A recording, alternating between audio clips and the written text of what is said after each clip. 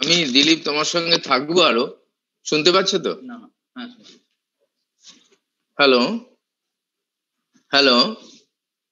Yes sir, we can hear you sir. We can hear you. Yeah. Both are fine. Video, audio both are fine. Okay, so Dilip আমি থাকবো তোমার সঙ্গে সবসময় দুদিন, তোমার যে কোনো দরকার হলে তুমি আমাকে বলতে পারো, ঠিক আছে? কারণ এটা তো virtual. Dilip, can you listen to me? Yes sir. Unmute করে নাও।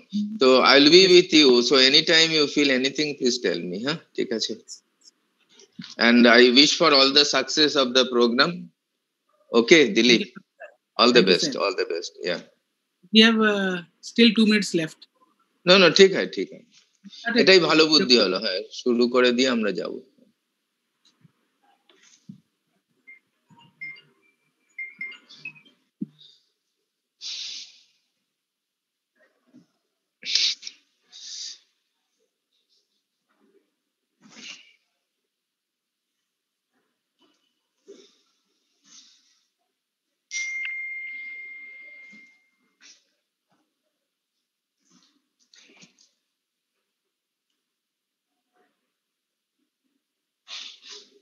কালকে আমার গাড়ি থাকবে, তোমাকে পৌঁছে দেওয়ার কোনো অসুবিধা নেই।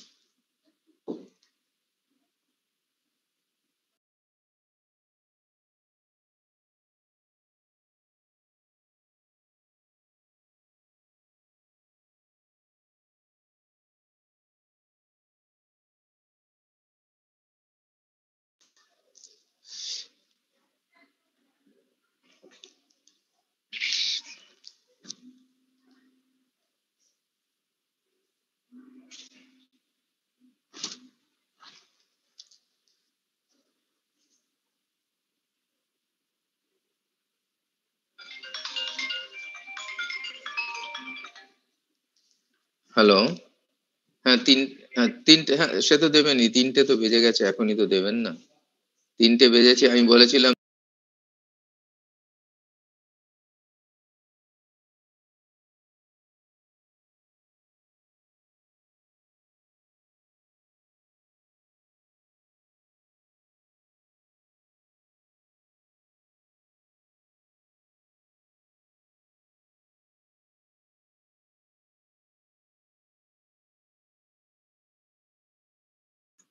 So we can start in 30 seconds, sir.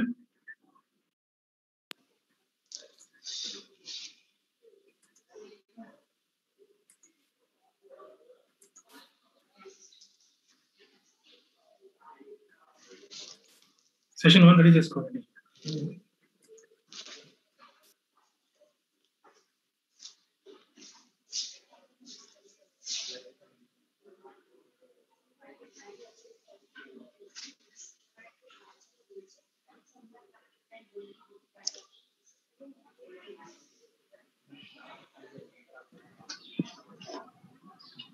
good evening all the faculties and good evening all the participants.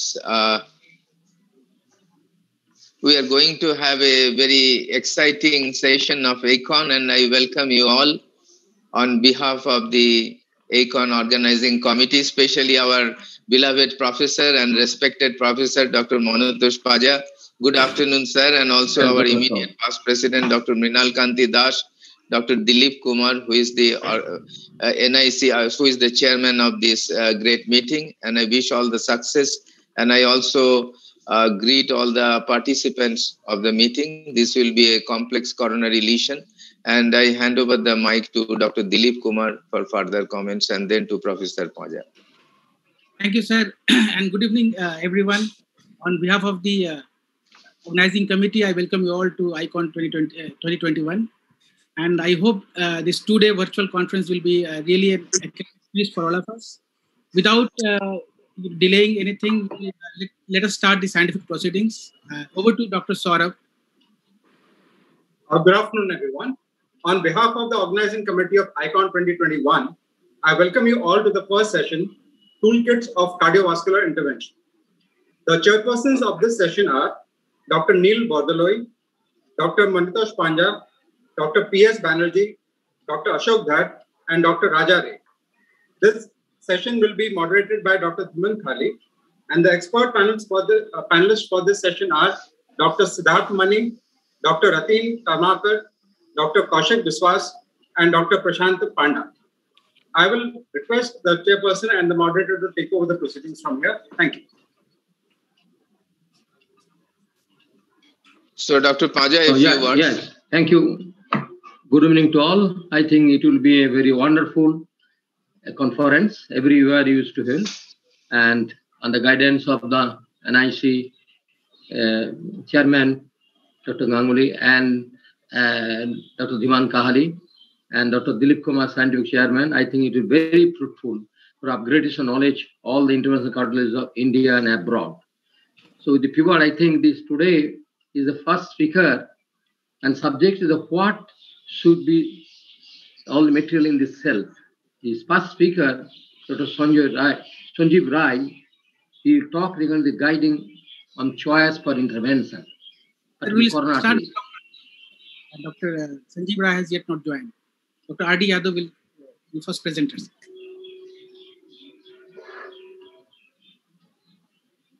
Dr. Pratap Kumar, I think Dr. Sanjeev Rai is not there. The first presenter will be Dr. Pratap. Okay. So, Dr. Pratap Kumar is very, very dynamic intervention cardiology, a special interest on CTO, total occlusion of the coronary artery disease. And he is very dynamic in India, particularly with reference to the CTO.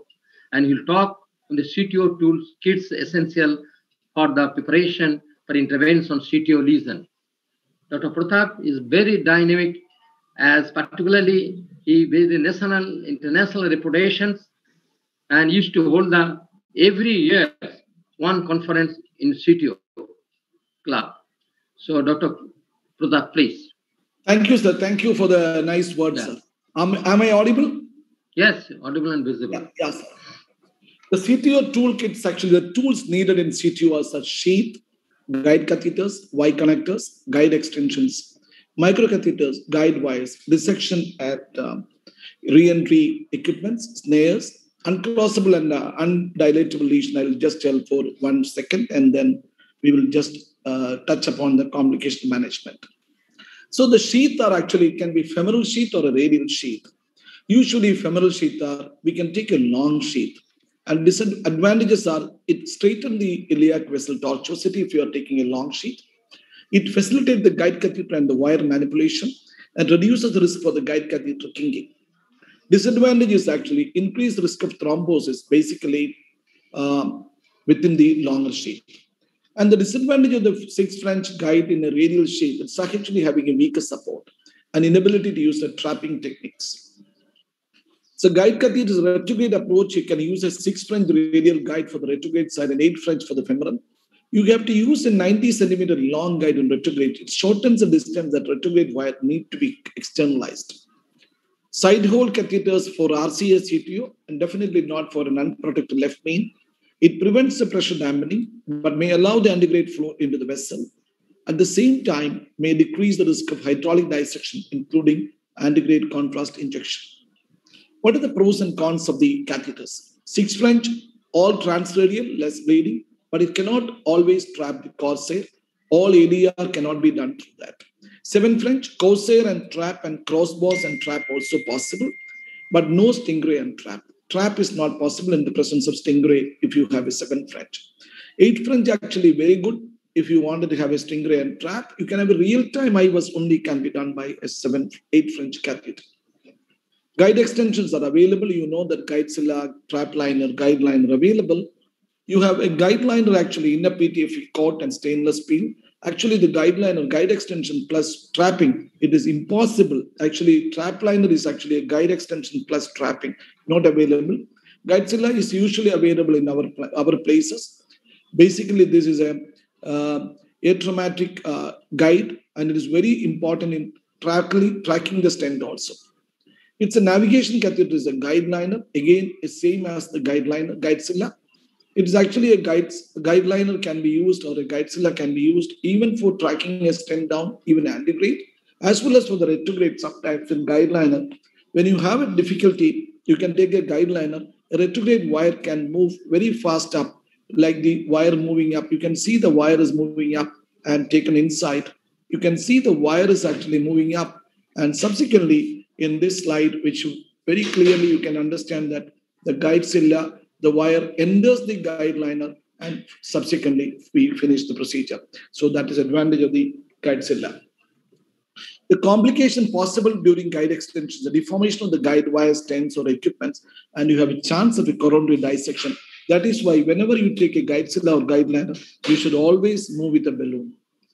And it provides a better support actually over the wire system. It can be provide the better support, increase reshaping of the wire, easy guide wire extension, and protects the proximal part of the vessel.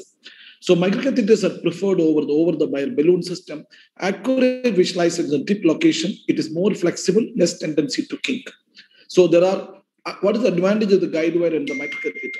Wire alone, only the tip of the guide wire curves back at the proximal fibrous cap. In presence of the microcatheter, you can push the wire into the strong fibrous cap and cross the lesion. What is the wide spectrum available? You have a OTW balloon, if you have a fine cross, you have a super cross, you have a turnpike, corsair, and turnpike spiral and turnpike available. These are the things. In a retrograde system, a minimum for torque transmission with the OTW balloon and maximum with the turnpike.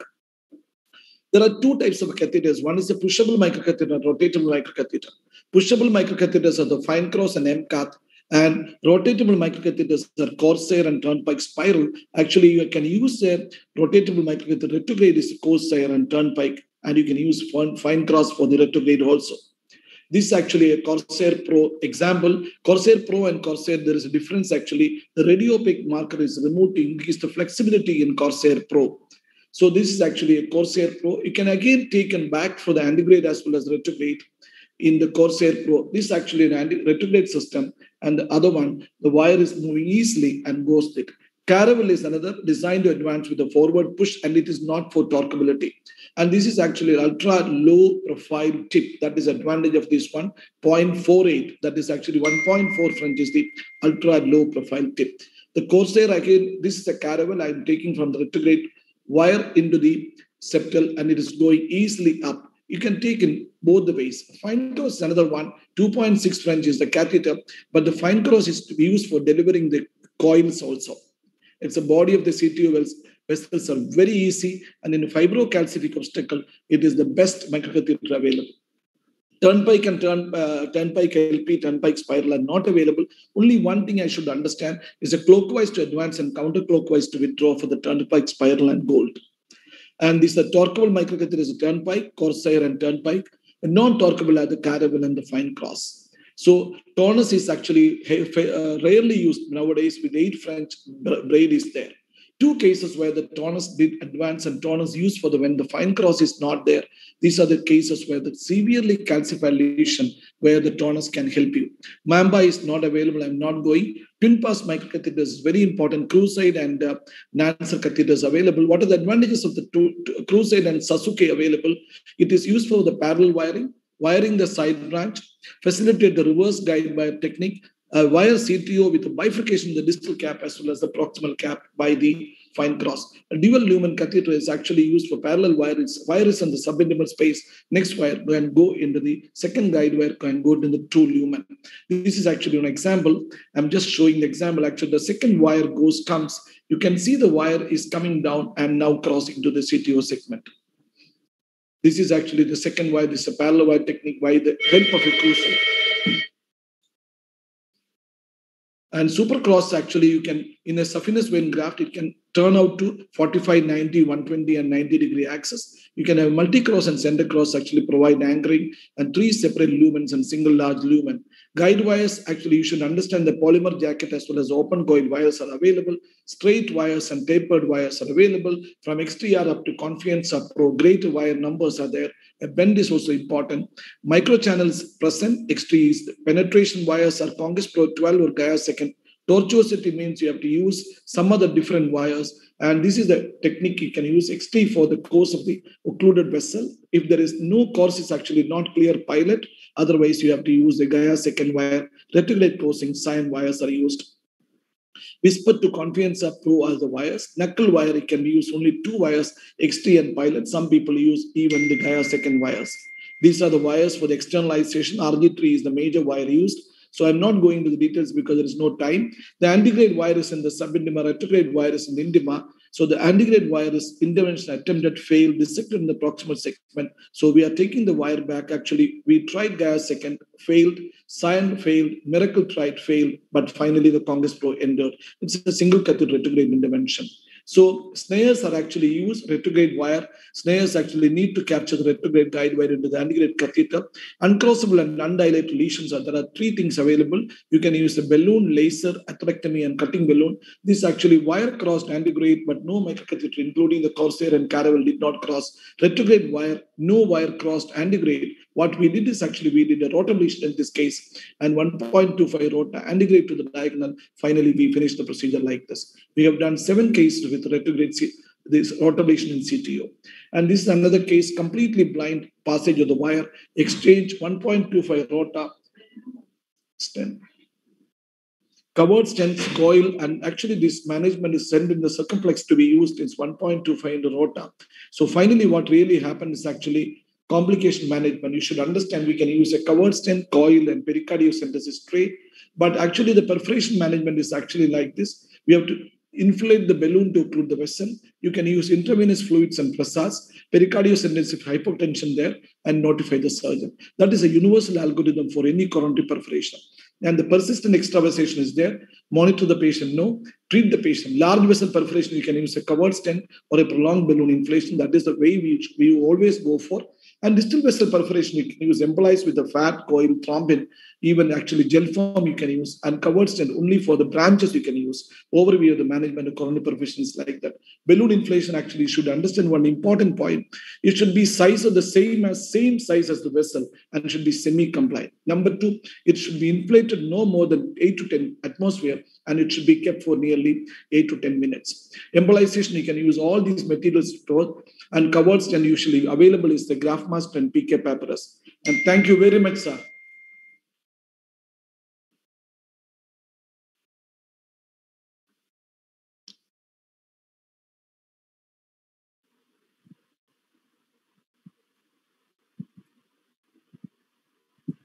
Dr. Panja, please unmute yourself, sir.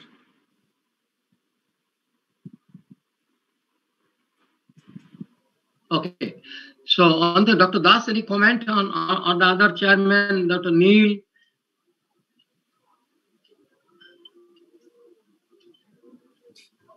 The time was very little, so I was very fast. Yes. Particularly basis of the Nick balloon, Lick nano balloon, how much you use to utilize when there be nano sometimes used as it is only the lowest 0.85. Yes, sir. Actually, Nick Nano is a good balloon after crossing the wire. If your device is not crossed, it's one balloon which can use in the 0.85 is the diameter. It is not even 1 millimeter. It can be used, and moreover, it can dilate up to nearly 25-30 atmosphere. It can create a real lumen there. That is one advantage. It is used especially for the calcified lesion. When you have no tonus, this is one way to go ahead with a severely fibrocalcified lesion. And instead of using a rota in the direct entry, you can use a Nick Nano balloon. Subsequently, you can do a rota. In case of balloon tamponade, and what are the site for inflation of the site of the balloon, whether the site along the side of the perforation or it is proximal to the perforation? They're always proximal to the perforation. If you have a side branch perforation, again, just proximal to the perforation. If you have a PD or PLV, small branch is perforated, you go up to the PDA and then balloon tamponade. The most important thing is the size of the balloon should be 1:1. Plus, it should go only 8 to 10 atmosphere. Yeah. Number 3, it should be for nearly 8 to 10 minutes. Usually people think that it is only 2 minutes required. No. It should be a long time till the patient gets an ischemia. Dr. Pratap Kumar, in the Stingray, another question. The subintimal perforation, wire is allowed to put again into the lumen. But suppose without Stingray, the guide wire goes to the subintimal tissue in a CTO management and then again goes back to the lumen, then what will be your approach in that particular? Sir, actually, there are two things very important. Whether you are using a Stingray crossbars or you are using a knuckle wire, both of the techniques are creating a subintimal area. And subintimal dissection is created. It's a partial subintimal dissection is created by Stingray crossbars, and other one knuckling wire. Knuckle wire is actually can be used either by Fielder XT or by Pilot 50, or you can use a Gaia wires also. Once you come down, when the puncturing from the subintimal to the intimal, you should always have a tougher wire. Tougher wire means Congress Pro 9, Congress Pro 12, and minimum a Miracle 6 or Miracle 12 is required. Otherwise, or Hornet wires. And it is difficult for entry from subintimal to intima with a normal wires. That's the most important thing. Stingray wire is also a very tough wire. Yeah. Pratham, another last question I am to ask this thing. In cases of the subintimal approach, particularly when there's great hematoma, the cloudy opacity, ultimately you have crossed the re-entry also. So in that case, you put the stent. In my case, I have last year got the problem, the huge hematoma, cloudy opacity for the whole artery. Of course, the distal artery re-entry.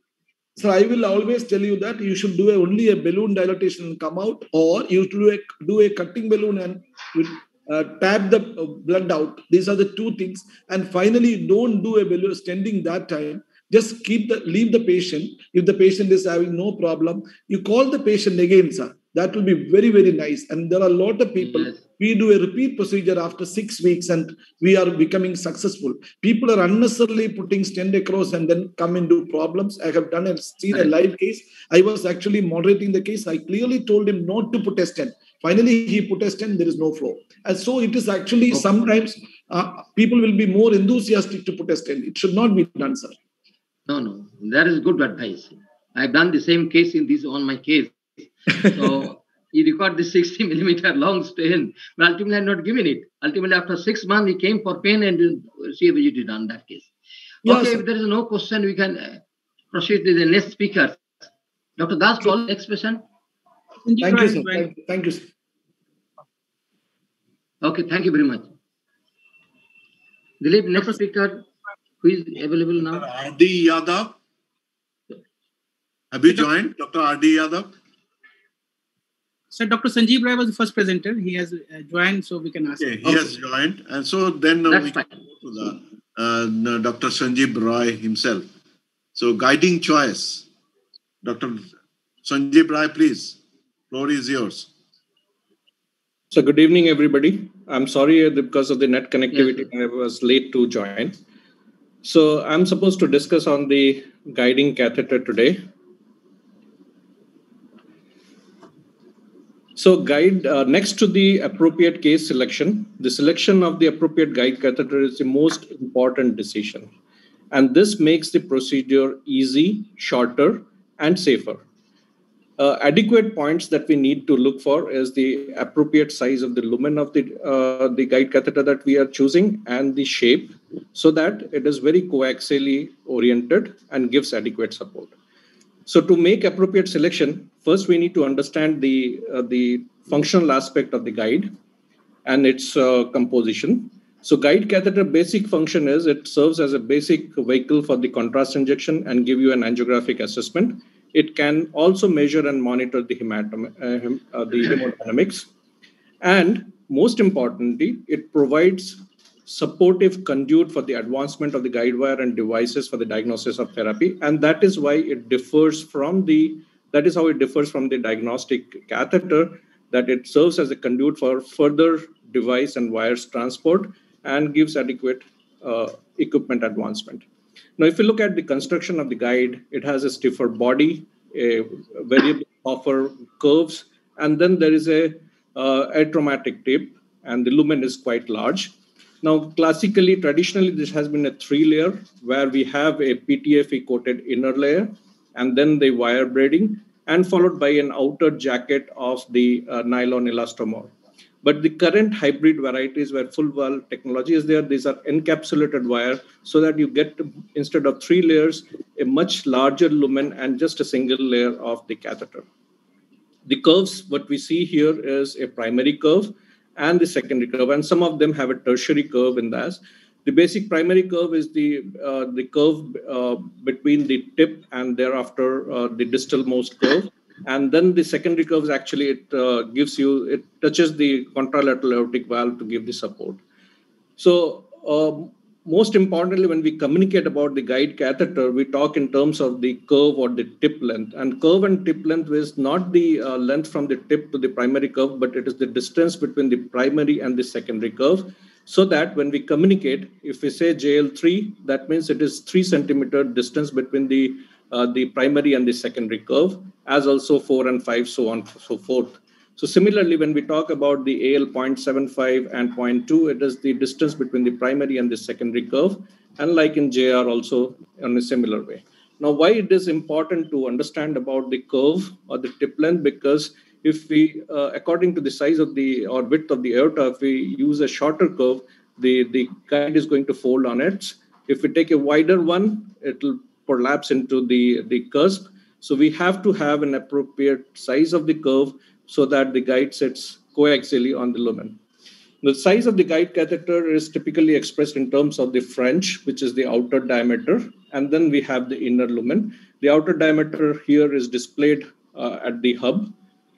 And there are various guide makes. What we need to understand is the lumen size of each guide that you are more comfortable and familiar with, because this lumen size will ultimately decide on what kind of device you are using. Does the size matters? Yes, because smaller guide means smaller puncture, small vessel axles. You can easily go through the radial and brachial. We can have a deeper engagement. But on the negative side, it reduces the support, reduces the visualization, torque, and obviously limits the size of the device that we are going to accommodate. On the other hand, the larger curve, they increases the support visualization, facilitates torque, use of more torque, and use of more balloons and devices. Conventionally, it is 100 centimeter. Shorter will be needed, and particularly in the retrograde system where you might need to shorten, but it is easier to shorten. But more importantly, we need to have a longer length, because you can always use that for a mother and child technique. So there are techniques on how to shorten the guide catheter. I think I'm not going to discuss that today. But here, if you look at the support differs entire the course of the catheter, right from the safety zone where it is very, soft, nearly about 150 gram of support, while in the proximally, it is more of the push and torque zone. Here, the support is nearly about 450 gram. So we have more than 250 varieties of the guide catheter. Which one to choose? That depends on what coronary system you are using. No two anatomies are same. There are different builds of the patient, and it also depends whether we are using a femoral or radial approach. And it also depends on the anatomy and shape of the aorta, the origin of coronaries, lesion complexity, and devices. Femoral, it is much easier, but there are vascular complications. Radial, steep learning curve, smaller vessel, more difficult to manipulate, but less bleeding complication, although there are sometimes challenges of the loops. So when we use the guide catheter, usually most of them are designed for the femoral. So in femoral, we have only one area of resistance. So it is easier to use the same catheter through the left radial because it will have only single area of resistance. While using the same catheters through the right radial, it meets two resistance points. So manipulation can result in the kinking of the guide. So width of the aorta, according if it is a normal aorta, we can use, let's say, for example, JL4, JL3.5, but it is a narrower, we need a shorter guide. Then again, the takeoff also depends. According to the takeoff, we also choose the guide catheter accordingly. But most importantly, we must look for the coaxiality and adequate support of the guide catheter. Side hole, yes, there are preformed side hole, but actually it's a false sense of security. And if at all needed, particularly in some of the CTO cases that we need, we can always make the holes in the lab. So how to choose the shape? It all depends on whether we are going for a femoral approach or radial approach. For the femoral approach, conventionally, we use, if the normal size aorta, a JL curve. For extra backups, we always need to be prepared. And these are some of the extra backup catheters, as you can see here, which we need when we are using more complex cases, longer lengths. We need more backup. For the radial approach, again, if it is a normal, we can use a JL. We can use the same, backup catheters. We can use the Amplatz, which can hook both of them. But if we have a separate origin, sometimes a curve, a size up and down is needed to selectively hook the circumflex or the LAD origin separately. For the right, conventionally we use JR. It has an advantage that it can be used for a deep sitting and give an active support. It is quite okay with the inferior takeoff and ostial lesions. But if we need more support, more passive support, and Amplatz is a good catheter. So this is how the deep sitting of the catheter is done using a JR catheter. You can look at here, we had a complex lesion. It was difficult to push the balloon. So the guide catheter over the balloon has been deeply engaged. And then again, as also within the stent it was needed, we could do that. So, and there are certain curves which are having an extra support, like for example, the XB, the RT and RBO. So these are some of the extra backup catheters which always is needed. For the radial approach, yes, we can do with the JR. For some extra supports or for the anterior takeoff, we need a hockey stick or an Amplatz that gives a good support. But radial, the RCA has a variable origin. So when it is a normal origin, JR is enough. If it is a slightly anterior origin, you need a hockey stick like guiding catheter. More anterior, you'll need an Amplatz like catheter. And if it is a Schaeffer-Cook, you need an extra backup catheters. So these are the key points as far as the selection of the catheter of the normal coronaries is concerned. Normally takeoff catheter, native coronary is concerned. Regarding bypass grafts, we have the venous grafts and the arterial grafts. So venous grafts, like for example, in the RCA, it is more often an inferior takeoff, so multi-purpose does fine. Otherwise, JR can work fine in the horizontal takeoff.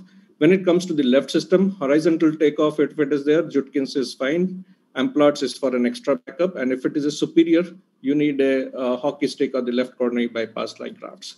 So these are an examples of the use of Amplatz catheter for the SPG graft to the OM, while for the multi-purpose catheter for the inferior takeoff of the RCA as shown here. These are the various catheters which have been used for the transradial approach for cannulating the venous grafts, which can be done to the right radial approach. Left radial has an advantage that you can also do the Lima angiography in that. For conventional femoral approach to the bypass graft, the IMA catheters are preferred. We can use it with the JR. What about radial approach? Now, radial approach, we have dedicated shapes of the catheter, and sometimes even a single catheter are used. These are the dedicated shape. I won't say not a must-have, but one of them should be on the shelf. Particularly Ikari and Kimni are good. And we have the single catheter used in the radial approach, like for example, and use of a M radial or Amplatz, which can engage both the sides. So this is one example where I did with M radial curve. And I could cannulate selectively both and complete the procedure. So if you look at the overall preference of guide catheter, most often even through the right radial, the dedicated femoral shapes are quite adequate. But in some of the cases, we need special shapes or the extra backup catheters for which we should be prepared. The most importantly, there are challenges doing the radial, and that depends on the angle between the innominate artery and the aorta. And sometimes just a deep respiration can straighten that out. Whenever we try to push the wire and the wire goes to the descending aorta, that means there is a lot of angulation and we need some manipulation which comes with certain expertise. But more importantly, the challenge is with the Lusoria-like deformity where you need some extra skills, hooking the left side with an extra backup like catheter, and RCA can be done with the JR or the AR. Anomalous coronaries, yes, again, there are certain challenging and more variation is with the right side. Right side, if originates from the left sinus, it can be hooked with a JL or Amplatz catheter or sometimes even an extra backup catheter like here where the origin was very close to the left main. But if it is, again, if it is through the right sinus or very close to the commissure, you need an Amplatz right-like shape which can do it. Anomalous origin of circumflex from the right sinus. Again, in these cases, the RCA or the Amplat's right works most often. Sometimes multipurpose curve is helpful if it is inferior related.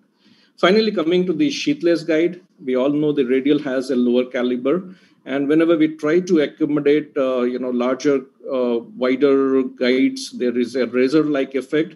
So sheathless is preferred. We have two sheathless systems. I had a chance of using Nashai samples. It's a very good catheter, but unfortunately not available in India. The size is the half size more than the usual sheath. And this is like a long introducer sheath, which can be introduced through the radial. And it has all the curves which we need for routine purpose. So we can always work on it. So the other system that we have is the railway. Now here it is, we have two, dilator-like thing, long dilators, over which we can exchange. These are 0.21 compatible and 0.35. And we just, introduce our usual, the catheter over this. And this is one of the cases which I did almost 3 days back using a 6 French JR and then railroading it to expand it to a 7 French XP catheter using this railway system. There are other techniques, of course, using a mother and child technique or a balloon-assisted technique, but it needs, again, extra cost, which is incurred. So we can have complications using guide catheter. This usually involves a dissection either of the aorta or the ostial. Sometimes there can be spasm or embolization of the thrombus. And finally, the access site injury can be there. So to conclude, guide catheter selection is key to procedure success. Knowledge of catheter construction and design offer important benefits to guide the catheter selection. Selection depends on the access approach, anatomy, lesion location, and morphology. We need to find a catheter that works best, and practice makes one perfect. To start with, we can have simple catheters for simple lesions and extra backups for complex lesions. But sometimes you should always have special shapes which can be needed in a complex anatomy on your shelf. Dedicated TRI catheters are useful, in particular the single catheter used for both sides. In 5% of the cases, I find that sheathless guide system is very useful, particularly in complex PCIs with radial anatomy, which requires larger lumen catheter. Thank you.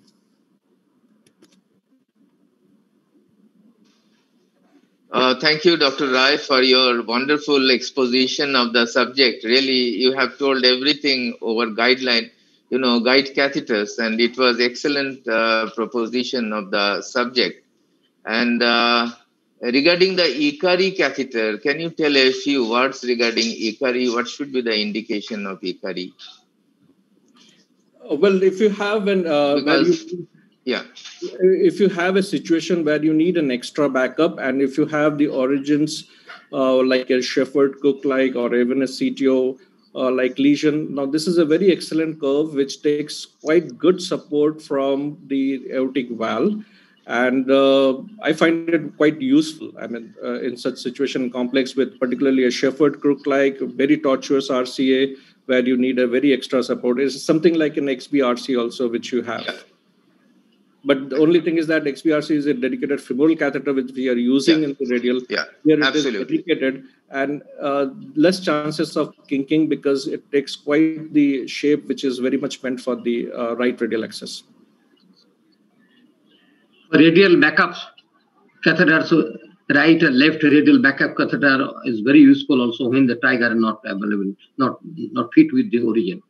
Okay, Sanjeev, very excellent presentation once again. Now, next speaker, Dr. R.D. Yadav is a professor of electrophysiology, Badra Hospital. And very, very dynamic interventional cardiology in Delhi. Yes. Sir, thank you. Good afternoon. So my topic is embolic materials. Let's see. So historically, the first agent used for embolotherapy was autologous blood clot. These were easily and quickly obtained and was inherently be biocompatible. The drawback of autologous blood clot is that as the body's natural clot lysis dramatically limits the durability of the occlusion and recanalization can recur within hours to days. Silk threads were also historically used as embolic agent, notably intracranial vascular malformation. Today, with the advent of modern liquid and particulate materials and coils, hardly use these materials. So what are the embolic agents? Temporary embolic agents are gel foam, collagen, thrombin. Permanent are PVA particles, embospheres, the TAGM. Liquid agents like glue, that is N-butyl cyanoacrylate, onyx, alcohol, L-gel. Others are amplatzer vascular plug and other vascular plugs, detachable balloons. In the coils, there are pushable coils. You can inject of the coil by after loading with the microcatheter or usual catheter. Then there is a detachable coil which can be detached with a mechanical way or with the electrical way or the hydrolytic way. So these are the same. Gel foam, which is the most commonly used one. Gelatin foam, gel foam, has been used as an intravascular embolization agent for more than 30 years, with the first intravascular use in 1964 for cavernous carotid fistula. Since that time, gel foam has evolved into a common agent used for a variety of applications. Use of gel foam is now off-label for embolization, but its use is within the standard of care.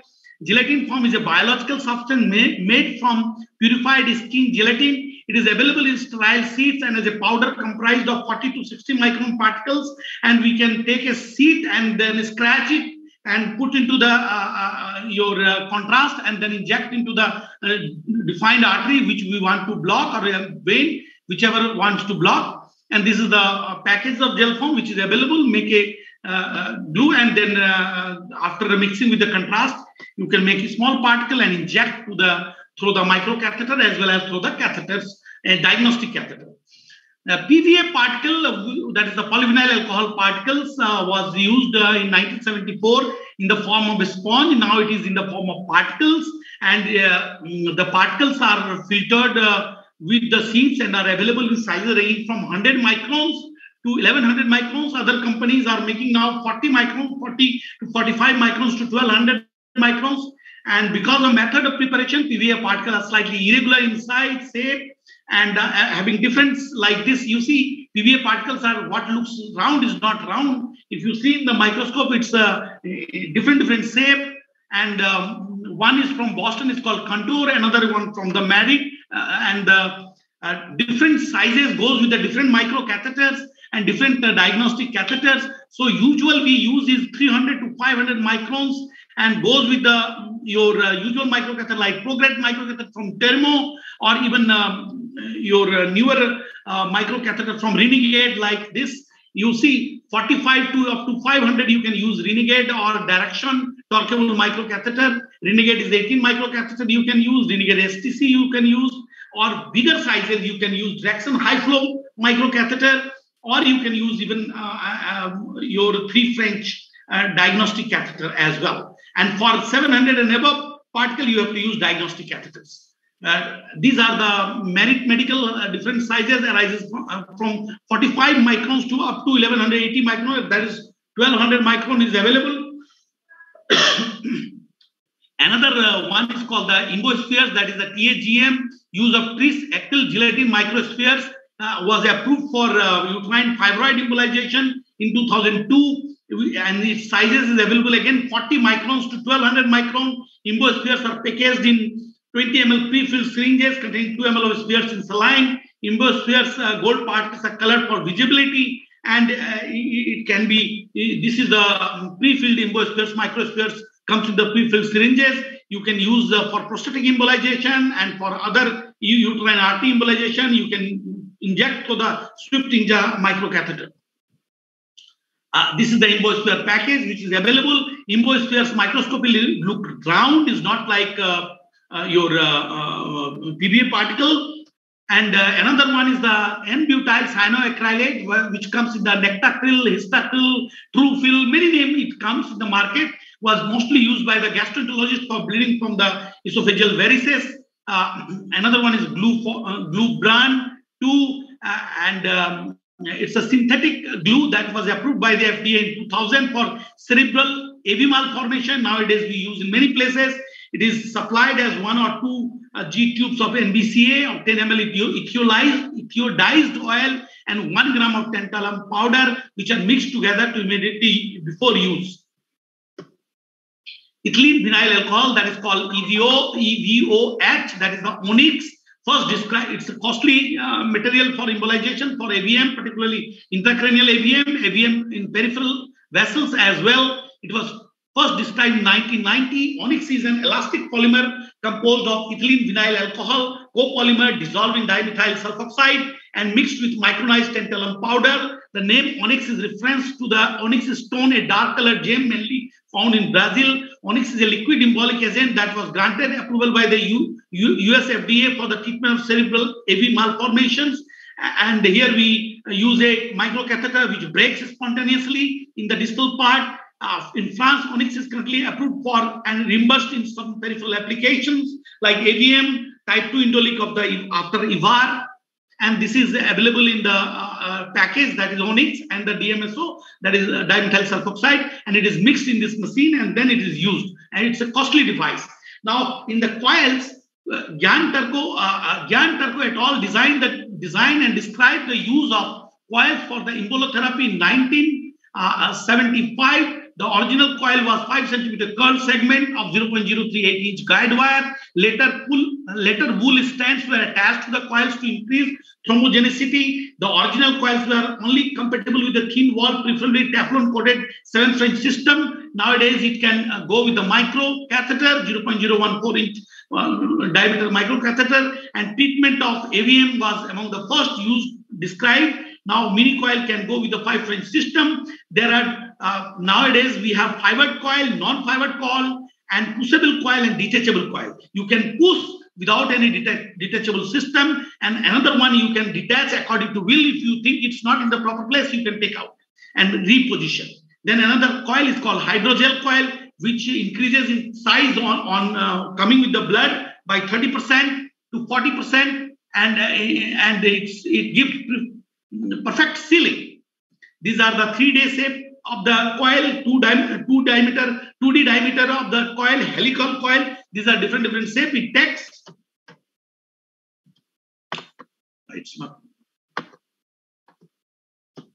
Okay, these are pushable coils from the Boston, having fiber attached to it, and these are different shapes, 3D helical, that is like tornado, and somewhat like ball-like ellipsoid, and straight, different sizes, different length. 0.018 inch pushable coils are available, and 0.035 inch pushable coils are available. All are fibered, and 7 to 9 centimeters from the Boston. And these are the Boston different shape. This is the coil from the Thermo, both detachable, that is pushable, that is detachable and pushable are available, out of which you can have 0.018 inch goes through the microcatheter like ProGrade, and 0.035 inch goes with the your diagnostic catheter.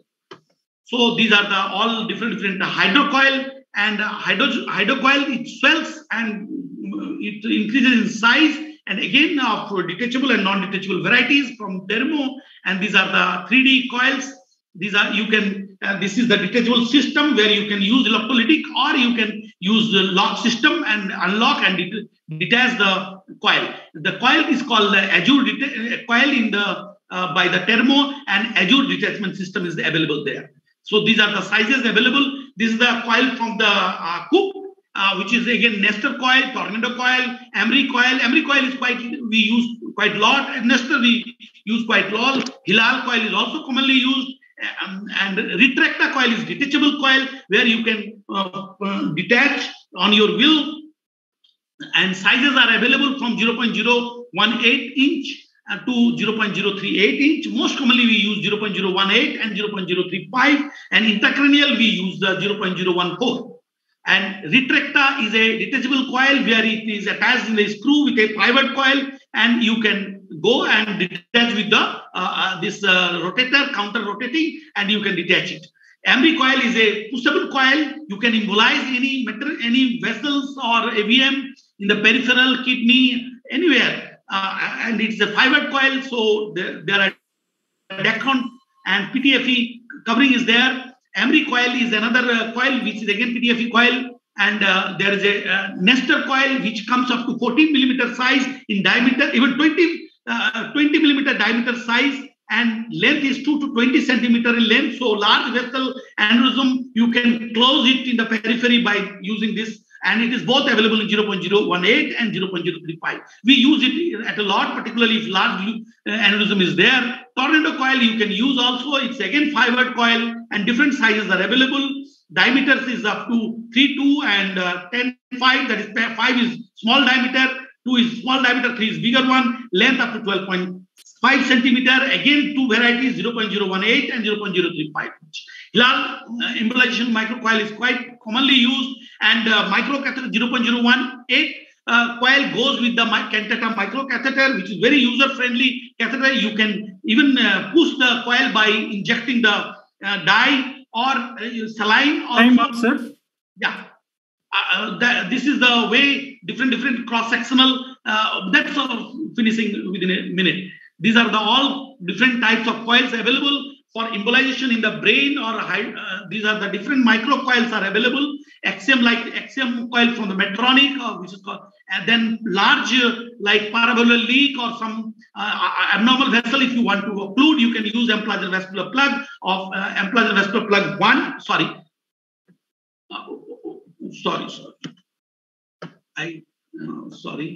Just can I go one? Just I want to show the case, and that's all.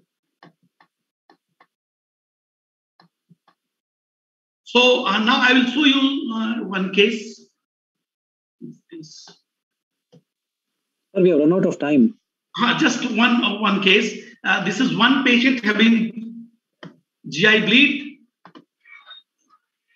Just I will show one case, just where you can use. So this is a aneurysm from the gastroduodenal artery. Daughter aneurysm, quite large, 6 gram hemoglobin. When he came, we put gel foam, but it didn't work. So we put coil, and what happens? The coil got dislodged. Yeah, we put coil. That time hemoglobin went up. It occluded. Yeah, it occluded.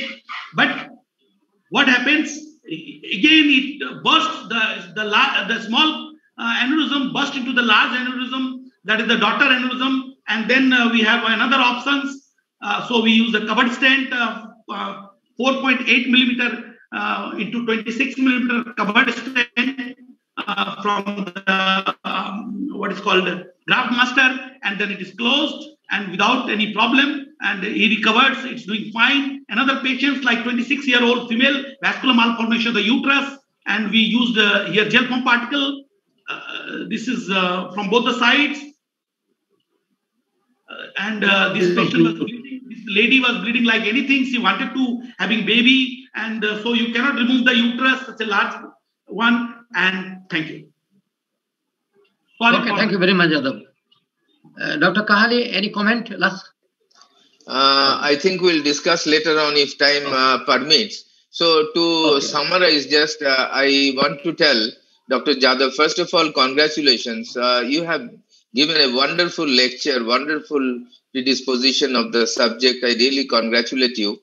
Now, you have given a big list. So can you summarize that what we use or what you use in your lab or your associated consultants during when it is needed? What are the things you use? Just in short, mainly in coronaries, because we mainly need in coronaries. Those who does these jobs, you know, they're specialized and they do it nowadays. Yeah, thank you.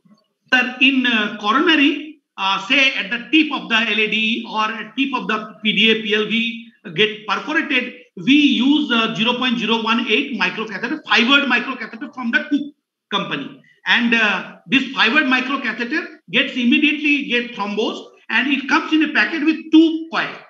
So, and it goes with the cantata microcatheter or prograde microcatheter with 0.021 lumen. So if you have prograde microcatheter 135 or 150, whatever you have in your lab, go with that into the terminal part, and then you can load this microcoil from behind, and then push with the PTCA wire or even 0.018 wire. Okay. Okay, fine. If you don't have 0.018 wire in your lab, so then you can inject with the saline, and it will go to the pushed by the saline or by the dye to the distal part where you want to intend to close. But in your routine practice, coronary perforation presented in the live year before, you use the only component balloon. 90% cases is successful. Yeah. Okay, Yes. thank you very much. Yeah. That's it. Thank you very much. Next speaker, Dr. Dilip Kumar, is the scientific chairman of this today conference, and he is very dynamic interventional cardiologist and head of the department of cardiology and the Medical Supervision Hospital. I am proud of him, and he worked with me 3 years in Postgraduate Institute, IPGMR. Dr. Dilip Kumar, please. He'll talk on the percloser device. Thank you so much, sir. And I take pleasure again, and I extend my thanks to everyone from international, national faculties and delegates. So my topic is vascular closure devices. The use of these devices have gone really high in last couple of years, thanks to the increased number of TAVIs and endovascular interventions. So it all started in 1953 when Dr. Saldinger demonstrated and showed a way that we can push the catheter or a sheath over into the vessel. And since then, percutaneous access through the common femoral artery has become one of the most common modes of vascular access for both diagnostic and therapeutic procedures. Roughly around 8 million procedures are happening each year. And although these are not free of complications, we see complications around range of 3 to 5%, starting from minor to severe, minor like ecchymosis, hematoma, mild hematoma, small pseudoaneurysms to serious ones like retroperitoneal hemorrhage, thrombosis, and infection. The substrate which are having high risk for access complications are female gender, obese patients, elderly patients, patients with coagulopathy, patients on antiplatelets and anticoagulants with peripheral vascular disease, patients of chronic kidney disease, and patients of aortic insufficiency. When we use a vascular closure device, the goal is to reduce time to hemostasis and ambulation, better saving nursing time, optimal utilization of paramedical staff, reduced access site complications, and the most important is the improved patient satisfaction. Manual compression is still the most desired one and most commonly used. Assisted manual compression is basically used more in radial procedures. Hemostatic patches are not much in use nowadays. Coming to vascular closure devices, like large bore access vascular closure devices are a must. And they are of two varieties. One is active approximators, like clip or staple-based devices like StarClose, and the other one is suture-based devices like PerClose, ProGlide, and ProStar. So these are the ones which are commonly used. And there are also passive approximators where collagen-based plugs are used, or sealants or gel-based plugs are used to seal the rent. I will be discussing basically on 3 devices which are commonly used. These are AngioSeal's ProGlide and Mantha device. AngioSeal is used when the bore axis is 7 to 9 French, and ProGlide can be used from 6 to 21 French axes. More than 8 to 9 French axis, we have to use 2 or 3 ProGlides sometimes. And Mantha device is a single device, piece device which can be used up to 12 to 25 French. So these are AngioSeals. I will take you through a small animation. 3 main components. So this is basically a depth locator is there. This is a depth locator. And locate the artery by threading the AngioSeal arteriotomy locator insertion sheath assembly over the guide wire through the. So once the blood flow comes, we come to know that this is the place where this is the depth of the vessel, and we reconfirm it by pulling and pushing it when the blood stops and blood comes out. And with this idea of depth, we take the device, and the device, this is the collagen plug, and we take it inside. We release the anchor. This is the anchor. At this point. And then this anchor is pulled so that it hooks to the wall, and then we deliver the collagen. Continue withdrawing of device and sheath until resistance is felt. A green tamper tube will become visible. And then with the use of this tamper tube, we push the collagen so that it abuts the vascular wall. Cut the suture below it closes the rent to remove the tamper tube. And the suture is cut. So this is how AngioSeal is used, but the AngioSeal has a problem that it has to be used in a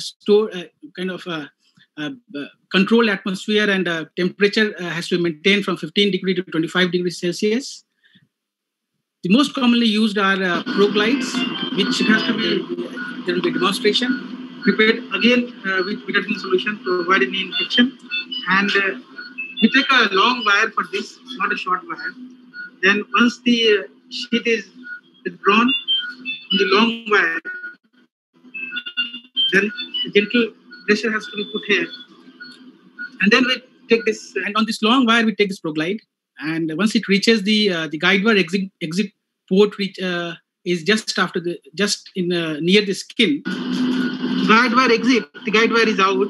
Now at this, it should be at 45 degree, and now you remove this.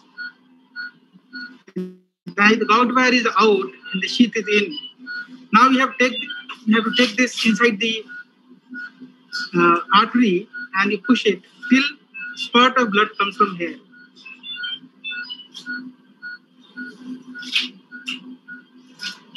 So you can appreciate spurt of blood is coming. So now you have to we release the pedal. Hold this what is called foot left hand and you can appreciate the blood is coming. And then you open the hook and you withdraw till you get a resistance here. And then with holding device here, you can push the needle down and you get a click sound here. And once you have pushed with this needle goes in and it catches the suture, and then you remove and then you cut it till it becomes tensed. And after this stage, you have to again release the hook. So you push it little down, you release it, and then you start withdrawing this. So once we withdraw, we can hold the two sutures which comes out from there. And we hold the longer one, that is the blue one. Other one is with the left finger. And then we take the white pusher over the blue wire. So this is the knot pusher. And we take over the wire.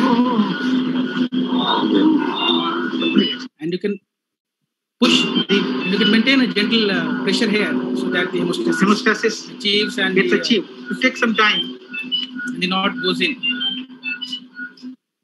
And after some time of 30 seconds, 1 minute of pressure, you have to cut the suture with this bleeding knot. You have to take after device on 30 seconds, 1 minute. You can take it out. And so now we have to take on both the wires and then you have to cut it. And now you have to take it both. You have to remove the suture. So now you have to, both the wire has to be held and then you go again deep.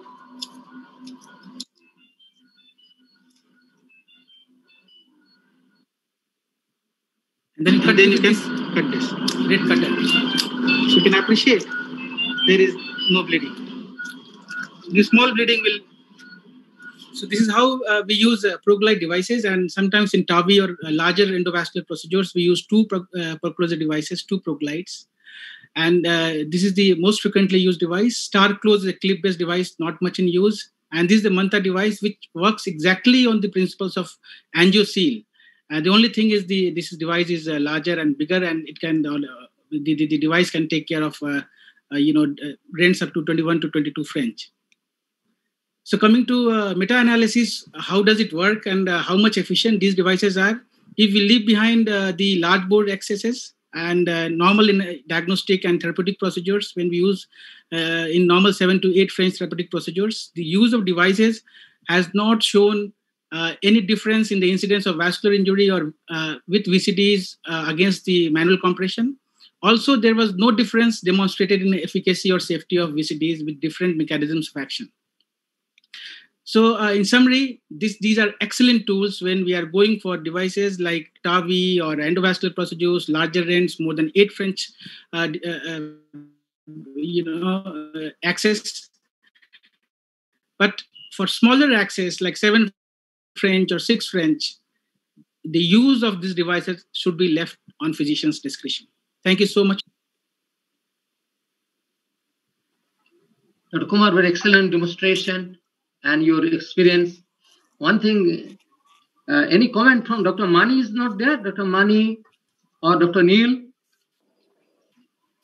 So any comment from the others? Dr.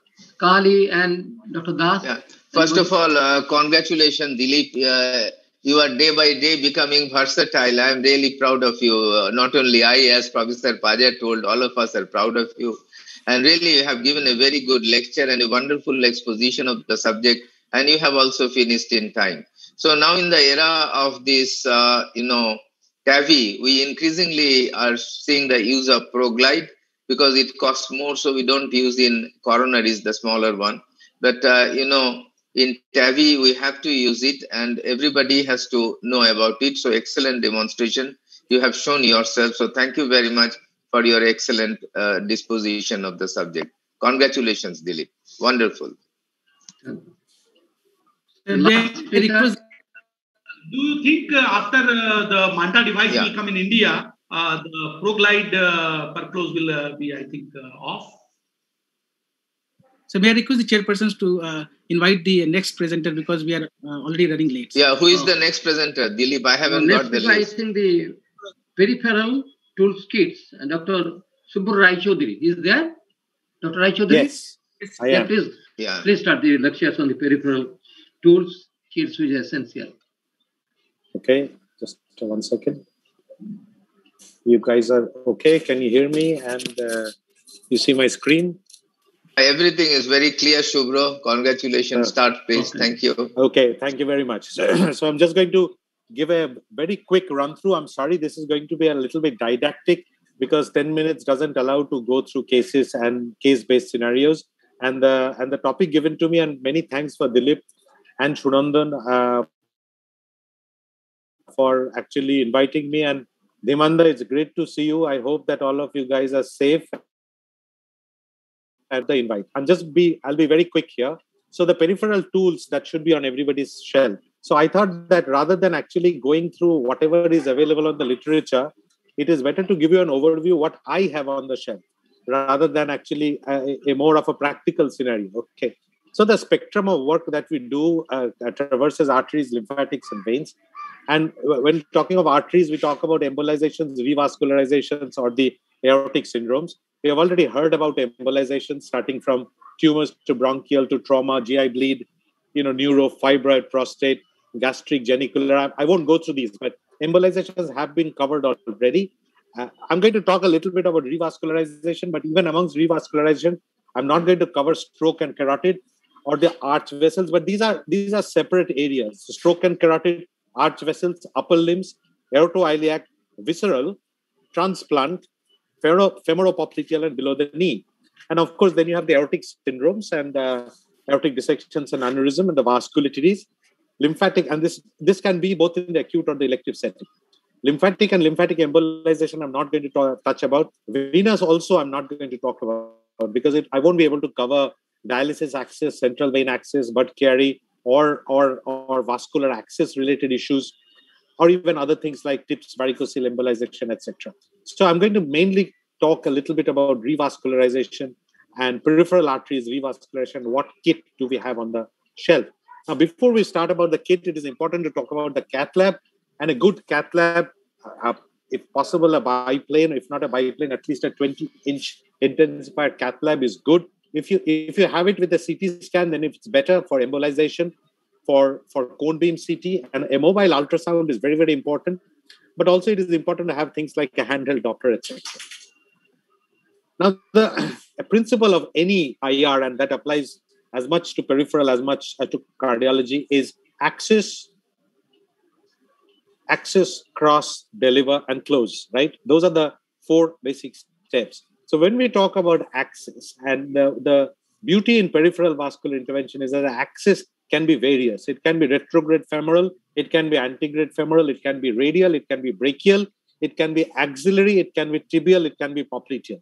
So use of ultrasound is very, very useful. Use of fluoroscopy for your standard femoral access is useful. And use of this micropuncture access set, particularly by Cook or Merritt, is again very, very useful, particularly when you're talking about tibial access, going retrograde from the tibial to do difficult below the knee stuff. And good hydrophilic sheets, both from Cordis and now Merritt have a good quality sheets.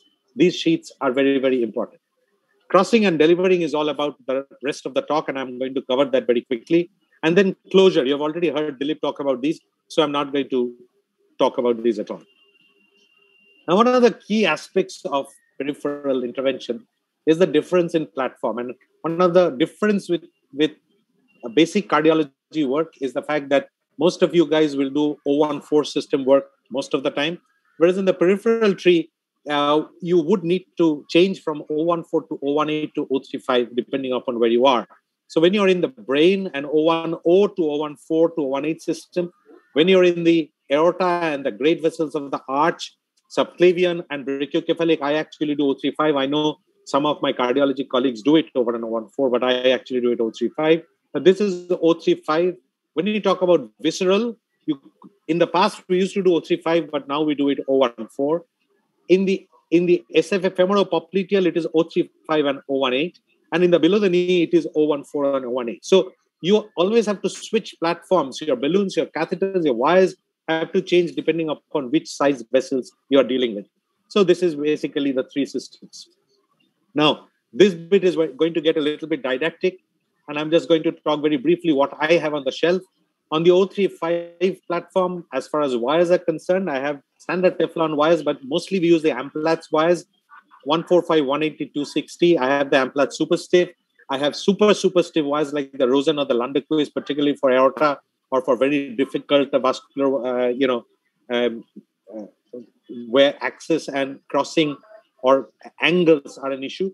Of course, crossing is always with a Terumo in peripheral intervention. Unlike in the cardiology setting, where you often cross with an 014 wire, we often cross with a Terumo. Oftentimes an 035 Terumo, very rarely an 025 or an 018 Terumo. And the Terumo comes in soft and stiff variant, the blue packet and the brown packet. It can be a straight tip or a curved tip. We have all of them. And it can be a 180 length or an exchange length. Exchange length Terumo is very important, particularly, say, for example, if you're in the vascular tree in the SMA and you can't get your Cobra to follow when you're trying to go to the GDA, you can get an exchange Terumo and then get a slippy vertebral glide, etc. Then the next platform is an 018, and typically we use a V18 or a steel core. And this is where we do most of our dialysis intervention, most of our femoropopliteal intervention. And then is our below the knee intervention. We use the 014 platform, typically a Command BMW. BMW is for crossing. The Fathom, the Transcend, these are the 014 platform wires, and we use them quite a lot. And then you've got certain 014 crossing wires. In cardiology, heart, you're quite used to these, the weighted wires. We will occasionally use this, particularly if the crossing is anticipated to be intraluminal rather than subintimal. As far as catheters are concerned, the main catheters, of course, the 035 catheters, MPS, straight, Picard, it's listed all in there. I think vertebral glide is not listed there. So the glide catheters are separate and they are also used quite often. The SIM and the reverse curve catheters, like the SIM and the MIC, they're very, very useful in a lot of settings. For example, crossing the iliacs, etc. Microcatheters, these are a workhorse, particularly ProGrade, the swan neck preformed or the conformable catheter tip catheters, which you can steam and you can change the shape, direction, fine cross, etc. And then these are in the last 5 years become very important. Support catheters, 018, 014 catheters, particularly when we're doing below the knee work. And multi-side hole infusion catheter, particularly when we're using thrombolysis. Balloons, standard non-compliant balloons, 035 platform, starting from about 3 millimeters up to 14, even 18. I've got even 24 millimeter Atlas balloons. We have large non-compliant balloons. We have high pressure and ultra high pressure balloon, particularly in the setting of venous stenosis and venous strictures in the dialysis access scenario. We call them Conquest 40. And then of course, drug-eluting balloons. Drug-eluting balloons are to be used only after preparing the vessel, by actually after doing the adequate waste obliteration. And we use a drug-eluting balloon, particularly in the setting of femoropopliteal, rarely in the below the knee, and sometimes in dialysis access. I can talk hours on this topic, but we have the drug-eluting balloons on our shelves. And then, of course, the O18 balloons. I use O18 balloons for the fistula access work, the Cook Advance and the Boston Sterling. There are other companies, Medtronic do them too. And then cutting balloons, not used as much as they used to be used in the past, because the ultra high pressure balloons with Conquest, particularly the use of cutting balloons on an O18 platform has reduced. I know that you guys use 3, 4, 5 millimeter cutting balloons. There are 6, 7, and 8 millimeter cutting balloons available in the peripheral system. And then the large workhorse in the femoropopliteal and below the knee are these ultra long balloons, up to 200 centimeter long, because when you're doing below the knee, you don't want to spend very long, because then you cause thrombosis and spasm. So you need to spend very little time. And to just briefly mention the compliant balloons, for example, when you want to tuck something, for example, after an aortic aneurysm, or you want to occlude something, for example, when you're doing a BRTO, retrograde balloon occluded transvenous obliteration. So these are compliant occluding balloons. So, and then lastly, coming to stents, of course, the O35 platform stents, again, from 4 millimeter to 24 millimeter. All companies make them, but the largest stents are mainly from Boston Scientific wall stents. There are crimpable stents that you can get where you can actually crimp it over a balloon. I'm not going to talk about them. And then, of course, the balloon-mounted stents, and they come, what we have on the shelf is 5 to 10. I know they come up to 12, and you can crimp them to 14, 16, 18. There are certain companies that does them, but I keep 5 to 10 millimeter up to 57 millimeter in length. And then, of course, covered stents. These are difficult to keep stock, but any peripheral IR must keep covered stents on the shelf. Because when you have an iliac rupture, you have very little time and you need to, particularly fluency. We keep fluency 6, 8, 10, 12. And if you're doing venous work, then up to 14 millimeter. And of course, you have balloon-mounted Bentleys and barred Covera, particularly in the venous setting. And then O18 platform, of course, the Supera is a vascular scaffold. It's not really a self-expanding stent. It's a scaffold. It can be deployed across joints, particularly across the knee or the hip joint. And it is something that we use rarely. I'm not such a great fan as some of my colleagues in Bombay and Delhi. And of course, there is the O14 platform Express SD, which is again in the kidney. You can use this in the renals or in the mesenteric vessels, etc. So, whether you want to cross it transluminally, you would have different sets of wire. If you want to cross subintimally, typically we would use a Terumo with a curve and the technique of subintimal crossing. And, you can cross long lengths and you can revascularize long segments of peripheral arteries.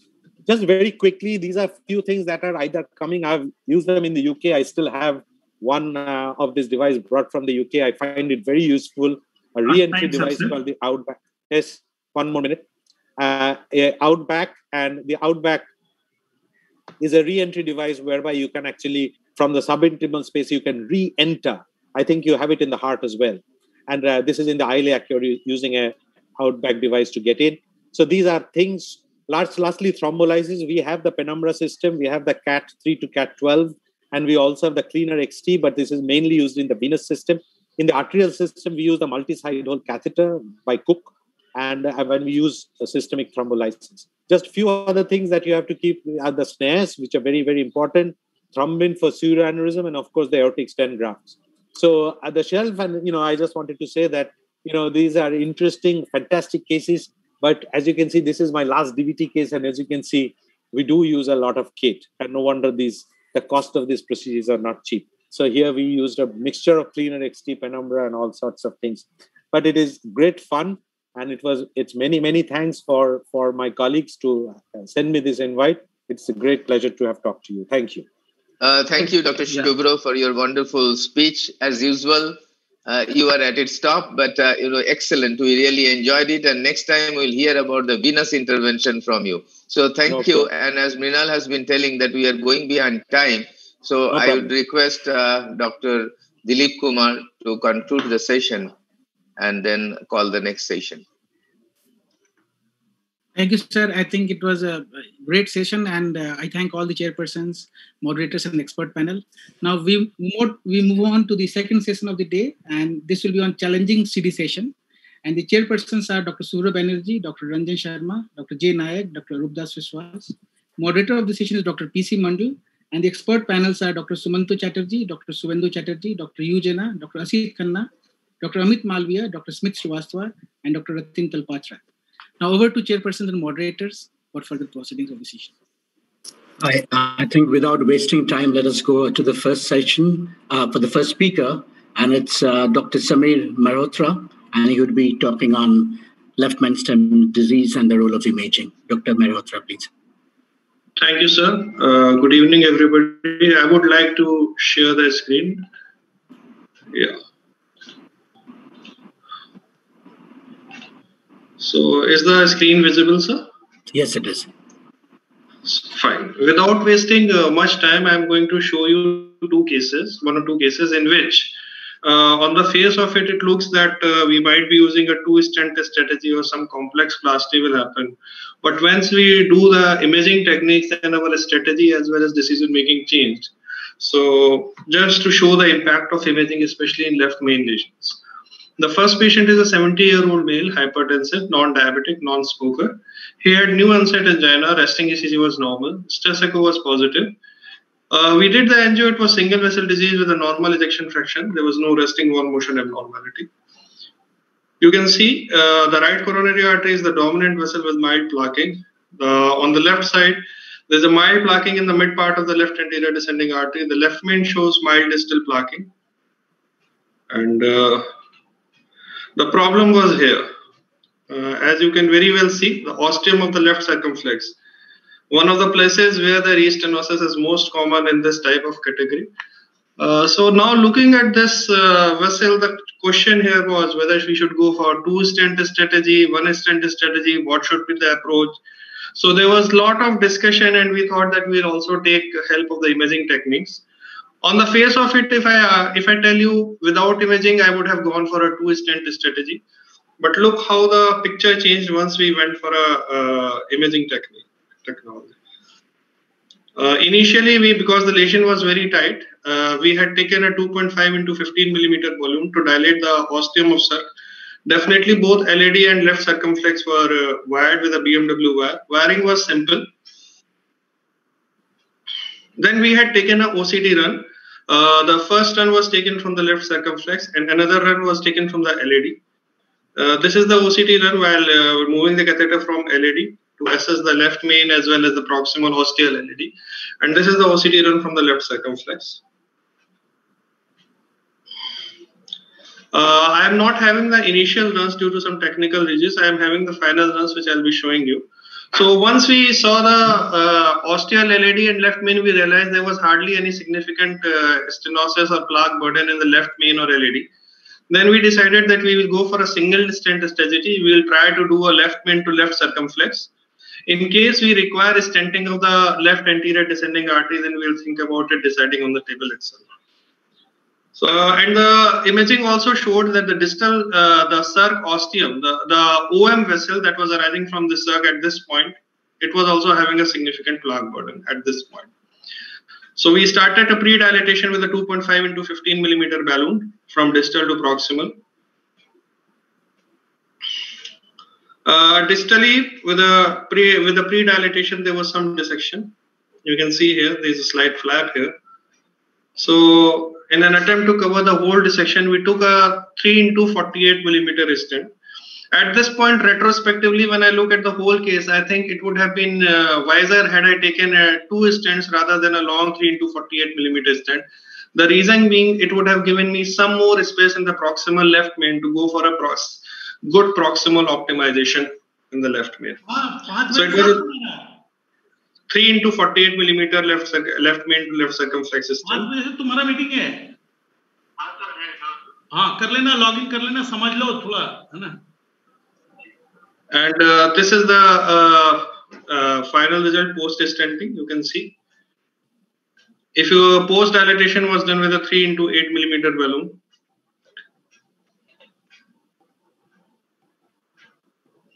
Now then we took a OCT run post-stent. I'll show you the images. Yeah. So you can see this is a OCT run post-dilatation. You can see the stent starts coming. Fully opposed stent in the distal part of the left circumflex.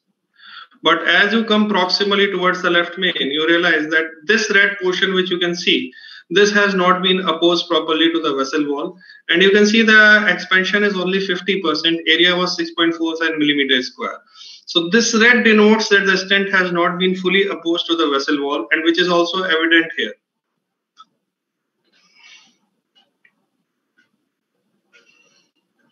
As I had already mentioned, this is the whole picture. You can see this is the stent. The stent has been crossed through the, there was a middle stent, it has not definitely crossed through the proximal stent of the stent. You can see very well here. And this was the stent that was not expanded in the proximal part of the left main. We took a 3.5 millimeter balloon and did a high post dilatation. Along with it, we also did a kissing balloon dilatation, taking a 3 into 10 millimeter balloon, the left main to LAD, and 3 into 12 millimeter balloon into the left circumflex. This was a kissing balloon dilatation that was done.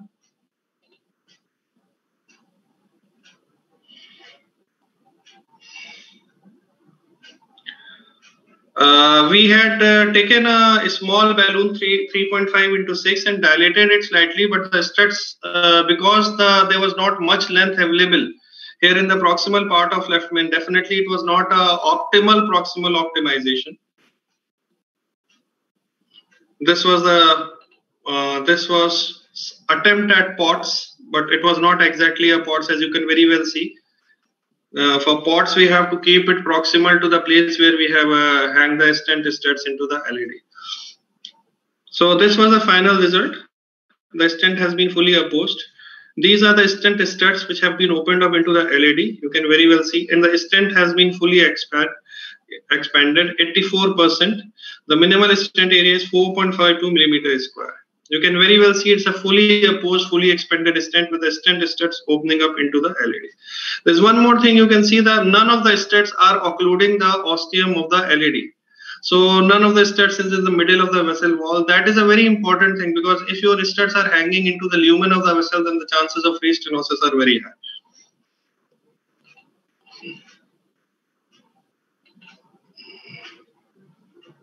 So this was the final one.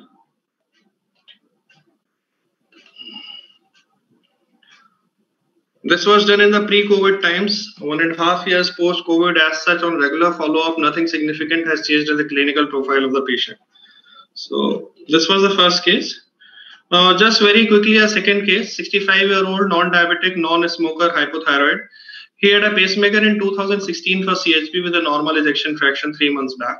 He was on regular medical follow-up. Suddenly, he came with acute onset breathlessness and chest pain and cardiogenic shock. Echo showed global hypokinesia with a sudden drop in EF to 20%. Cardiac enzymes were positive. And this was the angio. The RCA made 100% occluded. The LCA is diffusely diseased. LAD showing there was a tight lesion at the proximal part of the LAD, this point. Distally also there was some diffuse disease, and the left main was looking to be slightly diseased. We were not very sure. If you look at the ostium of the left main in this aleocranial view, you find that this ostium is slightly diseased. So the question here was that if we go from a left main ostium to LAD versus we leave the left main ostium, then definitely the prognosis and chances of free stenosis, everything changes. And because there was a sudden decrease in ejection fraction from 55 to 20%, we were thinking there might be a significant left main disease. That was the reason we went for a IVUS in this case. We first did a pre-dilatation by 2 into 12 and 2.5 12 millimeter balloon. Did a IVUS. This is the IVUS run. You can very well see. This is the plaque. There's a branch here. So I'll run it. This is the area where the plaque, significant plaque starts. You can see.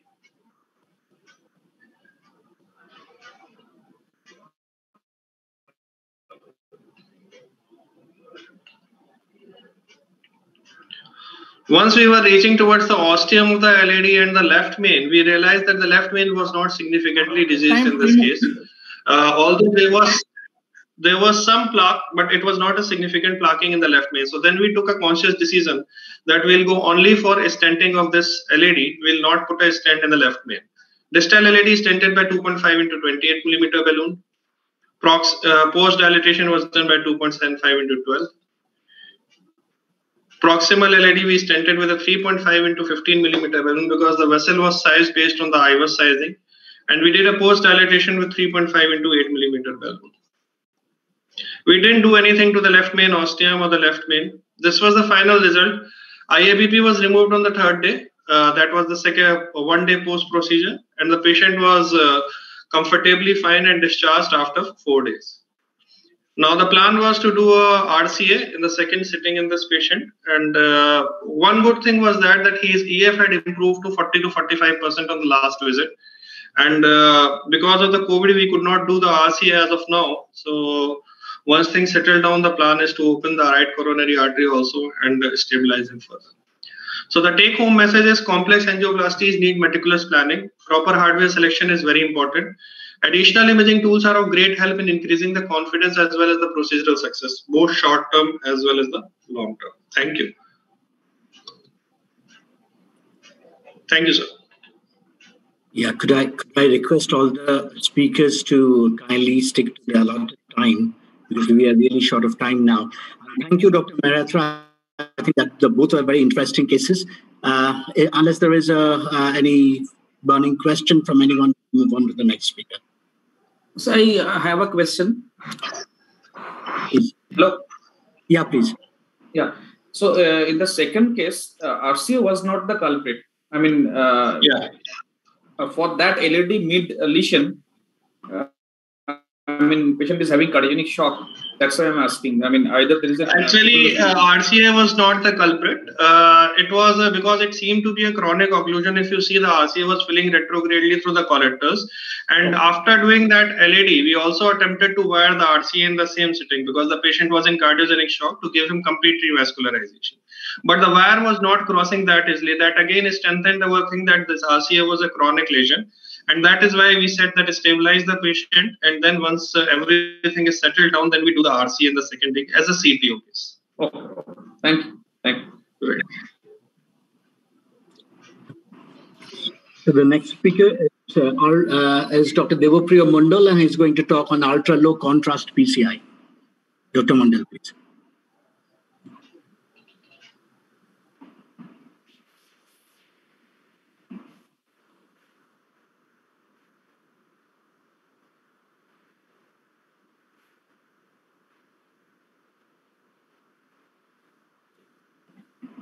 Hello, can everybody hear me? Is my screen visible? Yes. Okay. So good afternoon, everyone. I'm Dr. Devopriya here. Initially at the outset, I'd like to thank everyone so that they have given me an opportunity to be a part of this Eastern India Interventional Conclave. So today I'll be presenting an interesting case, which actually is not the one which is written in the format. I'll be presenting a case of LAD CTO, and where there was a calcium involved, and we'll look forward as to what we did to the case. So here we have, there's a 58-year-old gentleman weighing 65 kg, a known case of coronary artery disease, chronic stable angina, Canadian Cardiovascular Society functional class 3, presented to us with severe LV dysfunction, EF of around 30 to 35%, with regional involvement abnormality seen. He had mild MR, no PH. His ECG showed normal sinus rhythm, left anterior fascicular block pattern, with a QRS duration of 120 milliseconds. And during presentation, he was not in heart failure.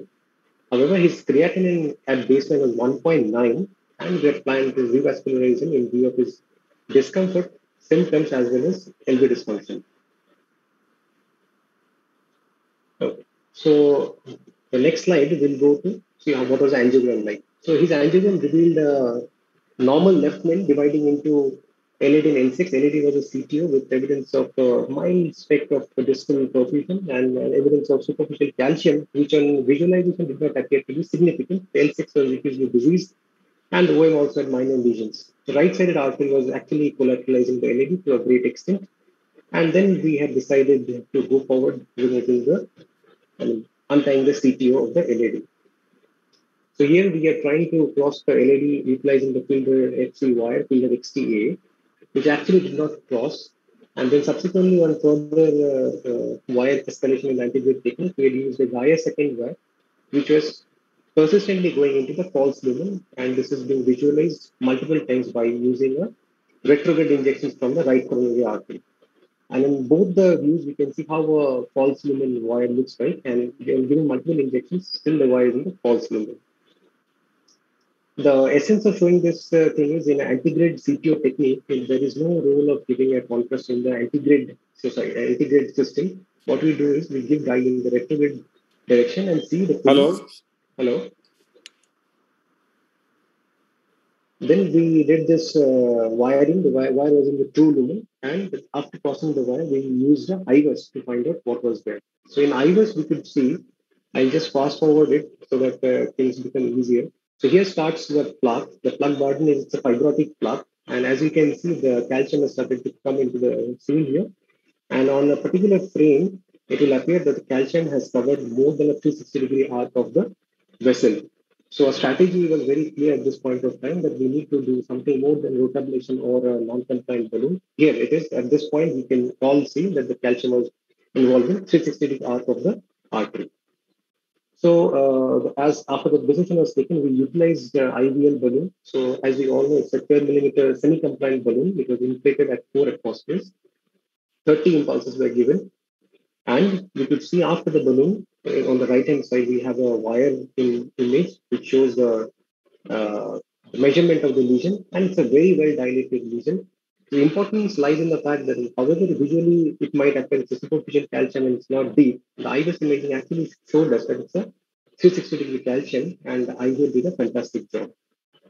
So we utilized 3 into 40 millimeter everolimus pristine stent, which was deployed in these two views. And obviously we got a very satisfying result in this because post-stent deployment, the IVUS runs also showed a very good stent apposition. So this is a stent deployment picture which shows free flow distal without any evidence of dissection. However, the distal vessels were actually pretty bad, and they probably, hopefully, will grow in the future as we get to see in many other cases. On the other hand, right-hand side, we have this IVUS one, which shows a very good, well-opposed stent, which is well expanded without any evidence of any plaque protrusion within the stent lumen, and a very good stent result with a maximum lumen area of around 9.6 millimeters square in the LAD. So that was the case. Actually, the interesting part was finding out as to what is the best strategy, and then it was the LAD CTO. Unfortunately, after all these good things happened, the patient had an AKI on top of probably he had a CKD. So he underwent 2 cases of dialysis, and then subsequently he recovered from that. And this was done a couple of days back only in our hospital, and currently the patient has improved. His creatinine has come down to 2.3, and he's doing very good. So that was it. That was the case. So let us go into the next. Just a short description of everyone knows what is an IVL. These are the few instruments of an IVL balloon, the machinery. Important thing is the RBP and the nominal pressures are 6 and 10.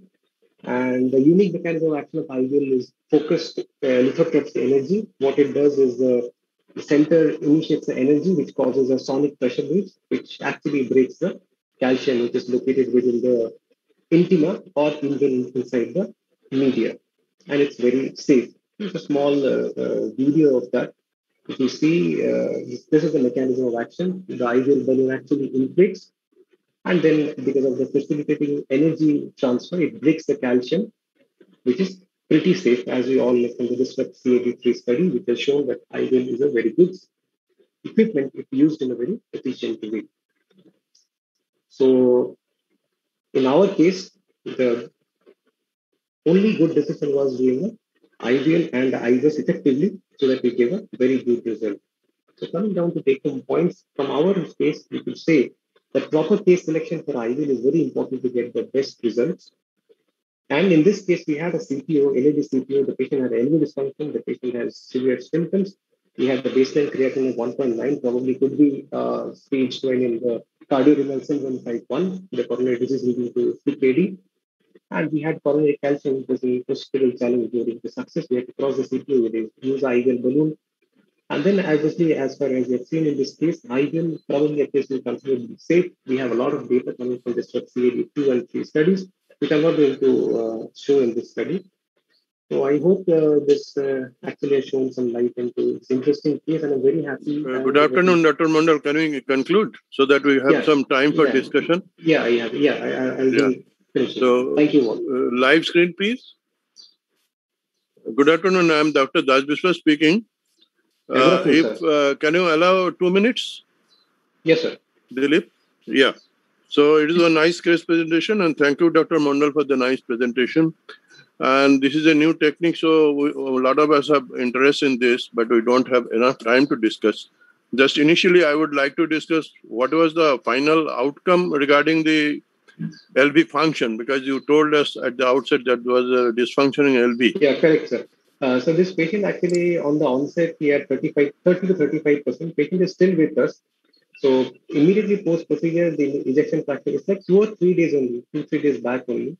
So he is improving. You think he is improving. That's good. He is improving. And the other thing that it is very good that you had lithotripsy on board.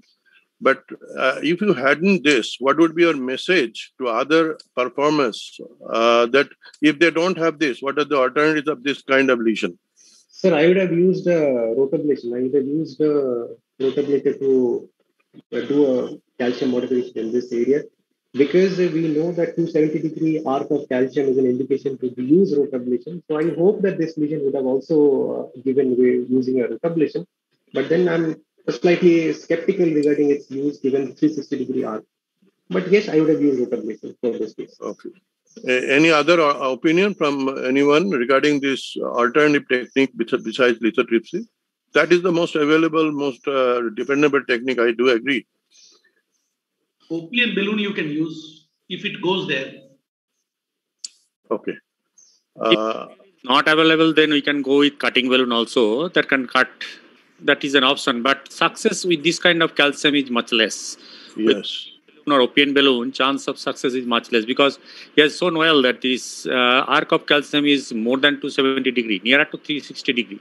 So in this, two options only, either IVL or rotablation. Yes. This lumen was quite good with after wiring. It is looks so. I think IVL was the better choice for this. Yeah, definitely, and that is safer also. Okay, so can we pass to the next case? Thank you, sir. Thank you. I don't have the program right. Can you call in the next speaker? Next speaker is Dr. Ashit Dash, and he's going to talk on CTO case. Thank you, Dr. Mondal. Thank you, sir. Dr. Ashit is not online, no? He is not able to join, sir. So we can move to the next. Yeah. Dr. Banerjee, you can move to the next one. Moinak Mukhopadhyay. Yeah. Complicated with RSOB. That will be a nice case, I think, non-coronary. So we can invite Dr. Moinak to start his presentation. Okay, thank you, sir. Am I audible to you all? Yes. Share your screen, please. Yeah, sure.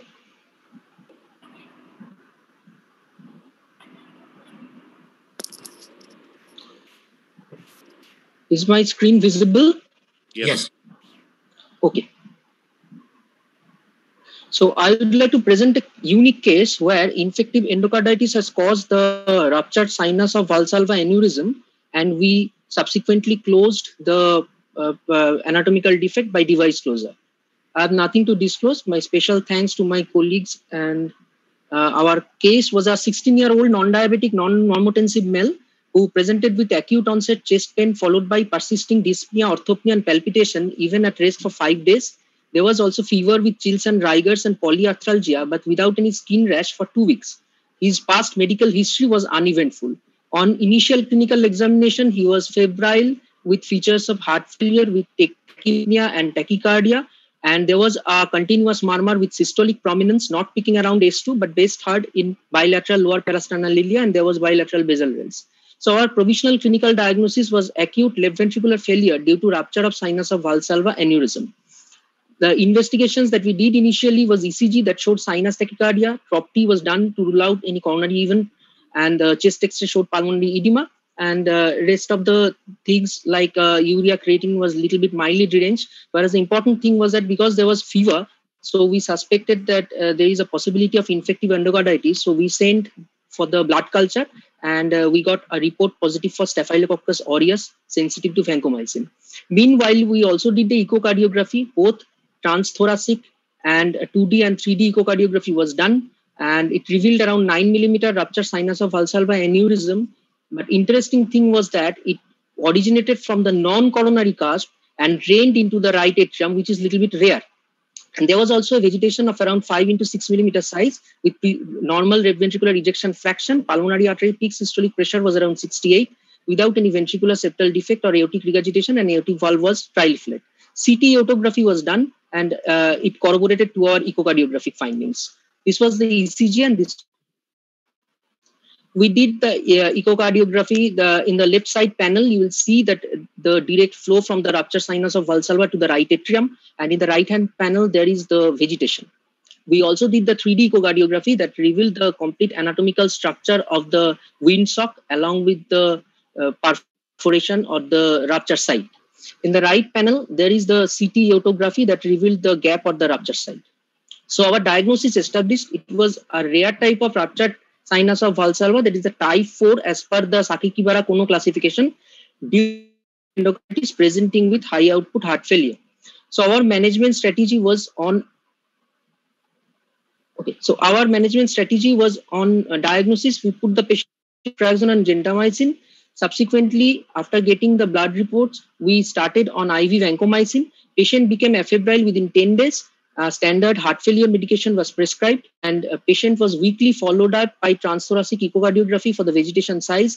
No apparent visible vegetation post 6 weeks antibiotic therapy. Then after 6 weeks of initial stabilization control of infective endocarditis, we proceeded for the device closure of the anatomical defect.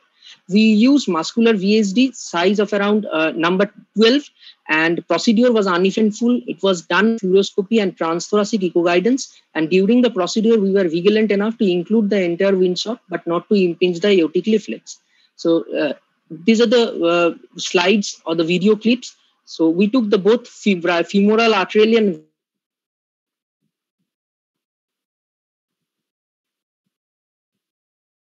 root, showing the direct flow from the root to the right atrium.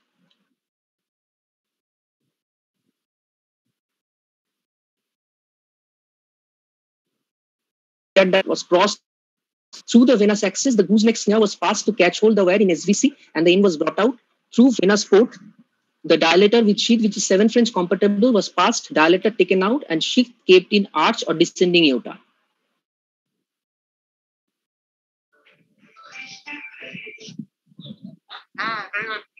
The leaflets and coronary ostia. Pigtail catheter reintroduced through arterial axis and aortography done at root to confirm the proper positioning. Subsequently, we released the second disc. So device detached from the cable, access site hemostasis secured and dressing done. This is the stable condition of the device after deployment. Post-operative management, echocardiography in post-operative period confirmed the well-placed device. The patient became symptom-free in immediate post-operative period and was discharged on second post-operative day in stable condition. Patient was prescribed aspirin 75 mg for 6 months. Infective endocarditis prophylaxis was applied, and monthly follow-up OPD basis has been uneventful. This was the echo post-OT. We were showing the well-placed device. So the take-home message was RSOV is a rare but potential cause of high output heart failure. Clinical diagnosis is possible. Echocardiography is diagnostic. Intraprocedural transesophageal echo is of choice, but most of the times we do this kind of procedure under transthoracic echo. Be careful to include the entire windsock, but not to impinge the aortic leaflets and coronary ostia. Whereas in this case, I got bit advantage because it was involving the non-coronary sinus. So there will be rare possibility of any impingement of the coronary ostia. But if there is any associated aortic regurgitation and or ventricular septal defect, then surgical closure is mandatory. Otherwise, it is amenable to device closure. Our case is very unique because it is a clinical scenario of definitive infective endocarditis due to Staph aureus causing RSOV aneurysm. And again, the aneurysm was of type 4 type. The RSOV was of type 4 type. So, whom we successfully managed with initial intravenous antibiotics followed by device closure. Thank you.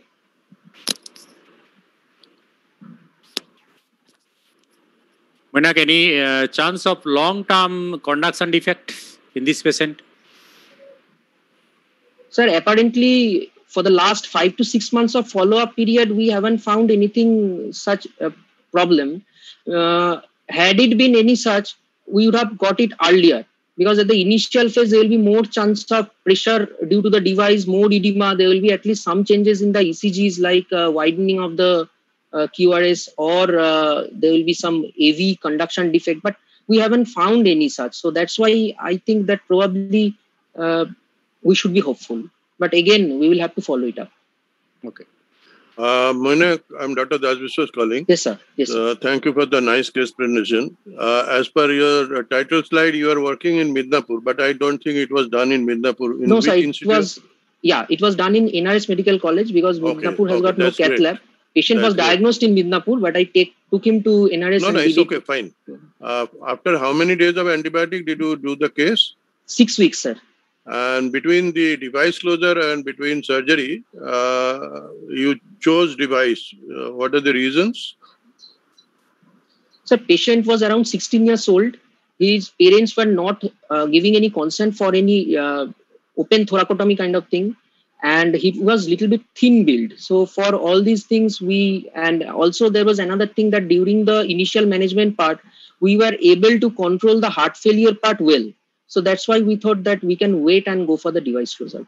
Okay. And if I'm not wrong, I heard about some VSD also. Was there any VSD? No, sir. No, sir. There was no VSD, no AR. That's why we went for device closure. Fine. Thank you. And regarding Dr. Mondal, you were answering his question about AV block. Do you think that device was impinging towards the ventricular septum near about the conduction tissue? No, sir. No, sir. Because it was at the root of the aorta. Okay. Anyone else would like to answer ask any question? It is a fantastic case, particularly when done in NRS. I am very happy. Yes, sir. Can I have a question? Is the device do not look like on the aortic root, because it should be on the root. Otherwise, it looks like more on the outflow of the your sac. Was his question clear to everyone? I am not sure.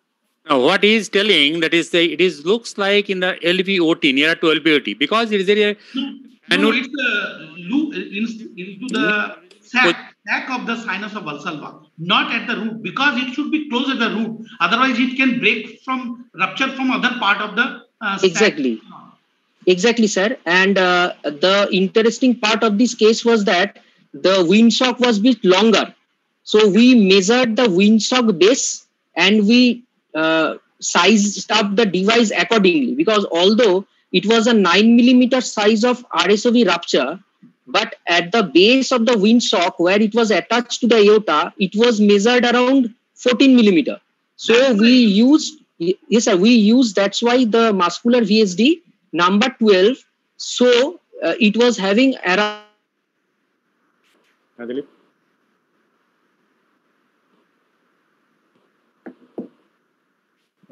We got disconnected. To the next case. Yeah, but only issue remains, Prakash. I still think whether 10 days was sufficient, because the tissues could have been friable with the endocarditis. So whether we could have waited a bit longer. That's my only concern. And what Dr. Jadhav was telling, that this sac, this aneurysm part should be fully obliterated. Otherwise, chance of recurrence. No, that is okay, accept. But the timing also, I think, a bit early done. The umbrella should be at the aortic sinus, so that. I am sorry, my connection got disrupted suddenly. And we sized it up accordingly. And when we followed up with echocardiography post-operatively, we found that the device was absolutely well placed. It was not in the RVOT. It was at the aortic root. Right. And because I have also shown you the echo picture in the post-operative. So we should proceed to the next case. Thank you, Moinak. I think it's a great Thank job. you, sir. And needs a stringent follow-up. These patients Yes, sir. Recurrence in his lifetime. And chance of conduction disturbance is also there. So we'll move to the next case by Dr. Soujarto. I think he is online. I will request Dr. Soujarto to start his presentation on multi-vessel PCI. Dr. Soujarto's presentation is tomorrow, sir. I think the next presenter is Dr. Avik Karak, and then followed by Aryam Kaur. It is final program showing Soujarto. So, no. I think the next is Dr. Avik Karak, who will be talking on retrograde CTO. So, over to you, Dr. Karak.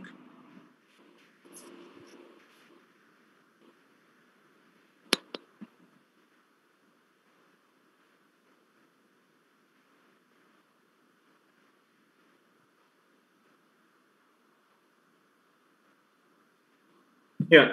Good evening, everyone. I hope I'm audible. Yeah, please. Yeah. So without wasting time, I would just start with my presentation. It's a case of retrograde CTO intervention. Patient is a 60-year-old male hypertensive who had an acute inferior wall MI 4 months back, but the patient was managed conservatively at that point of time, presented to us with a persistent class 3 angina despite OMT. LV ejection fraction 55% and RWMA in the RCA territory was there. This was the ECG showing an old inferior wall MI. Now, due to the persistent angina, we went up and did a coronary angiogram, which showed a fairly normal left system with chronic total occlusion from the proximal RCA with very good septal collaterals, the type 3 septal collaterals, and CTO segment of approximately more than 20 millimeter. So the JCTO score was 1. The only consideration was the presence of a small branch at the immediate vicinity of the anterior cap of the chronic total occlusion. Anyway, so we proceeded with the antegrade approach first.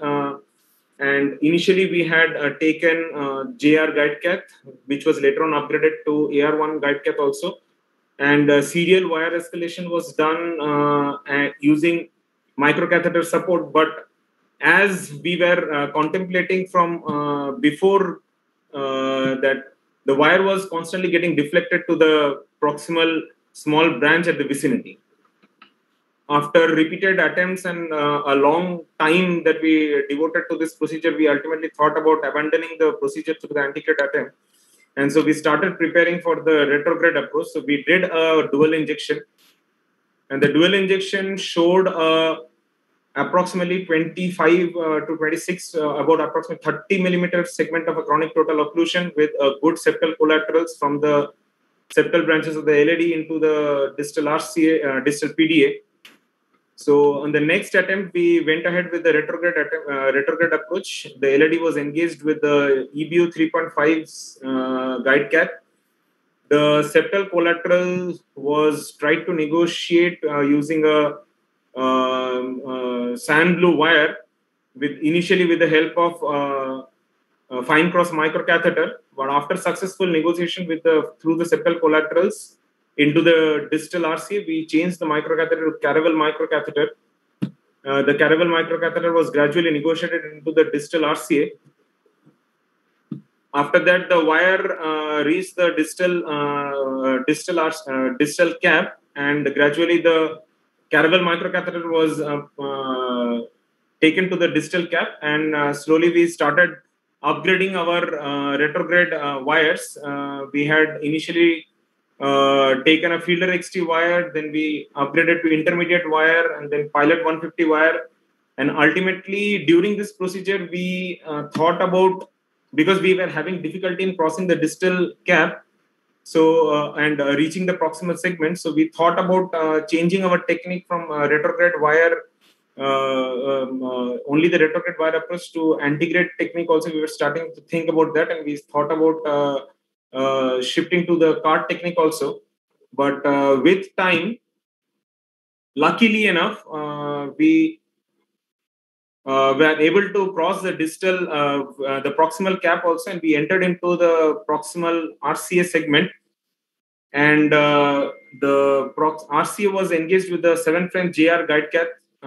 Then luckily what happened is we could, the wire entered into the guide catheter itself. We did not have much difficulty in manipulating the wire into the JR guide cath. So once the wire got access into the JR guide cath, the procedure became easier for us. We what we did is we just simply negotiated the Calibre microcatheter into the JR guide cath. We took out the wire and we changed it to an RG3 wire, which through which we exteriorized it through the JR, and followed by subsequently we completed the procedure in the antegrade approach. We did a balloon dilatation and followed by a stenting. Through the antegrade approach, it was done, and this was the final result. The mid-distal RCA also had significant lesions, but we did not proceed with further stenting of the procedure because already the patient had a significant dilode and the creatinine was in the borderline range. So we decided to stop the procedure at that point, and because it was a good TIMI3 flow. We thought of putting the patient on, continuing the patient on medical management and to see whether the patient is having any recurrence of angina or not. And if the patient was having any recurrent angina, we would be planning to address it mid-distal RCA also. So to summarize, and the simple take-home messages are: antegrade approach is always the preferable option in any chronic total occlusion intervention. When selected properly, retrograde CTO is definitely a feasible option. Septal collaterals are always safer than the epicardial collaterals or the graft collaterals. Appropriate septal collateral selection is important with attention to the angle of entry into the distal vessel and tortuosity of the vessel. In our case, it was very easy because the exteriorization of the retrograde wire was easy because it gained entry into the guide catheter directly. And it goes without saying that comprehensive knowledge of all the retrograde CTO hardwires and techniques is important for successful retrograde CTO intervention. Thank you.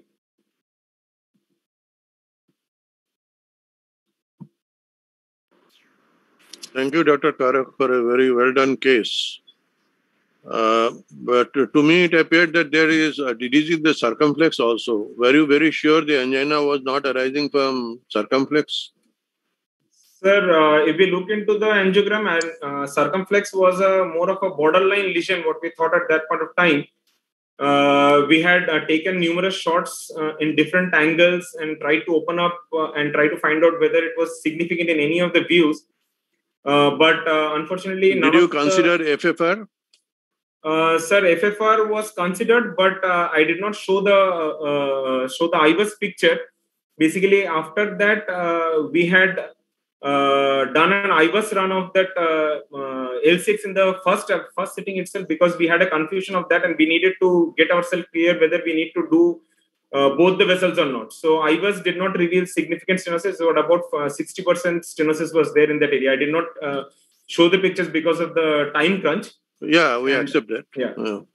So, and considering the entire situation and the way the collaterals was there and the distal flow, so we thought that probably the RCA CTO was the culprit lesion in this patient. Thank you.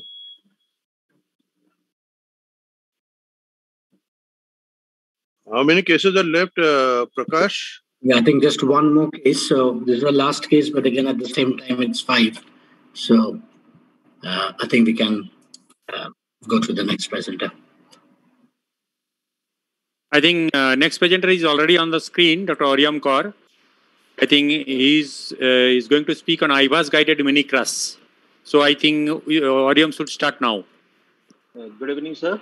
First of all, I am very thankful to include me, giving me the opportunity to speak in such an academic program. So my topic today will be an image-guided bifurcation stenting in a patient with acute anterior wall AMI. So I have this 55-year-old male who presented with a STEMI, and he was thrombolized outside hospital and was referred to our hospital after around 2 days because he was having a persistent chest pain. And the ST were up one admission also. So we considered it as a failed thrombolysis. The vitals were normal, but the echocardiography showed a poor EF. And we took him into the cath lab. The RCA was pretty well. But in the left shot, we have seen that there was a tight lesion within the mid LAD, and it was a Medina 111 bifurcation lesion with LAD with D1.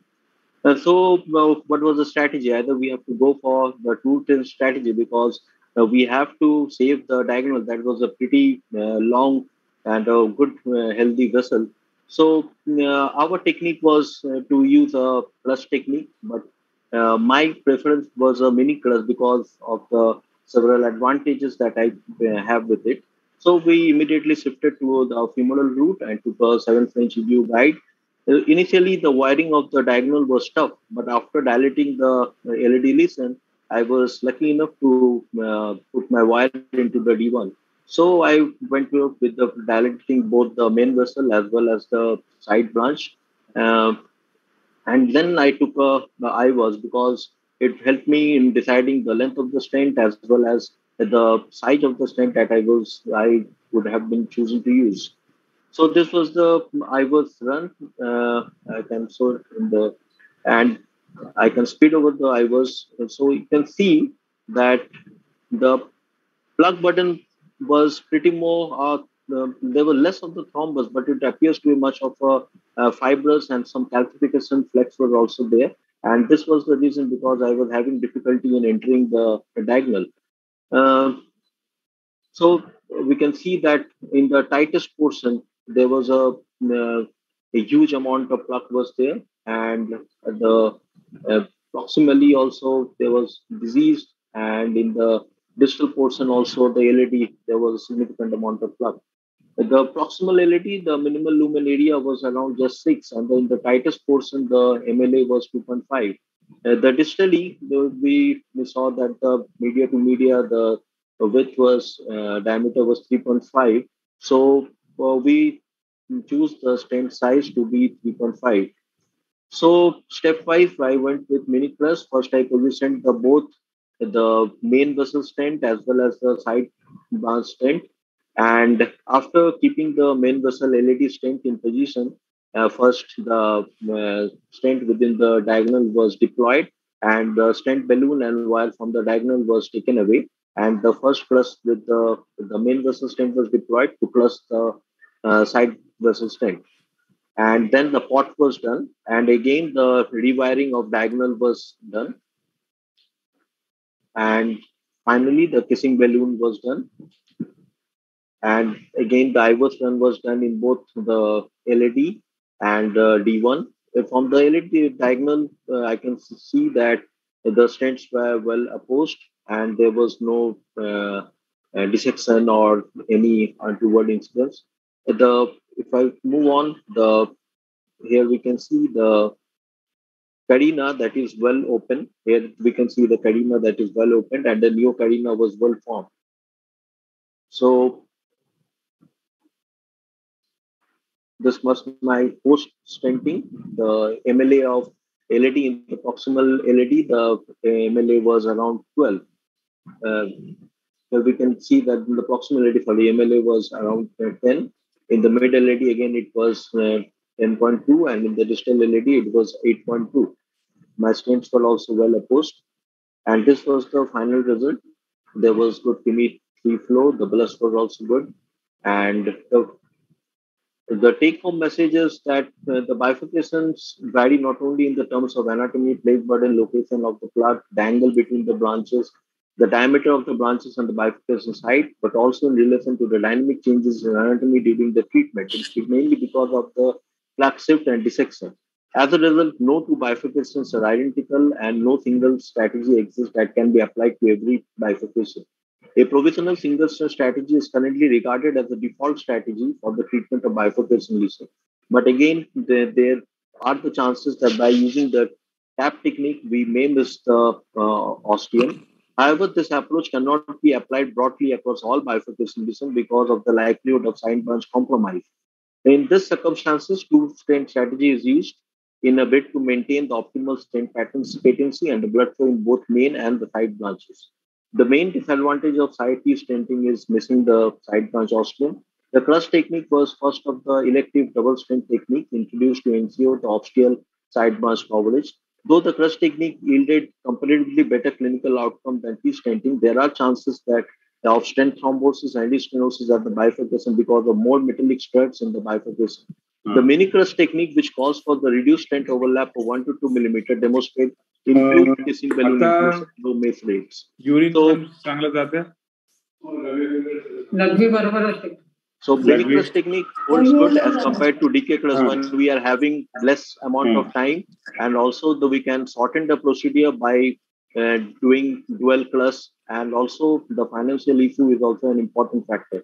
Thus, mini-crust technique holds good when we are taking of the patient for dedicated bifurcation. So, thank you, sir.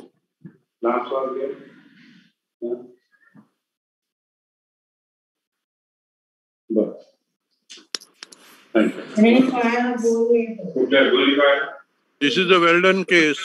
Somebody having any question or issues?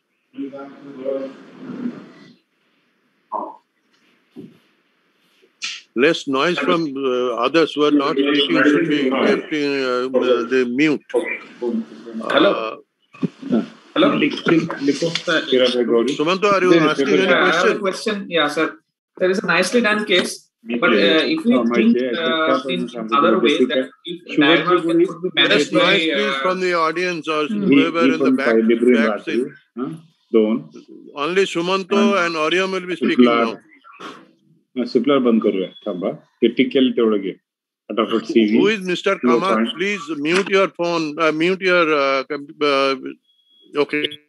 Yes, sir. Now I can hear. Yeah. So, Orium, it is a fantastically done case. But if this thing can be put in another way, that if this diagonal can be managed with DEB, so though the diagonal is a single diagonal and reaching up to the apex, it is very much important diagonal, definitely. But can we manage this case with DEB in diagonal and already stented in this scenario? So actually, there was lots of calcium also, as you can see in the IVUS. And just after dilating, when I was just dilating the LAD also, the complete flow of the diagonal was completely gone. And there was significant disease at the just ostium of the D1. So maybe the drug-eluting balloon may be done, but the restenosis rates will be higher, I think, in the later on. So for that reason, I went on with a dedicated stenting. Okay. Thank you, Oriam, for your response and the nicely done case. If we done with all the CDs, it was a nice session, and we missed some of the CDs and some of the presenters. However, I should congratulate everyone, including the organizers, and it is handed over to the organizer for moving on to the next session. Thank you. Thank you, sir. And thank you all the chairpersons, speakers, and expert panelists and moderators for such an illuminating session.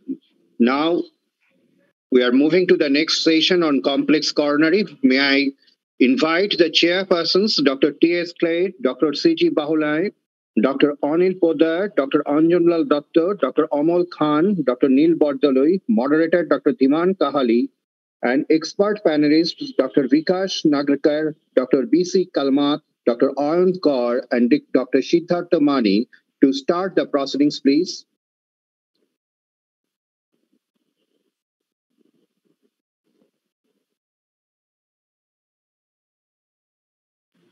Welcome to this session, everybody, including the panelists, the speakers, the audience.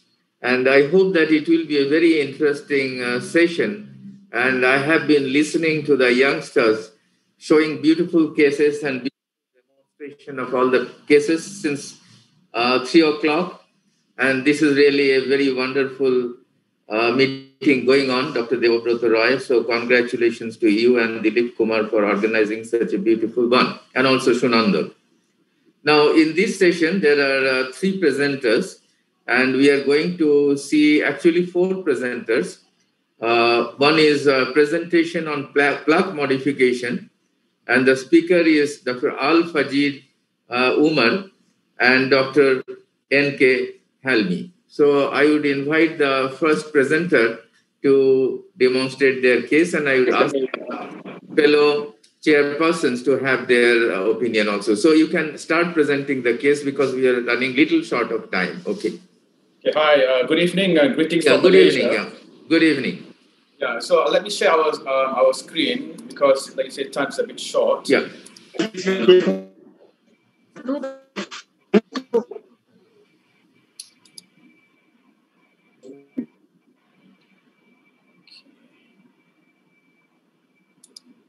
can you see our screen? We can see you, we can listen to you. Yes, we can see you. Very well. Thank you. You can go on. Excellent. Okay, this is the IVERS guided Rotacart PCI. My colleague here, Dr. Helmi, to explain his patient's history. Good evening from Malaysia. Thank you for this opportunity to share with you.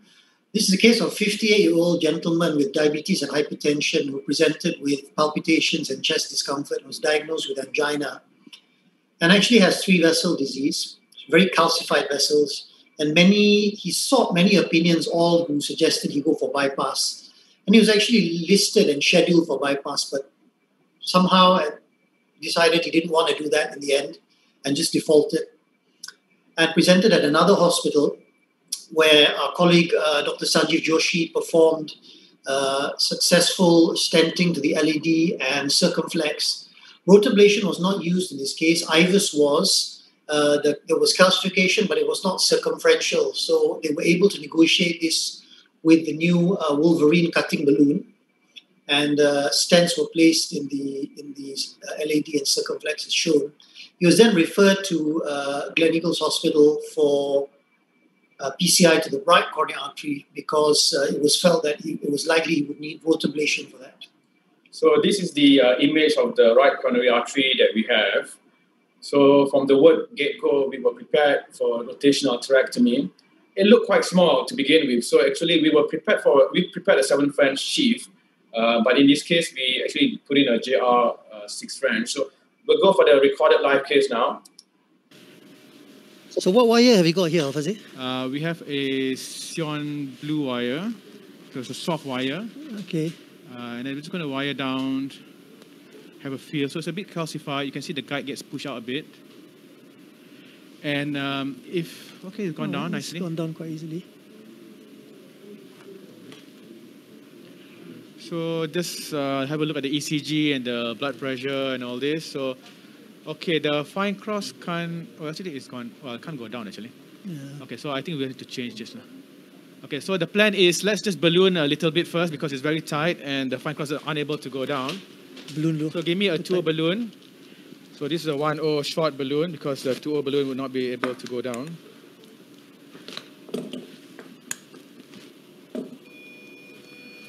And this is a 6 French, JR 6 French 3.5. So the support also is not very great. What is the length of this balloon, yeah? 5. All right.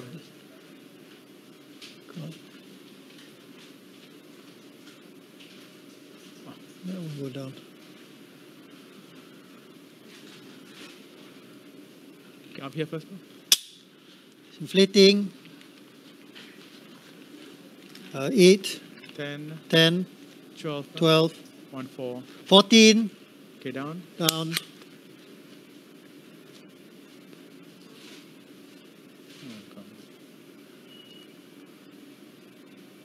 Up here again. Inflating. 14.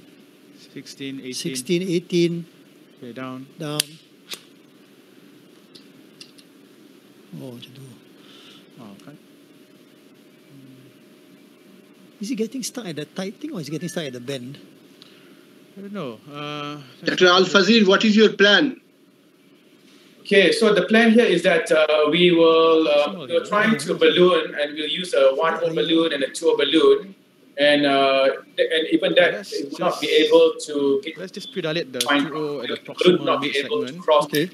And in this picture here as well, the options if you can't use a 2O balloon. You can't, then the other thing and is even the 2O balloon here, that means we'll I'll try and wire down. And this is sometimes why you are finding any difficulties in dilatable lesion. Progressing the balloon? Yeah, so we can't get even the 1O balloon down. Then we'll wire and this is where sometimes it is a Riori balloon, Dr. Al-Fazil. It's a 1.5 Riori. When it's so calcified. And the first one also because the first one was it's a 1O balloon, guide extension, 2O balloon, and then we use a 1O balloon after that. Achha. And would you like to continue with this guide? Because from very beginning, we have been seeing that the guide has been going behind. 2O balloon. And it is getting disengaged repeatedly. Would you like to be a little more comfortable? Yeah, so that's a good point. We were discussing that retrospectively. Maybe a 7 French guide would be a bit more supportive. But 6, 8, but we were prepared to use 10. So it's really calcified. I'm meaning that would you like to take a AL guide catheter because that will give more stability. It's a long lesion and the lesion is a very tight one, calcified lesion. Yeah, I mean, Amplas would be a very supportive guide, but sometimes there's pros and cons in using a rotational atherectomy with a very strong guide. Sometimes you can prolapse the rotation. So it's pros and cons. So the plan here was whether I think we have to agree that probably the only way forward here is rotational atherectomy. But of course, we can't even get the fine cross down. And the second question was, we were discussing with Helmi as well, is, do you routinely use a temporary pacing wire when you do the right? We keep it in the near the apex, not always we push it, but many a times we push it. And would you like to go for rotational atherectomy after balloon dilatation?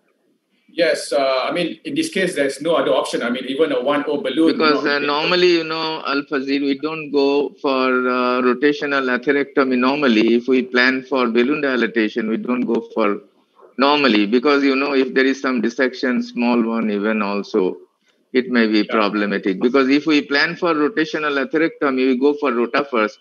And then we dilate as necessary with different balloons. Yeah, but if it's a small balloon, it's if there's not much, a dissection, we are comfortable with it. Okay, sure. Yeah. Okay, go on, please. Yeah, go on. Yeah. So sometimes, only for OAS, we have orbital as well, and that's when we don't dilate. Sometimes I dilate to allow the distal flow to be better. In this case, we didn't use a temporary pacing wire. We used an IV aminophylline. So we gave 250 milligrams 10 minutes prior. And so nowadays we try to stay away from putting temporary pacing wire because that can itself cause other complications as well. Okay, so the plan here, since we can't get anything down, what I'm going to do is I'm going to push in the fine cross halfway down. We can't even get from there. We'll try and wire the rota down, and we take a rotational atherectomy. So this is actually a really good case because now that it's really what we call non-dilatable lesion. We had to do non-crossable we just had to jam. We had to jam. Okay, so while we wait. And then we will what we'll do is that we'll prepare the Rota Pro 1.25 burr. And then later on, once the Rota Pro is ready, then we'll trap the fine cross. Then we'll remove the thing and it will wire the because we can't even get the fine cross down. Let's open up the Rota Pro. So this is so that was the new device, new atherectomy device by Boston. Can't get the fine cross down. It's been out available in Malaysia only this year. The Rota Pro device. So the difference is that there is no pedals. For the Rota Pro, but you have a button, a knob button, and so then you activate the rotation by pressing this button here. Correct. Yes. Yeah. So because it's very tight, even a 1O balloon can't go down. What we'll do is we'll try and jam the microcatheter mid segment, wire this across. So that's the first challenge, to get the wire across without a fine cross. Second challenge here would be to make sure that the rota goes through and the rota does not stall as it goes. So I'm going to get the fine cross. I'll try to get the fine cross across. But what he also did was he gave a few so the fine cross reports of atrophy is unable to go down. Okay. Pass with the rotator. I'm going to remove this wire. Helped, so with the aminophylline and the atropine, we didn't have looks like it's gone a little bit further. Reduction in heart rate. You're trapping balloon out. Just monitor the heart rate. Okay, look at the heart rates of one and try that and see whether that works. But now, because we can't get the fine cross down, we remove the wire from mid RCA. Anyway, it's crossed anyway. Oh, it's crossed. It's crossed. Floppy from the mid RCA.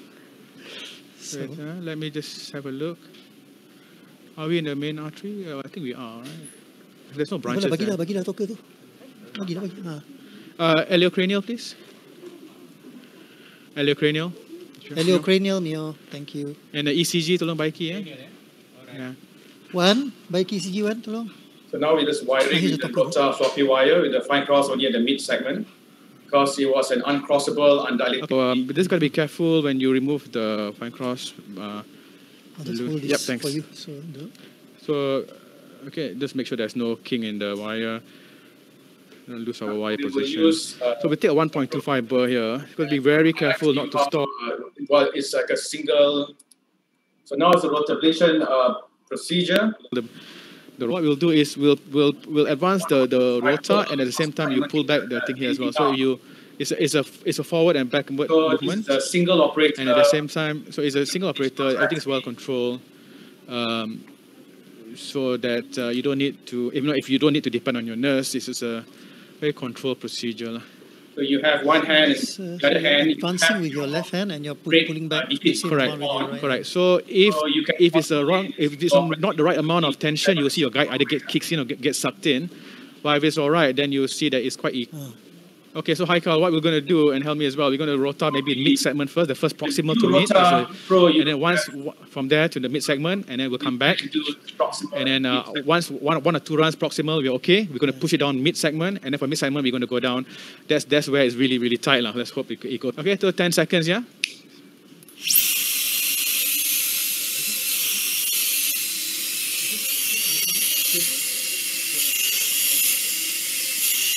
Okay. All right.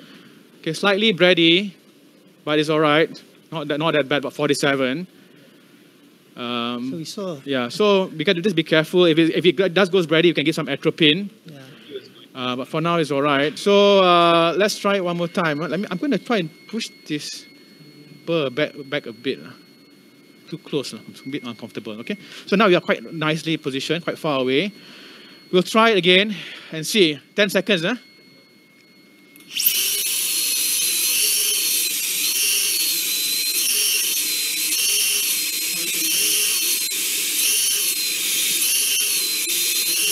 $10. Really tight. I'm going to push a bit more this time. Okay. We're going to be careful because as long as I don't push it more, then I don't think I'm going to cross it. 10 seconds, Aika. Okay.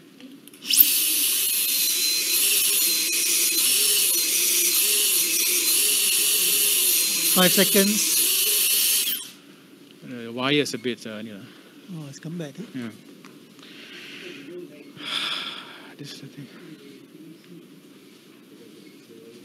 Yeah, the wire is a bit bent. Huh? But do you think now that you've done that, you're going to be able to get more equipment down? I think so. I mean, the only problem now, the wire is bent. The other option that we have is, I mean, it's not ideal, it's just to take a balloon now. Yeah. No, because we've already tried and the wires come back a bit. You can't proceed with the wire like this, right? It's a bit dangerous. You might cut off. But, okay, so what I'm going to do now, I'm going to push this wire in. Yeah.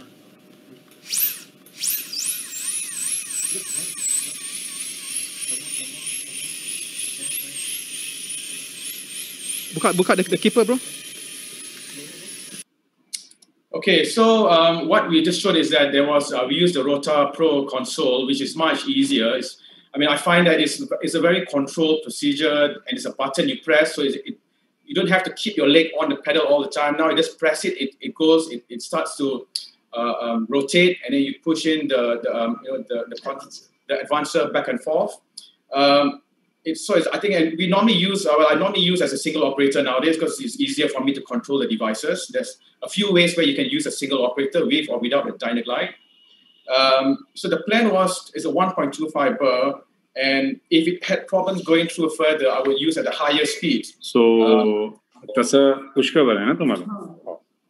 sorry. So basically, that was the plan. But because the wire prolapsed, I'm trying to go with the balloon again. If the balloon does not cross, then I will use it at a higher RPM. So let's just show you after this. Would you like to take a picture? So now let's show a picture at this moment here.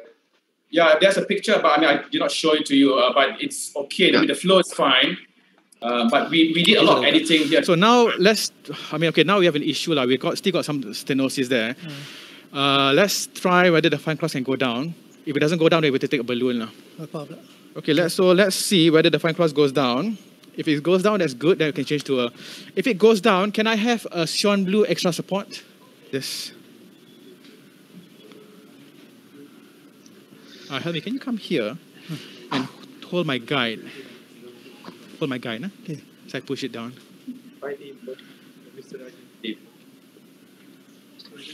Wow, can't get in down as well. But it's much lower, much lower now. Okay, so okay, give me the extra Swan Blue extra support.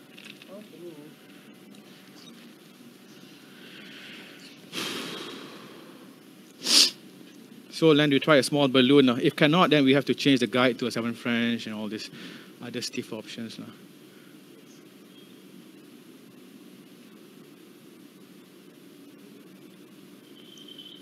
What guide do you want to take at this time?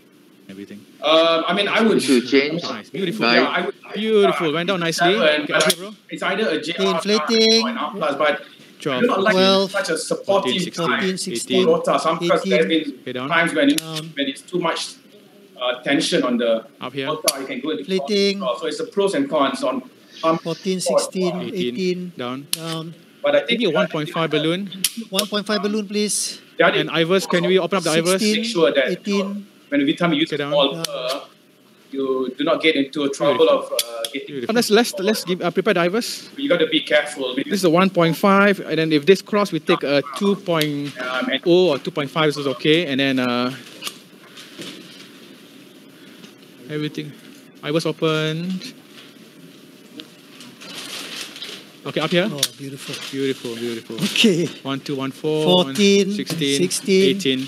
18. Down. Down. Up here. Inflating. 18. 14, 16, 18. Down. Down. Up here. Inflating. Is it the same balloon, 1.5? 18. Down. Yeah, we right, went beautiful. sequentially from, I think it's a 0.85 balloon Nice. to a 1.5 to a 2.0, and then we use a Wolverine cutting balloon after that. Okay, beautiful. Yeah, so basically it was an 0.85 balloon. So we have to decide. Basically it was an 0.85 balloon and a 1015 2025, and then we use a Wolverine cutting balloon. Regarding to your guide, I'm not sure whether you can hear us just now quite clearly, because it's always a pros and cons when you use such a supportive guide for rota, especially in a 1.25 burst. Sometimes when the guide is really strong and you have a 1.25, there has been cases also where too much force pushes the rota down and you get stalled. So I think it's a pros and cons, because when you don't use such a supportive guide, if there's too much tension, the guide goes behind. So my plan B for this case, if I can't balloon this, I will use a higher ref. So I'll probably use like 200,000 and try and slowly try and rotate, because it's a really calcified lesion. Okay, I'll now show you the next image now. So we have to decide whether option 1 is DCB, option 2 is 1 short stand, 2 long back, or option 3 is 2 long stands. What is your impression? So is we'll it decide from the calcified Ivers. lesion? If there's also plug in between like the second and third lesion, Yeah, you might as well just. It doesn't look like calcified, but it's very calcified. I think the stand will go down quite easily after we Wolverine it. Okay, coming down. So okay, it's actually Sanjeev is correct. Vessels are huge. It's 1, 2, 3, 4. Yeah, it's a huge vessel. Yeah, beautiful. Can we go down? Can we go down a bit more? You can take a you okay, can. I can't go down below here. Receding, you can take a but I think that gives second me enough wire. information. Let's Ivers. Yeah. So we have to decide whether. Okay, so this is the Ivers run, and you can see that it was very calcified in the mid segment. Yeah. There is, once the rota can go, once the balloon can go down, it's calcified. And also the 2.0 balloon, when we used much earlier, was not even. It was a dog boning, so it's severely calcified. Although it didn't look like it initially, but I'm glad that we have all the devices. You can see it's a concentric calcium, and the mid segment here where there's cracks. So you can see very well the cracks there. And it's concentric and it's calcified all the way. So sometimes you may not, because the left looks more calcified, but it's actually, look at it, it's just concentric calcification, 360 degrees. And I think there's no way you can do this successfully without rotational atherectomy. Yeah. It's a 360 degree. Would you like to take a bigger bar at this moment? Okay, so that's a good question. So we've used a Wolverine after this. So we take a 3.0 Wolverine, and it seemed to open quite well. I think if cost is not an issue, you can use a 1.75 burr now, because since we know that the size is quite large. But if I'm going to go all the way, then I would change to a 7 French. So here we use a Wolverine is a very good balloon. The flex stone cutting balloon. Yeah. And you've enjoyed using this. Yeah, it's very nice. We have also Wolverine balloon we have been using for the last 2 months. Yeah. It's on Emerge NC. We like it a lot. I mean, we used to use like Flagstone and okay, let's see. Let's see how smooth it goes down. Our favorite go-to cutting is Let's see. So we use a 3.0 Wolverine up to about 16 atmospheres, and here you can see that halfway here. a lot of calcium, so it's quite calcified here. Then use the guide How extension. far down you can go down? So we needed to use the guide zilla. Yeah. We had But let's go up here all first. the, 6, all the device that 8, we needed. 10, 12. But I mean, since the balloon opened quite well, if there was a 12. top burning Okay, in so Wolverine, I think I may consider having down. to use rotor. Down. So you can see the very calcified. And then nowadays, there. there's a lot of atherectomy devices available. Okay, down. So, in Malaysia, we have. Let's see whether it goes down further down because it's very. Even the Ivers couldn't take that bend just now. So you can see Okay, up here. it's still calcified. So we Fleeting. use a guide extension. 2, 6, 4, 6, 8, 6, 10. Normally the 12, the Wolverine 14, will go up to 6 slowly, and after that you can go quite 12, high. 14. Okay, down. 14. Okay, so the plan here is we'll try to get it down. Again, if you can't go down, might have And to use also maybe slight Guidezilla underside and it, 2.5 because it's quite calcified here. 0.7 the or bend. 0.8. Okay, one more time here. Fleeting. Super calcified. 2, Really, I would. I Four, didn't think it would be six, that eight, calcified, 10. but Six, the whole eight, vessel 10. was Okay, down. very calcified. down. Because it's concentric. Stand by a Guidezilla for me. Yeah. I'm going to get the balloon down in front of There the is a Guidezilla. 360-degree calcium over here. Yeah. But your initial bar has fractured the calcium successfully, There was fracture. It was visible that there is fracture, at 1 o'clock, 11 to 1 o'clock position, there was fracture, And it is a 360-degree calcium. Yeah, so that's why it's possible for us to to proceed further. Because it's very rare that it's very rare to get small, unable to get a small balloon down, Okay, even so low pressure, 2, 4. down. So Okay, inflating. really tight. 2, I'm glad we had all the 4, devices. So once we had the Guidezilla down, 8, and we advanced the Guidezilla 10, using the balloon to support and protect Very it. good. down. And now with because there was some lesion there, so we here. decided to put a long stand. inflating. 2, And then we used a 3.0 Wolverine and we cut it and it looks full, so we decided to proceed with stenting. So the next after we done a 3.0 Wolverine, we went to stent. So we used a Synergy stent. It's an everolimus diluting stent. So it's the polymer is gone about 4 months. So when it's no longer needed. So after the completion of the drug elution at about 3 months, and the polymer is applied on the abdominal side, so to promote healing inside the vessel. So now So most likely we need 3 stents anyway because it's so calcified. So it's going to be 3.0, 3.1, and the last one 3.5 now. Sanjeev, you hear that? Yeah. But this one we go low pressure. We go low and then we pull back, go high pressure. So here we needed to use the Guidezilla to get all the stands down because very long stands. Is Capture that. Capture that. You are planning to have 3 stands? Yes. For here, lah. No, can pull back a bit. Pull back a bit. Okay, up here now quickly. Inflating, stand deployment. 10, 12, 10. Okay, down. 11, down. 11 nominal. I'm pulling back the Guidezilla. Okay, up here. Inflating. 10, 12. Down. Okay, down.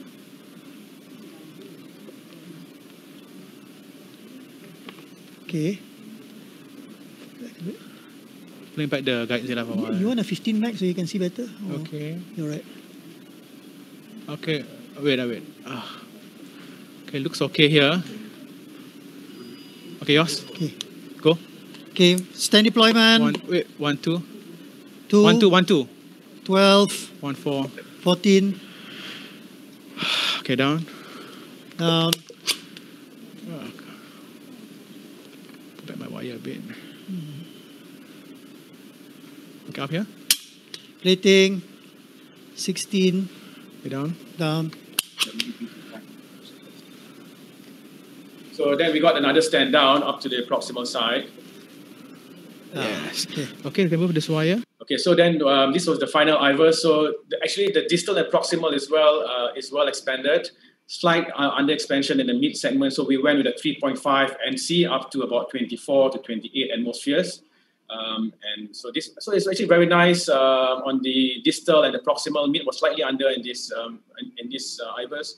Then we took a 3.5 NC. How high did we go? 24 to 28.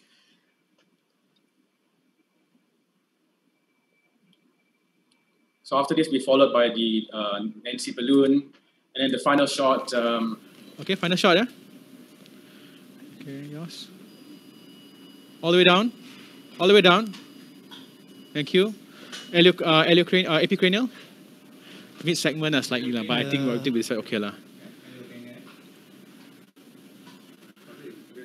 Okay.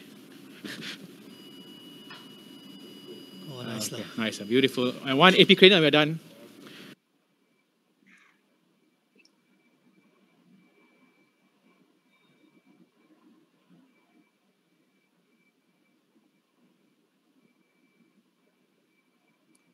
So we decided to accept the results. The minimal stand area was about 6.4. That's the tighter segment, so it's above 5.5. So we decided to accept that. The thing that we were discussing was to use an OPN balloon, but we didn't have it at the time. But the other option is to use an OPN balloon. So the take-home message here, I think for calcified lesions, you will need a range of devices to have a successful PCI. And in this case, I think it'll be very difficult to do a complete without using a rotational atherectomy. It's always a debate whether you can use a bigger rotational atherectomy afterwards. Of course, it's about cost and all that. You need to be comfortable with using rotational atherectomy and cutting devices. And I think most of the time we will still use it assisted by intravascular imaging. So that allows us to go more aggressive in the post-dilatation and the stenting size. And RotaCut has a better predictor for optimal stent expansion. So it was fantastic case. Well done. Very well done. Thank you very much. Another important message lies here that in a calcified lesion, narrow lesion like that, if you go by balloon only, thinking that there is no calcification, there's chance of dissection as well. So there is dissection from both from the balloon end as well as from the perforation from the rota end. So you have to take care of both. Thank you very much. It was a well done and very adventurous case. Thank you very much. Thank you. Thank you.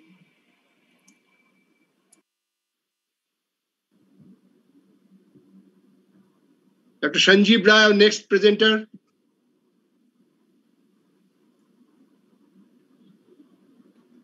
Good evening, sir. And I think my slides are visible. Yes, very much.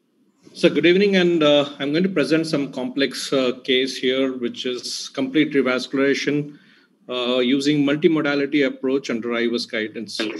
And my case has some similarities with the last case that we had in the live case. So this is a 72-year-old gentleman, a political heavyweight, and who wants his own way to get things done. He had a rest angina in the month of December, which was managed conservatively at home. On 1st Jan this year, he was hospitalized with feeling of suffocation, detected to have hypoxia. ECG showed significant ST depression in the anterior leads, and the NT-proBNP was 507, while the TROP-T was significantly elevated, that is 3867.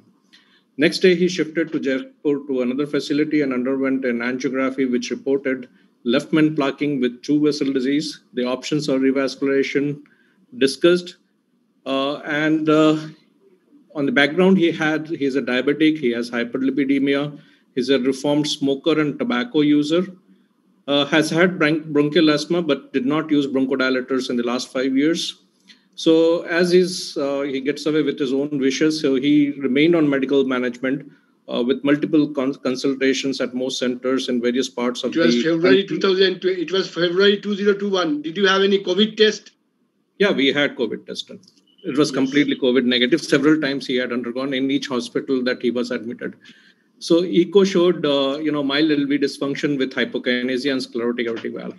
I saw him on 35. This was the first interaction with him when he, with an intention of angioplasty, got admitted.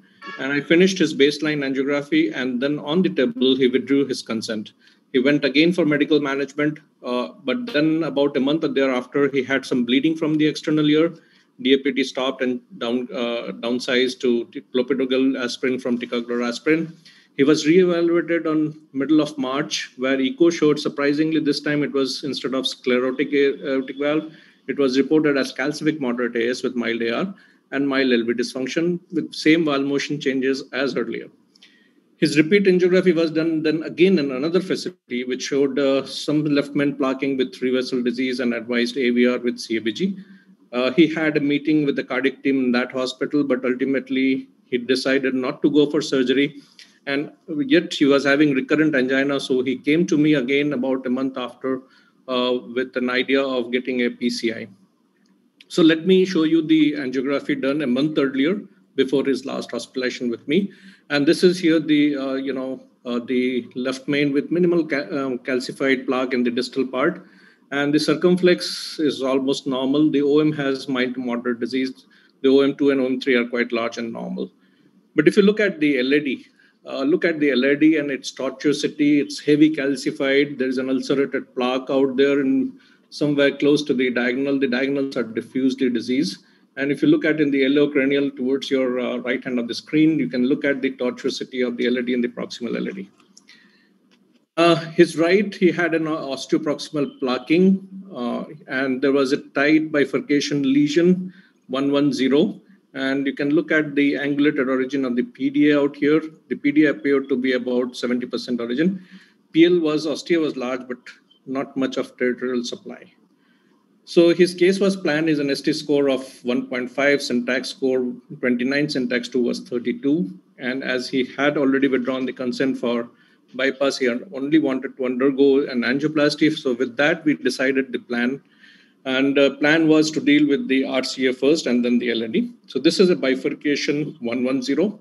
And as you can see here, the, takeoff of PL is very straight, but the origin of PDA is very angulated. And there is an dilatation out there, post-stenotic dilatation in the PL, and which would make wiring of the PDA slightly cumbersome and difficult. So I decided to go for provisional single stent crossover strategy and image guidance.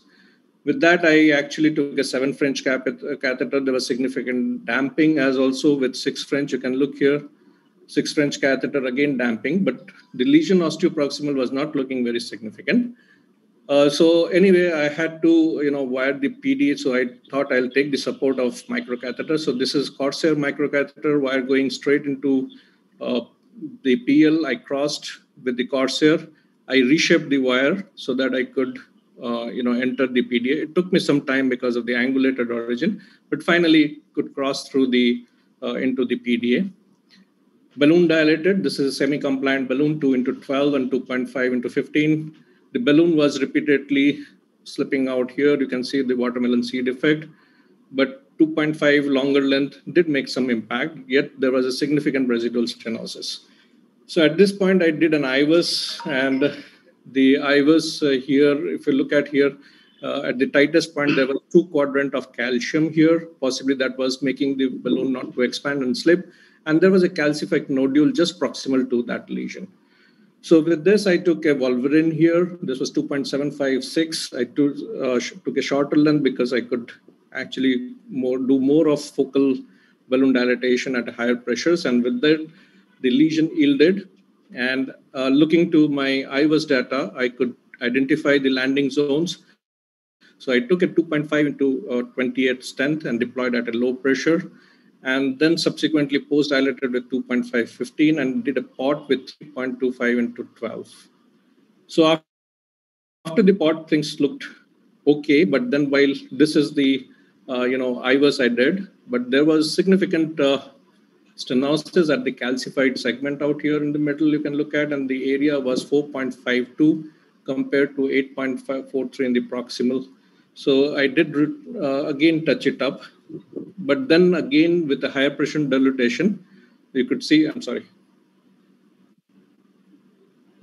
You could see that my PL, flow had compromised. As you can see there, while waiting, I could see the TME flow had reduced in the PL. So I wired the PL and then balloon dilated with 2.5 into 12. And this balloon ruptured, but I thought it opened up the studs. So I changed my strategy. Instead of kissing balloon, I went for a pod side branch pod because all I wanted was a flow in the PL. PL was not great enough to stand. So with this strategy, this is the final view we can look at. My PL flow was resumed and I could take care of the calcified lesion with Wolverine cutting balloon dilatation and good stenting. The valve area was good. And these were the final angiographic results.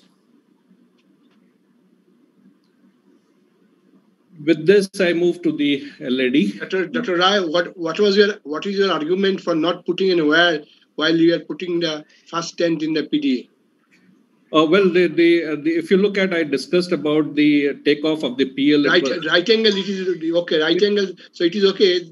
But PL was PL was straightforward, and it was not disease. This was possibly a carina shift which caused, and PL was not significantly diseased. So wiring, even if I needed, would have been easy. So I did not wire. If it is not diseased, I usually don't wire it. Not always. And another question, Sanjeev. First of all, very nicely you have done the right coronary. Dhiman here. Regarding the calcific nodule you mentioned, normally we do know that calcified nodules, only the orbital atherectomy works well. Neither rota nor IVL nor any cutting balloon works. So any comments about that? Very rightly said, sir. But if you look at here, the calcific nodule site was not occlusive. It was just a calcific nodule there, but it was not too much protruding into the lumen to be very occlusive. So I did do a cutting balloon, and cutting balloon won't score the nodule, it will just make the contralateral wall to expand. So all I needed was a good stent expansion at that point. It was not very tight enough to do an orbital or rota there. And it was a very discrete lesion out there, not a very significant one. Yeah. So shall I move to the LAD? Yeah, sure. But LAD was more tougher, and that was, a little bit easier lesion. So here you can look at the tortuosity here of the LAD, and it was very heavily calcified, mind you. I'm not sure you're able to appreciate here the calcium, but it was very heavily calcified. And there was an ulcerated plaque, and all of the diagonal were very diffusely diseased with very angulated takeoff. So, the challenge is anticipated. It's a calcified vessel, long segment, tortuous, ulcerated lesion, just proximal to the tight angulated lesion, diagonal acute takeoff. So I anticipated some wiring issues, and obviously because of the calcium, it would need a plaque modification. So I tried to wire, the wire, after wiring, nothing would go beyond that angulated bend, not even a 1.25 balloon. I did not open. What were you gave, Sanjeev? This was workhorse wire, but nothing would go beyond here, and this was very tight. Okay. I did not try the Nick Nano, but 1.5 won't traverse this. 1.25 balloon did not traverse. Fortunately, I was able to put the Corsair up to this point, and after the Corsair, I could, once Corsair there, and I needed a plaque modification looking to the calcium. Through that Corsair, I could push the, rota wire distally, and I was very much prepared for, going for a rota. And this was a rota. You can look and now appreciate the calcium here. Yeah. It's a hugely calcified artery, hugely thick, and this is a 1.5 burr. Now, challenge is 1.5 burr also is not crossing that very angulated bend. You can look at here my several runs, and this is even I increased my rota burr speed from 16 to 20. It won't cross. So I'm led with this challenge, but unfortunately, and then I took out the wire. Since I had a high speed, rota here, so obviously anticipated no flow. You can look at here, absolutely no flow. A lot of embolization must have gone distally. At this point of time, when I took out the wire, there was a drop in pressures to 70%. Hemodynamics, low normal, inotrope started. Patient was intubated on mechanical ventilation. And with that, the saturation and hemodynamics improved, and I thought to resume the procedure. So the best way to get away with this for me was downsizing the burr and maybe use a high speed again if required. So this is a 1.25 burr, and 1.25 just barely crossed. But one has to be very careful because this angulated bund, the burr gets entangled and, entrapped in that. So had to be, this is not the actual picture. So had to be very gradual and making movements. I could cross this and you can see some flow there. And then again, I upsized the burr to 1.5 to make further passage. So these are polishing runs in the right side, you can see. And having done that, still no flow. So if you look at here, still no flow, balloon dilated with non-compliant balloon, some flow there, but not significant. At this point of time, I took again an OPNNC. OPNNC also did not make much impact. There was still, you can see here, a residual, indentation. So though proximally and distally it did open up, but still that point, significant narrowing. So at this point, again, since I had the imaging catheter on the table, I did an imaging. And you can see, although my rota and OPN balloon did make an impact, but still I had at this tightest point, significant amount of calcium, which was more than 3/4. And at one point, it was almost like close to 300 degree. So here I thought I need to, make the stent expand more. I went for an IVL. This was 2.512 IVL. Pulses distributed mostly in the tightest lesion, but then equally in the proximal and distal parts of the tightest lesion as well. And this is after the IVL, the flow had resumed, and you can see the TIMI3 flow. I used again the OPNNC to prepare the bed well, and then went for a stent. This is a single stent covering right from the osteo to the, to just proximal to the D2, covering the entire tightly diseased segment. And then post-dilated it. And after post-dilatation, these are the views. I had a significant gain in the lumen, and it was very optimized. The area here was 7.69, even in the significantly, although it was slightly less, maybe around close to 75-80%. But I thought of accepting this. The only thing is that there was in left main some dissection flap, you can see. So here, initially I had no flow, so I did not use an OCT. And here I just wanted to clarify the left main, dissection. But then additionally went through, I think it was well deployed and expanded stent. What you can see here is the left main, a small flap. And perhaps this was because of my rota backing out when I was trying to cross the tightest part. But this was quite an acceptable dissection. I thought not of stenting it, because most of the time we do follow this small amount of dissection, not extending to the media. The arc is small, not much. So these are the final images.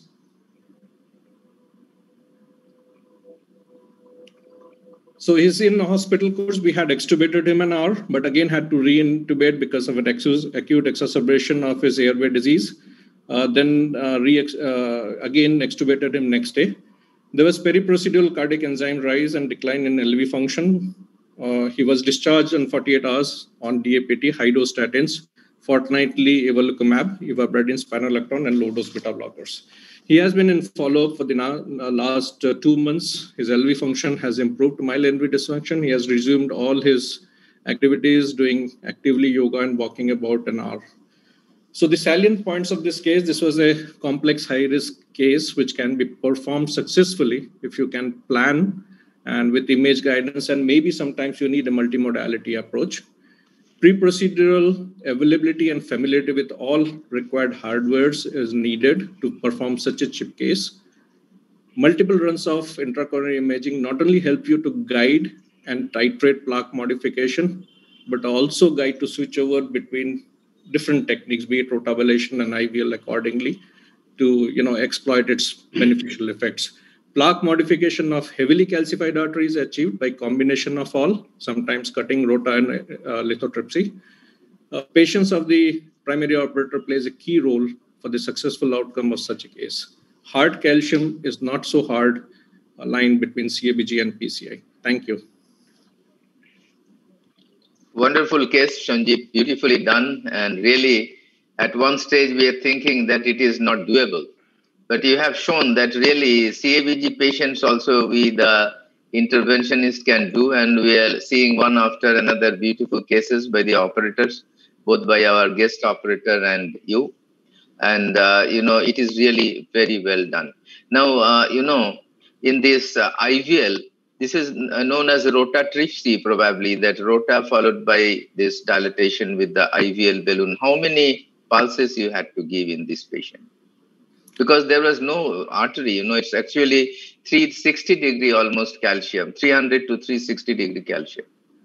So most everything, heavily calcified. Heavily calcified. So if you look at only at one segment that was about 15 millimeter, which was the most non-yielding part, I distributed nearly about 40 pulses out there, and remaining 40 I distributed in just proximal and distal to that, because those were already scored and modified by the rota and OPN balloon earlier. It was only selectively at that tight point where it did not, the rota and OPN did not work very nicely. So that's why I said, it's all combination. Sometimes imaging helps you to decide to, selectively use which strategy where. Sanjeev, you didn't leave anything, Hello, Dhiman? Yeah, you are audible. Yeah, you are audible, boss. Yeah, we are looking for you. How are you? Sorry, I was stuck up in some case.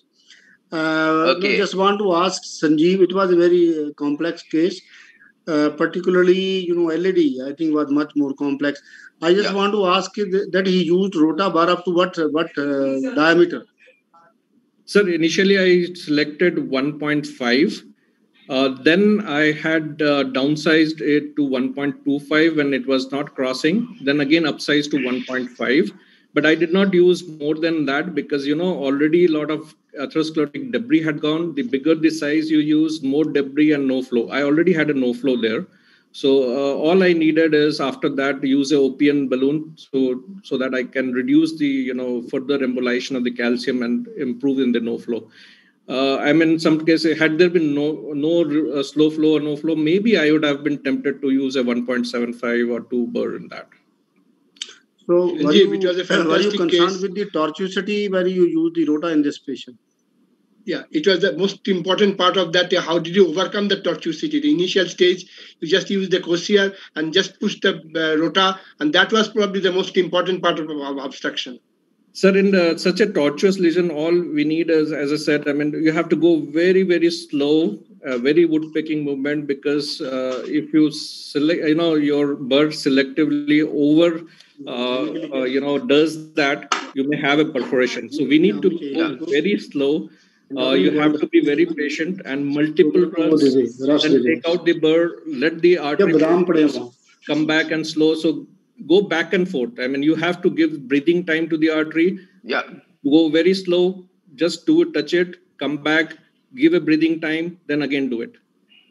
And it was amazing also, Sanjeev, how could you pass the OPN balloon? It was I must inform you, all of you at this point of time, that more than 500 participants, delegates and panelists were watching your procedure, Sanjeev.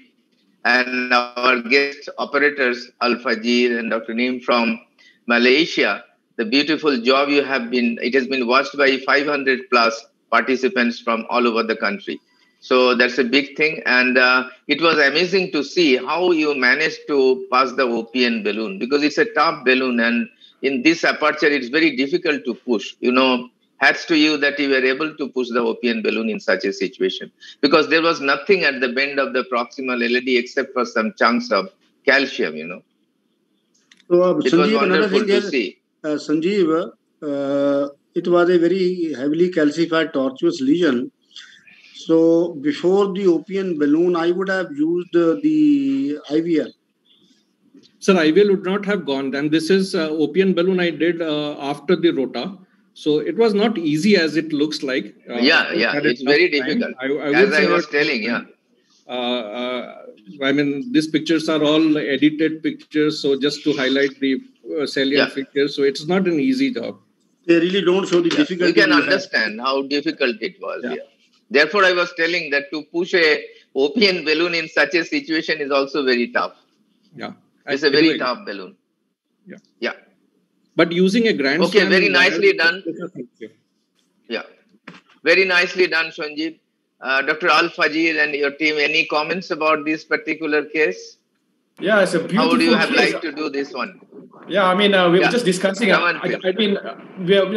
ideal just arrived in Malaysia, so we have one case that we will probably do on Tuesday. But I'm happy to see that you have all the range of device with the with the Rota Trip C and OCT images. So it's beautiful case. Helen, what do you think? Did you think about staging the procedure, because the right was not that easy to do? And then, did you think about staging the very good point, I think. Yeah, I agree. That was one of the preconditions. As I said, he's a political heavyweight, and he had a precondition. He'll go once into the lab and never ever. Okay. A great case. But beautifully done. Hats to you, Sanjeev. Yeah.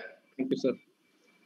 Hats to you. In US also, Al-Fajir, they have got the device IVL about 3 weeks back, So Shamin was telling in a conference from Mount Sinai that they got it 3 weeks back. So anyhow, all of us have got it. And how do you feel about Rota Pro? Because in India, we haven't got it. I don't know, 1 or 2 centers have got, because Boston people were telling that they were bringing the Rota Pro. So, how do you feel about Rota Pro? It's much better to handle than the previous one?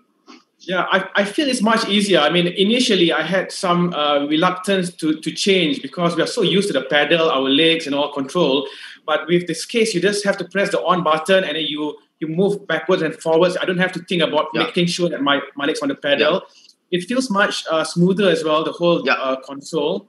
And they've got a triangle to show deceleration as well. So I thought maybe it's a step up from the old Rota device. Yeah, unfortunately, we haven't got it as yet. I have been asking the Boston people, why don't you bring it in our country? And they can have a lot of sales also, because India is the market, very big market. So I asked them, why you are not bringing it? And it makes the job much easier for us, Yeah, true. Anyhow, beautifully done, all the cases. Very good, very good. Wonderful. Any more comments, Dilip?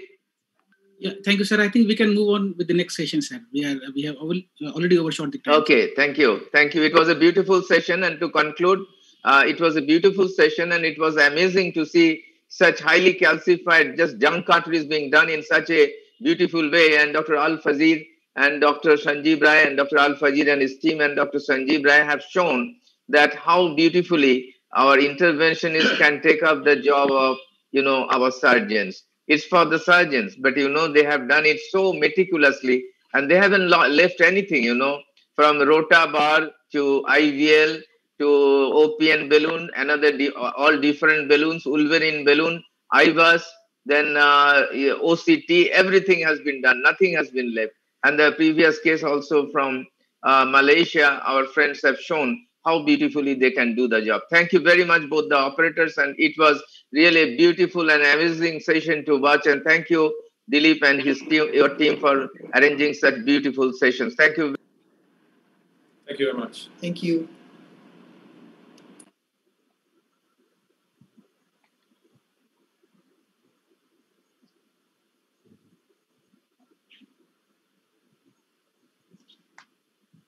So thanks to chairpersons, moderators, and expert panel. And it was an excellent session we just saw. And now we move on with the next session of the day. It will be on TAVI. And the chairpersons of the session are Dr. Prakash Hajra, Dr. Rajneesh Kapoor, Dr. Anjanal Datta, Dr. Rupdas Viswas. The moderator of the session is Dr. Ashok Seth. The expert panels are Dr. Imran Ahmed, Dr. Gautam Datta, and Dr. Jayanto Saha. Now, I request the chairpersons and moderator to take over the proceedings. So, hello everyone. Can you hear me? Indeed, a pleasure. Pleasure to be at the Econ 2021, organized by the CSI West Bengal chapter. And we have a great session ahead. I hope the panelists as well as the chairpersons are in position, because we'll try and stick to time and have some very good discussion from the experts who are going to talk to us about the nuances and the step-by-step for transcatheter valve replacement. So our first talk is going to be by Dr. Robin Chakravarty on the spreading pool of TAVR. Over to you, Robin. Thank you. So good evening to everybody, and we are going to start the session straight away. And so I'm going to talk to all of you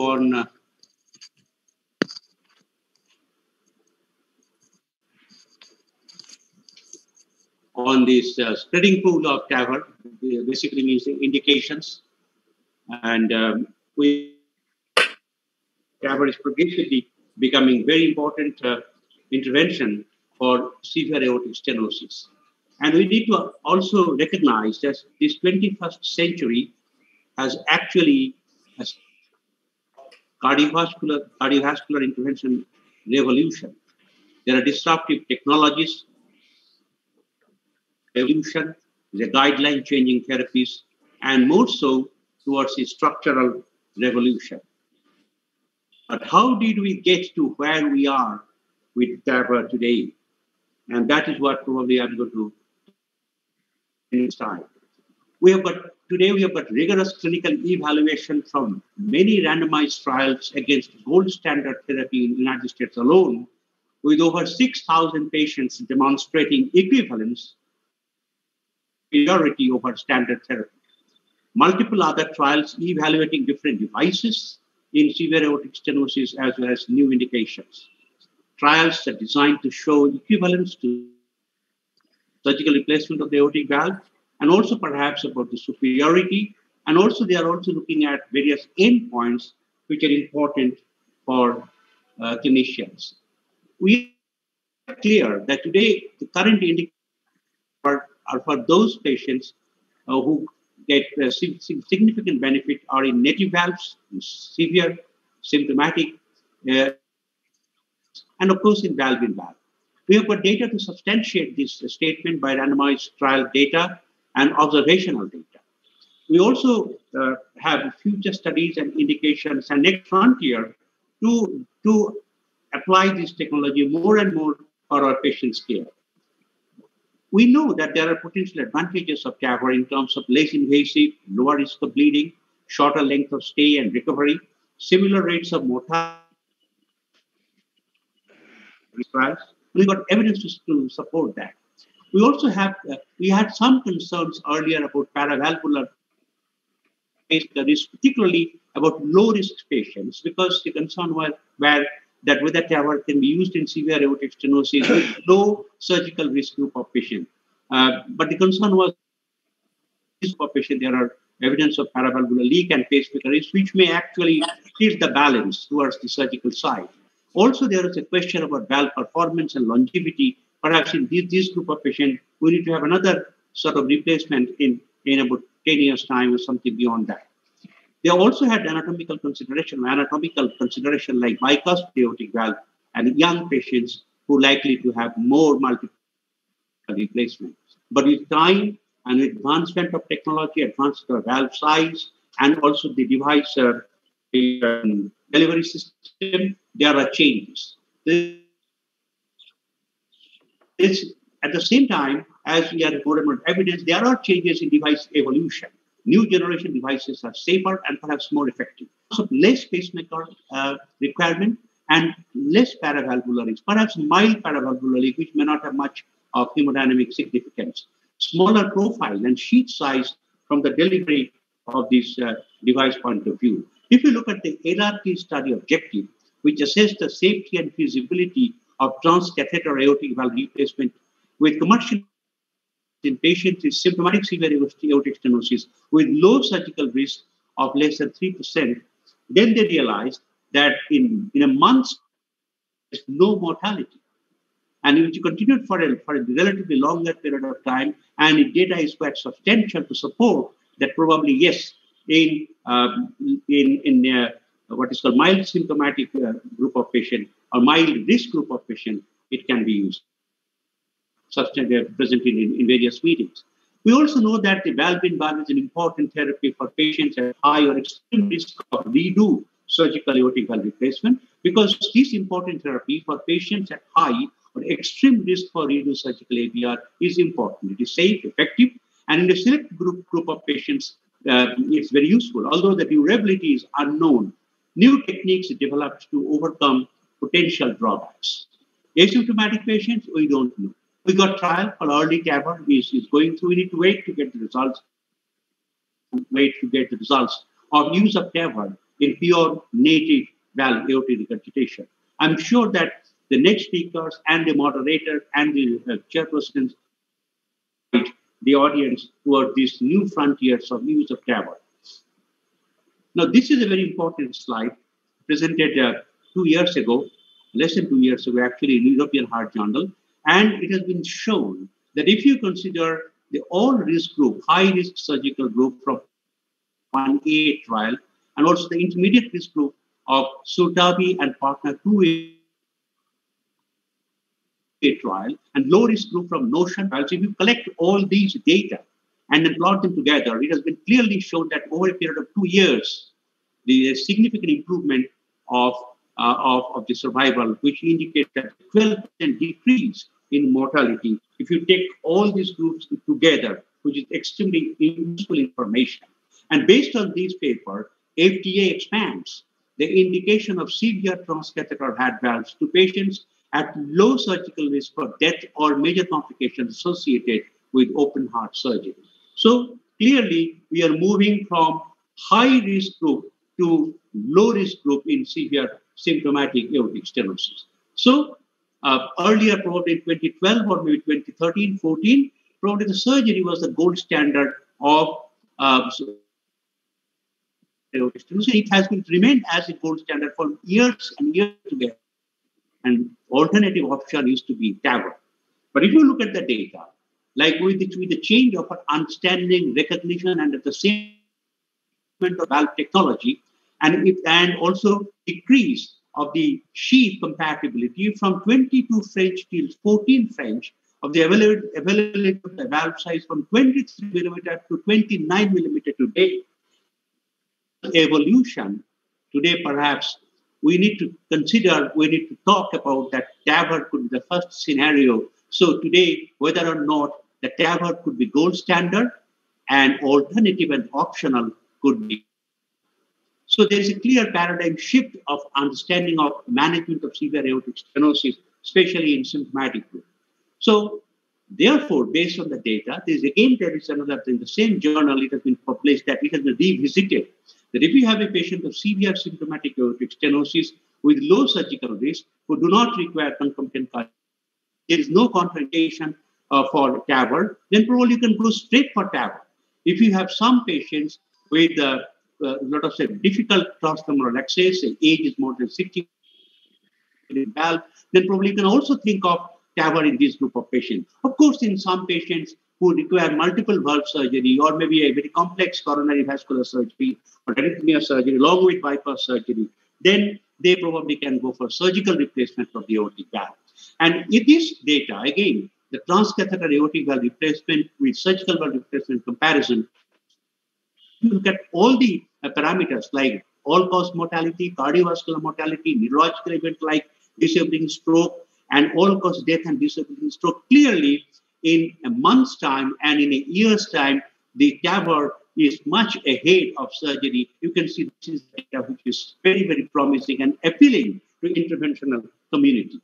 So this data from the replacement, transcatheter replacement in intermediate risk group, which is a balloon expandable valve group, clearly it has shown the improvement. If you look at the two graft surgery and TAVR, it has been shown that death and stroke is clearly superior in TAVR group of patients. Similarly, if you take a balloon expand or a self-expandable aortic valve, again, the same surgery and TAVR, probably there is not much of difference between death as well as the stroke. Therefore, if you look at even the transcatheter aortic valve replacement with balloon expandable valve in low risk group, if you look at all these manuscripts, they clearly indicate that TAVR could be a clear option, a better option, even in low-risk group of patients. Therefore, the great data, from Martin Leon and Sushil Kodali's group has shown, even we are talking about paravalvular regurgitation in low-risk group of patients. If you look at this slide, clearly shows the paravalvular significance. It is very minuscule. There may be a mild paravalvular regurgitation, which doesn't have much hemodynamic significance.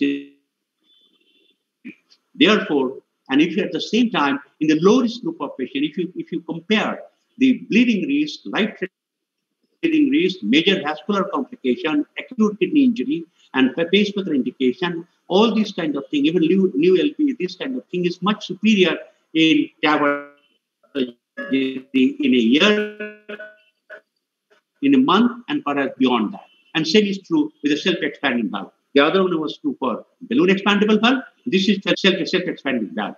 So to take into all this consideration, it reminds me a great quotation by Professor Eugen Braunwald, that two separate groups using two separate valves have come to a very similar conclusion.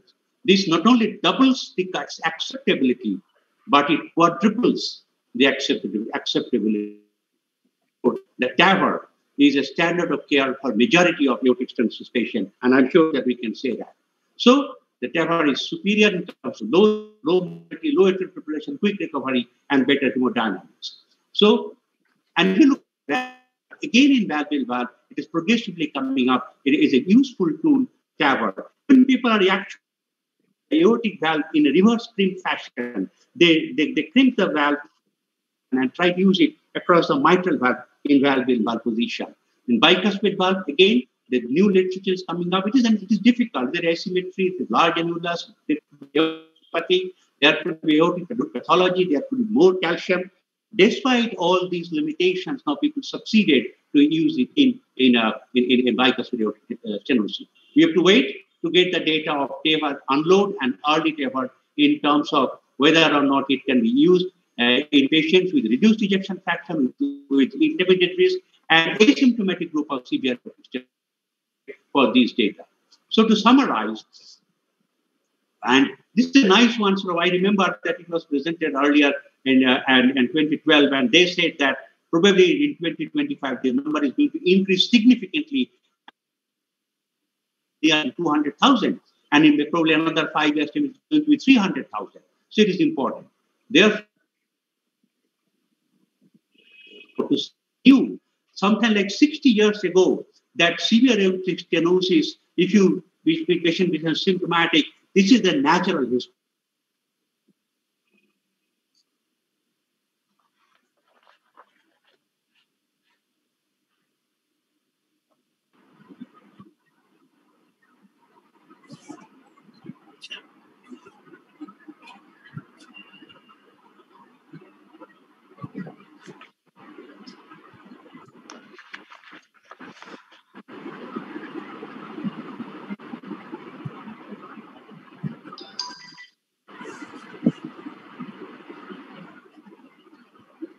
Hello. Dilip is. I think we have lost Dr. That's right. I think it's his connection. Yeah, I know the last. So I think he's here, but he's back, and I think we may have a. Ravin is back. Yeah. Couple of minutes. Sanjan, any questions or comments on his talk? Can I just ask you? I have only a small comment or question to make. Whether calcium load or bradycardia, these two factors have any prognostic indication and importance? I think maybe we can talk about all this later on. Ashok, what do you? Yeah, I think we can. But I think that question will be overlap. Sure, but I think one thing which will actually have to be addressed here, and it's a great talk, Robin, is that we cannot assume that low-risk patients means younger patients. I think they're two different subgroup of patients. Yes. We must also remember that you could actually have a 60-year-old who's a low-risk patient, but is not synonymous with the same data, because that was a mean age of 72. When we look at 60, we can look at 59, we can look at 60-year-olds, we have to define their path for them over a 20 to 30 year period, rather than a 72-year-old who's low risk, whose path has to be defined perhaps on a 15-year horizon. And that is why if we do expect 2 procedures to happen in a patient over his remaining lifetime, we have to think through and take a considered decision, including an informed decision where he realizes what are the limitations of having a transcatheter valve too early in life, even though it may be low risk. That's something which I'd like to convey. We must remember that the mean age in low risk trials was 73 years and not 65 years and not 60 years.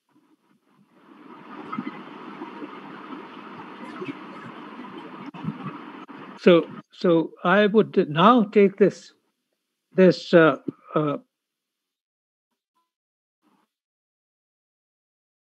is by Dr. Lars Sondergaard.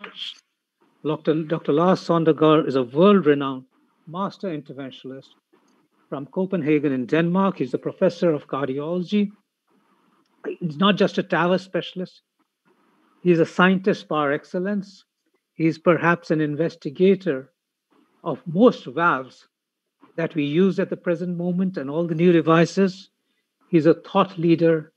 He's published, his citations go to 14,000. He's published more than 450 manuscripts. Well selection, Dr. Praveen Chandrana. Truly is a pleasure to have Lars talking about step-by-step TAVR. Thank you for the very kind introduction, Asak. So yes, we'll try to talk about step by step here. So first of all, we know that what's very important to have a successful outcome is to have good pre-procedural planning. And nowadays, all the patients we're treating with TAVI is undergoing a CT scan before, both a cardiac ECG-gated CT scan and also a non-gated CT scan for looking for access vessel. And what we're looking at is, of course, the anatomy of the aortic valve. Is it a tricuspid valve? Is it a bicuspid aortic valve? What is the calcium distribution? And also, of course, what size is the annulus? What size valve do we need to choose for each specific patient? We're also going to look for the risk of complication.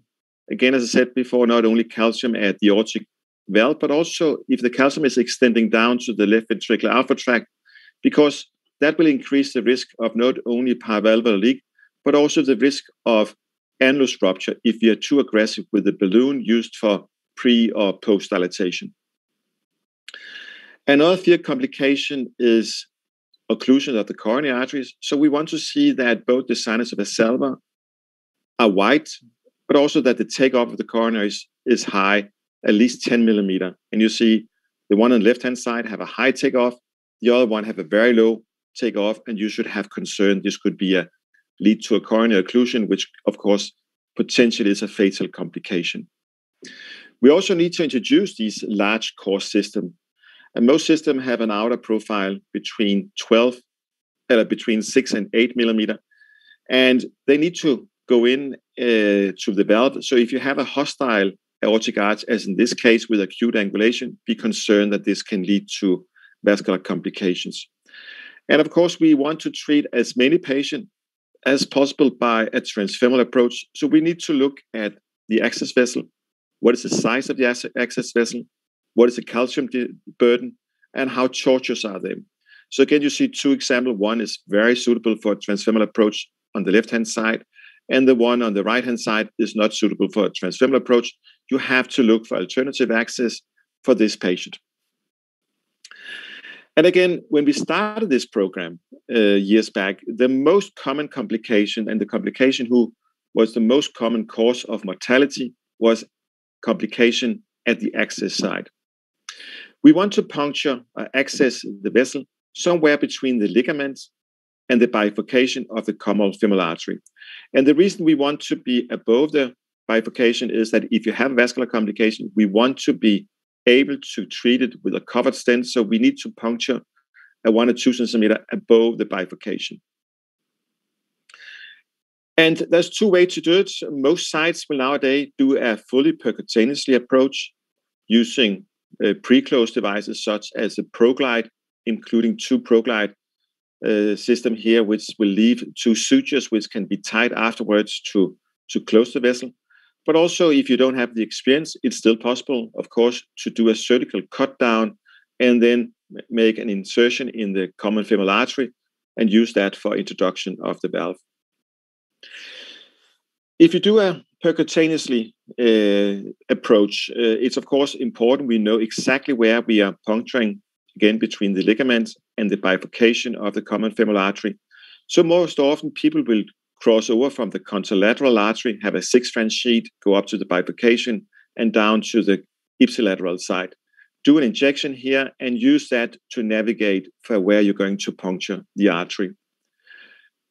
More and more sites are now also moving away from this. They're using ultrasound guidance. First of all, because it's safe radiation, particularly to the operator who's standing very close to the C-arm during this, but also that it allows you to have a more precise puncture of the middle of the vessel and a spot of the vessel where you have no calcium, because that's going to increase your chance that your closure system is going to work successfully.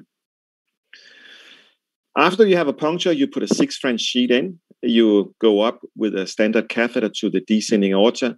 You exchange for a stiff guide wire, often an Amplatzer super stiff guide wire, but there's also pre-shed wires such as the Sapphire guide wire or the Confida guide wire. With that in place, you exchange the 6-French sheet for often a 10 and 12 French sheet before you introduce your delivery sheets, which is often around 18 French. Also, as I said just before, it's important to have all your bailout tools ready. So when you have done your procedure, you remove your sheet, have a crossover again before you remove it, do an injection. And if you see there's major vascular complication, you need to be ready to handle it. Using a balloon inflation, or if you have a severe vascular complication, as in this case, implant a covered stent. And you see again, this is the reason why we want to puncture a few centimeters above the bifurcation, proximal to the bifurcation, not to occlude the profunda artery during the stenting. So what about the transcatheter heart valve implantation itself? So when we are in place, we place from the contralateral side a pigtail in the bottom of the non-coronary cusp. That's going to define where is the aortic annulus. And we're going to choose a C-arm projection where you have the 3 aortic cusp aligned. So you have a better understanding where you're actually implanting. So with that pigtail in the bottom of the non-coronary cusp, you know this is where the annulus is defined, and you want to implant often a few millimeters below that. First, you need to cross the aortic valve. Most sites will use an Amplatzer left 1 or 2 diagnostic catheter and a straight guide wire. It can be a standard guide wire, which is going to give you a little bit more support, but you can also use a hydrophilic wire, such as a Terumo wire.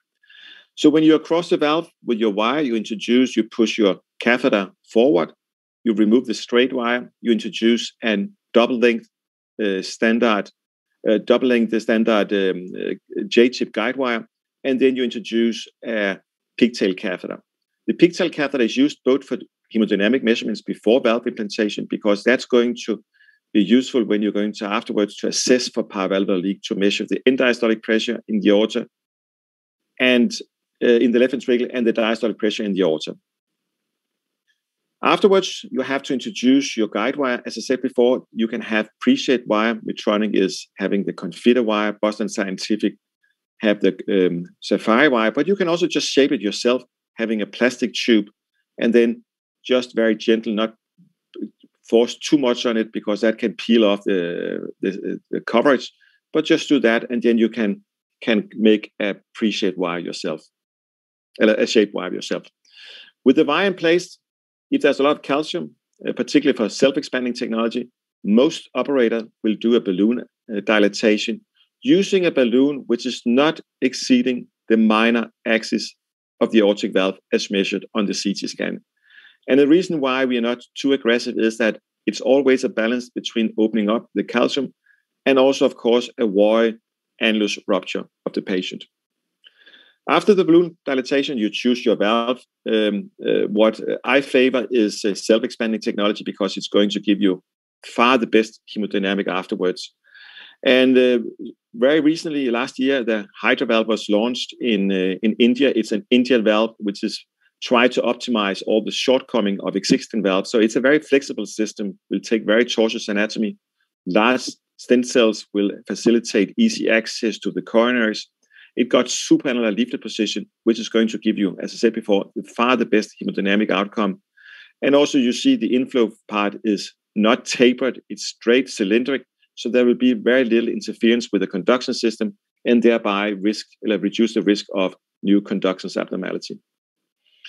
And of course, you need to know your valve. What is your landing point? And this valve got two sets of 3 markers here, one here, down here, and one further up here.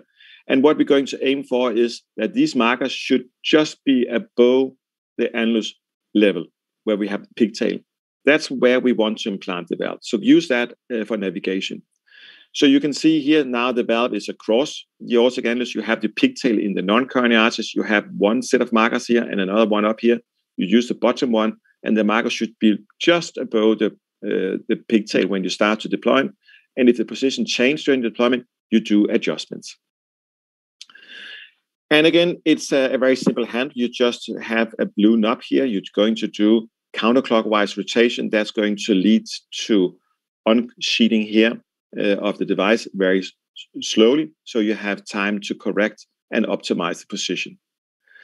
And it's also illustrated here that the valve is slowly coming out. You can pause at any time here and adjust the position. You don't need to go very fast as for the balloon expandable valves where you have one shot. There's 3 phases. The first phase, you go very slowly on the knob. When you have annulus contact, there will be partly obstruction. You start pacing, not particularly fast, 100 to 130 beats per second. Go a little bit faster through this part. And then you pause again, assess it. And if you're not happy, you can actually recapture the valve and reposition, start all over again. So very forgiving. So this is just one scene loop here of the deployment. You see the curved stiff guidewire in the LV. You see the nose cone. You see the stent frame. And also you see this radiopac marker at the end of the capsule. So as there's rotation on this blue knob, then the capsule will slowly come back, and you can do small injection with your pigtail in the non-coronary cusp. 10 cc at a rate of 20 cc per second is what I'm using, just to have an idea where are you. And that's going to allow this slowly expansion here, that you all the time have control exactly where is the implant during it. And again, it's a 3-phase. The first part, you go very slowly up to you have annulus contact both on the non-coronary and the left coronary side. Then you go a little bit faster during the middle part of it. Still have time to pause. And again, as I said before, if you're not happy about the position, you cannot adjust it. Just recapture it and change the position and start all over again. When you come to the last part here, and you have to, again, to make a decision. Are you happy about the position? And if you're happy, you just continue, and the valve will slowly be released from your delivery system. So again, a very controlled deployment of this valve, which is very different from what you see with balloon expandable valve, where you have to go very fast with the inflation. Before you do your fine deployment, often we'll remove the pigtail catheter and then go up. You see now the radiopac ring is approaching where this valve frame is attached to the delivery system. There's 3 tentacles. And as it passes those 3 tentacles, they'll just jump out of the delivery catheter, and then you have a full valve deployment. Afterwards, you have to assess for paravalvular leak. There's 3 ways to do it. You can do an echocardiography. Since most sites are now treating the patient under local anesthesia, it's difficult to do a transesophageal echo, but you can do a transthoracic echo. You can do an aortic root injection to look for how much contrast that will be leaking back. And again, with a pigtail in the aorta and a pigtail in the LV, you can also have hemodynamic assessment. So what you want to see is a good separations between the diastolic pressure in the aorta and the end diastolic pressure in the left ventricle. If you don't have that, that's a sign of paravalvular leak. The most common reason you have it is you have very calcified aortic annulus and the stent frame is not fully expanded. What you do is you take a balloon, which should not exceed the mean diameter of the aortic annulus as measured on a CT scan. You do fast rate pacing. You inflate the balloon for 1 or 2 seconds, deflate it, stop pacing, and then it will often solve the problem about paravalvular leak. I'm just going to show here the final slide. This is from the Genesis trial in India, which led to approval of this valve last year in India. You see, once again, self-expanding technology with supinal leaflet position is going to give you the far the best hemodynamic with very large opening area, more than 2 square centimeter, and 1-digit mean gradient. Much better than what you're going to see with balloon expandable valve. And also with this valve, you see that the rate of paravalvular leak is very little. When the patient came back here at 30 days, 97% of the patient had none or trace paravalvular leak, and the remaining patient had only mild PVL. So no patient with more than mild PVL. And also very important, one of the issues if you're going to expand to younger patients, is what is the risk of conductus abnormality? And in this study, only 7.5% of the patient had a new permanent pacemaker. And all patient was pacemaker naive before the valve implantation. So with this, I'm going to finish my talk and will be happy to answer any questions.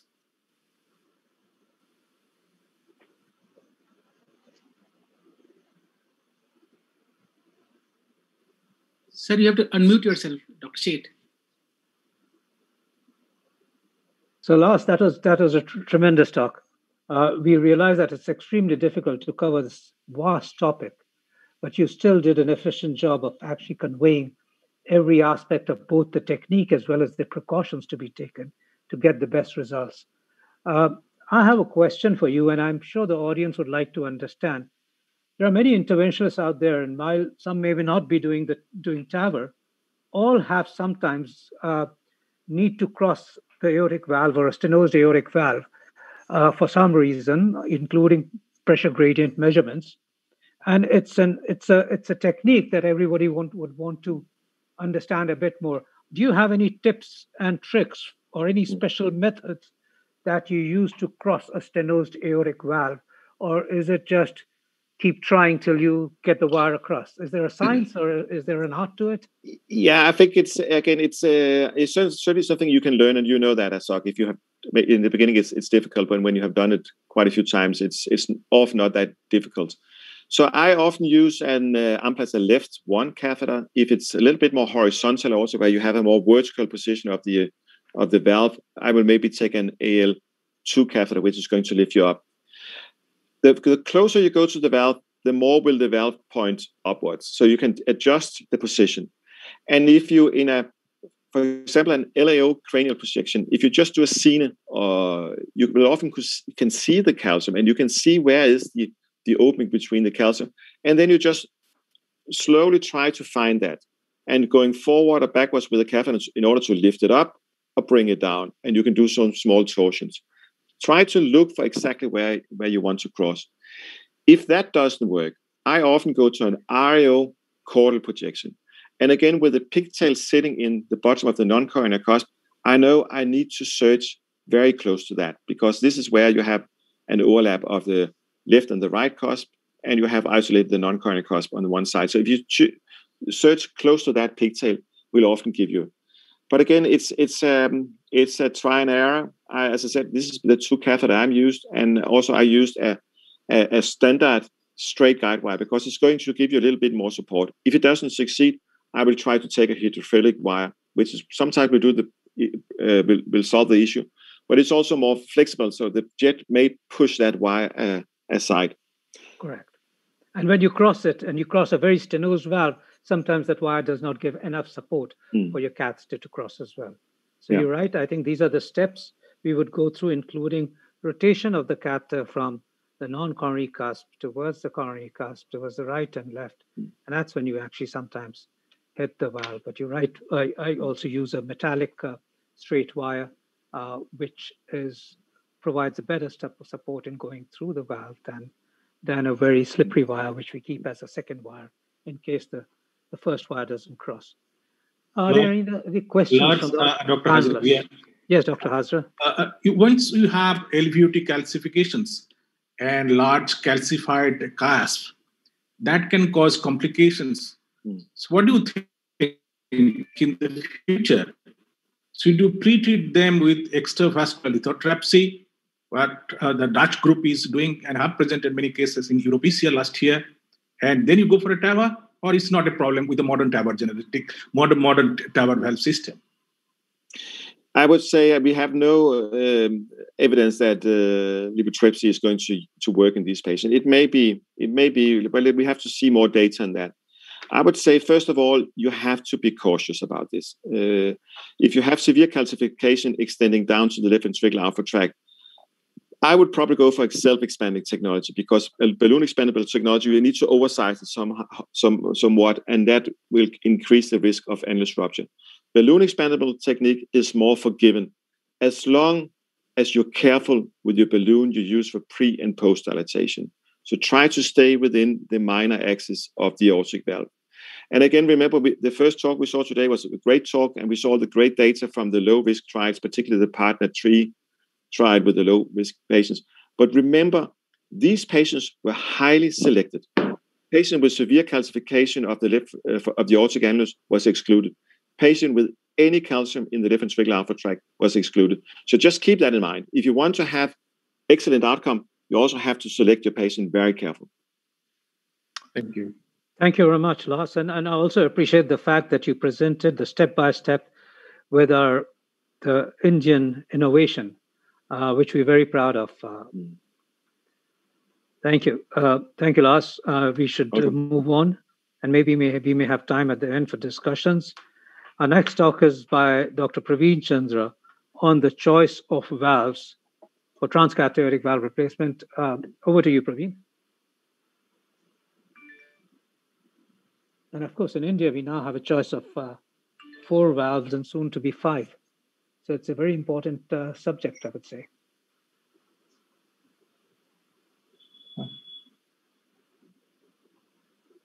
Praveen, are you there? Yeah, I'm sorry. I was just struggling. What's happening? Okay, fine. All right. So thank you very much for this fantastic session. And I heard Dr. Lars talk, and this was something, after this, you can't give a talk. That's the whole problem. But anyhow, I have to, and so I have to share my talk now very quickly before I start wasting more time. And okay, right. So basically today, the choice is that, which patient has to be treated and which valve has to be given to that patient, because we have 3 types of valves, at least in India as of now. And the 2 more are coming in, and they will be available very soon. They are actually available now. So we have now 5 types of valves. So now the question is which type of valve. So basically, there are 2 basic types of valves, and one is the self-expanding, and the other is a balloon expanding valve. Now, the question is, which is the right patient, which is the right access, and which is the right valve? These are the 3 basic questions which come to our mind when we are treating a patient with severe aortic stenosis. So this, now everybody is aware that patients can be treated in low surgical risk, intermediate surgical risk as of this data. And now this is the final summary of that, just to show you that, you can treat a patient who has severe aortic stenosis after a heart team discussion based on the anatomy and the operator experience and the skill of the operator. So all this is coming into play, and then we can decide whether the patient goes for TAVR or SAVR. So this is the latest updated information on when to use, which patient can be taken for selection for transcatheter valve replacement. And of course, it is not a first choice in many such situations, as you see here, as Dr. Lars has already alluded to, especially the very, very low coronary heights, very small annulus, where there is no valve which is being made as of now, which is in the range of 16 or something like that. And patients with severe aortic regurgitation pure, but still some patients can be treated where there is a failing bioprosthetic heart valve, which comes with a severe aortic regurgitation. And those patients who have associated severe aortic stenosis and also have severe regurgitation these patients can be treated. And those patients who are very sick, who cannot be treated today, are the ones which are having severe comorbidities, very bad lungs, very, very low ejection fraction, and they don't have any reserve. So in these patients, we cannot. And of course, extremely frail patients, definitely where the chance of that patient making any useful life is very low, then of course this is not indicated. So, and then these patients are taken for a balloon aortic valvuloplasty. So I will now quickly go to those situations where I'll just go for the selection of the valve, because I will not go for the access site discussion, because I don't think that is to be covered now. And I'll go quickly. I'm just skipping some slides and basically now going to the right valve. So these are the valves which are available. And the difference between the valves is that one is the self-expanding category and the second is the balloon expandable category. So in balloon expandable, we have the MyValve from Merrill and Edwards Sapien S3 valve, which is available in India for a little while now. And the Medtronic Evolute R, the Evolute Pro, the vascular Hydra valve, and now the Portico valve is also going to be available.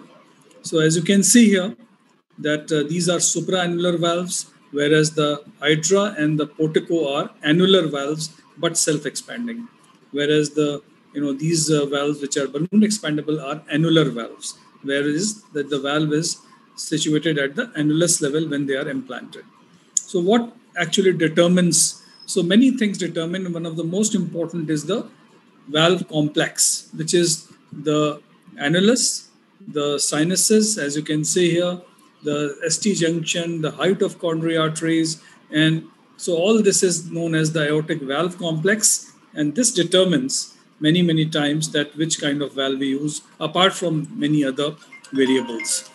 So the aortic root is, as you can see here, this is basically, and that's how we really figure it out. And the CT scan, CT imaging, where we measure the, the CT measurements of the LVOT, the sinus of the Valsalva, and the sinotubular junction, all are measured. And based on that, and of course, one of the most important measurements is the annulus, which actually decides that which kind of valve we are going to select. And the device selection criteria of which size of the valve is done is based on the charts which are available from these companies. And here you can do this charting very easily. However, you can also do it by doing oversizing for the self-expanding valves, which is in the range of less than 20% most of the times, and for balloon expandable valves also in the range of about 10% at the most. So this is the way we select these valves, because they come in fixed sizes. So these sizes cannot be changed, and this has to be then matched to the size of the aortic valve complex, which is being treated in that particular patient.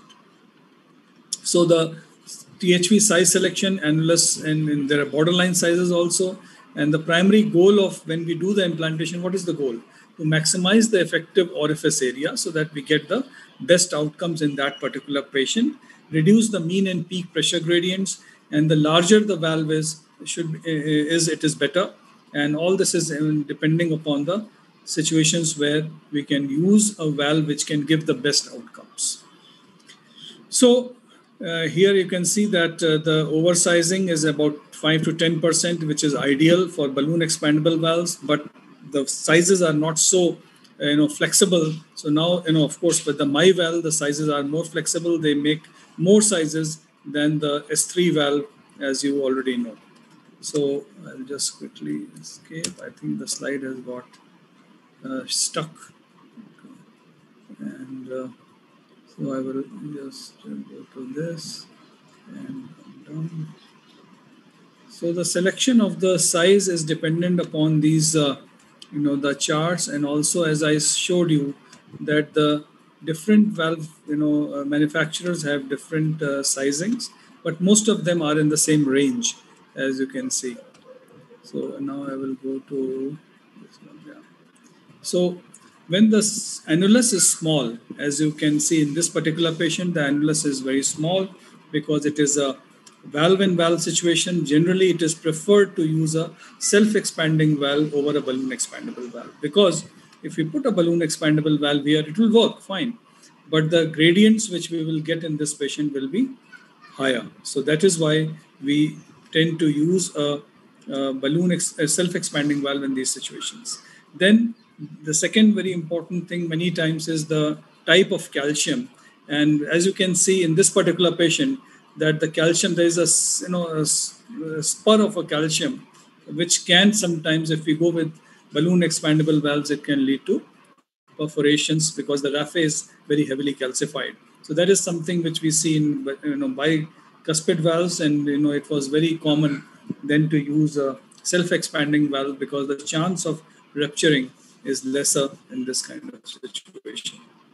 Then STJ calcification, if it is too much, and if the valve is going to expand there, it can lead to rupture in those situations. LVOT calcium, if the LVOT calcium is too high, although many times even we do now small LVOT calciums, or if it is not too much with a balloon expandable valve, but if the LVOT is calcified, then a self-expanding valve is better.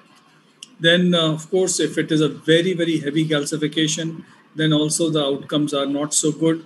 And in these situations, I'm sure we'll have some discussion if we have time, but certainly we have to make our selection right, depending upon the amount and distribution of calcium, because it can sometimes lead to occurrence of a paravalvular leak in these patients.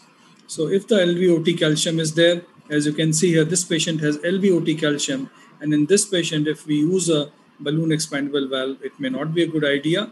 It can be better off with a self-expanding valve.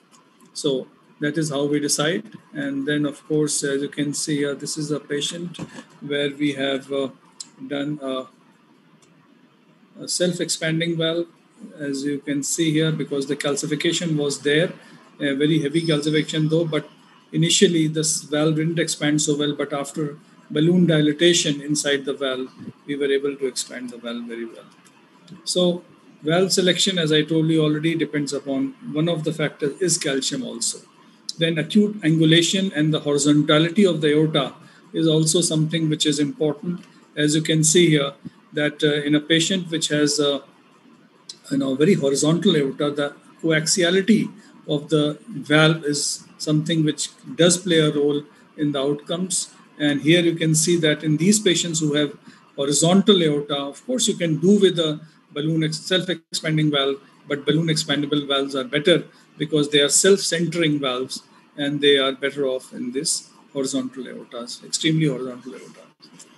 Then risk of coronary occlusion, it is independent of valve type. It is dependent on the height of coronary arteries. It is dependent on the length between the annulus and the coronary ostia, and the leaflet length, the movement of the leaflet during balloon valvuloplasty, because these native leaflets actually close the coronary arteries when they are very low. So in these situations, we have to measure the sinus of Valsalva because that's where the blood fills. So the risk of occlusion can be really assessed by that, and then one can select the valve based on what valve will accommodate which size of sinus and which size of coronary arteries. So here you can see that these are the the measurements which are available with the valve companies, and they tell which size of sinus of Valsalva is required for a particular size of valve. For example, for a 26, we definitely need at least 27 or more sinus of Valsalva diameter compared to some patient who has less. So this is how we make the decision in preventing this very serious complication of coronary occlusion. Then going to the coronary access. Now here again, there is an issue that in those patients where coronary access may be an issue in future, or may be an issue because of the age of the patient, because many young patients are opting for TAVR treatment. So in these patients, the coronary access is potentially easier than in the balloon expandable valve than a self-expanding valve. So this is important to select the valve which is a balloon expandable valve in these patients. And of course, the optimal positioning is very important compared to a higher implant in these patients who have low coronary arteries where coronary access is an issue. And certainly, so balloon expandable valve is preferred in younger TAVR candidates where consideration for future coronary access is there. So this is something which we do consider, and of course, not everybody has the same idea, but certainly as a general, understanding that future coronary access is better with balloon expandable valves compared to self-expandable valves. And then, of course, looking at the impact on conduction, there is no significant difference in the impact of conduction, although initially there were more chances of having a pacemaker implantation with self-expanding valves, which was the core valve, and less with the SAPIEN XT valve. But now they are almost similar because in both we do high implants to get low incidence of pacemaker implantation. So basically, in more than 80% cases, any of the commonly used valves will do the job well. So basically, one has to develop a habit of doing one valve, technique-wise and experience-wise. It is better to start with one and then, of course, go on based on the anatomy and based on the experience. So the specific anatomies, as I told you already, valve-in-valve, coronary height, calcification, access of the for the valve implantation, and of course the annulus.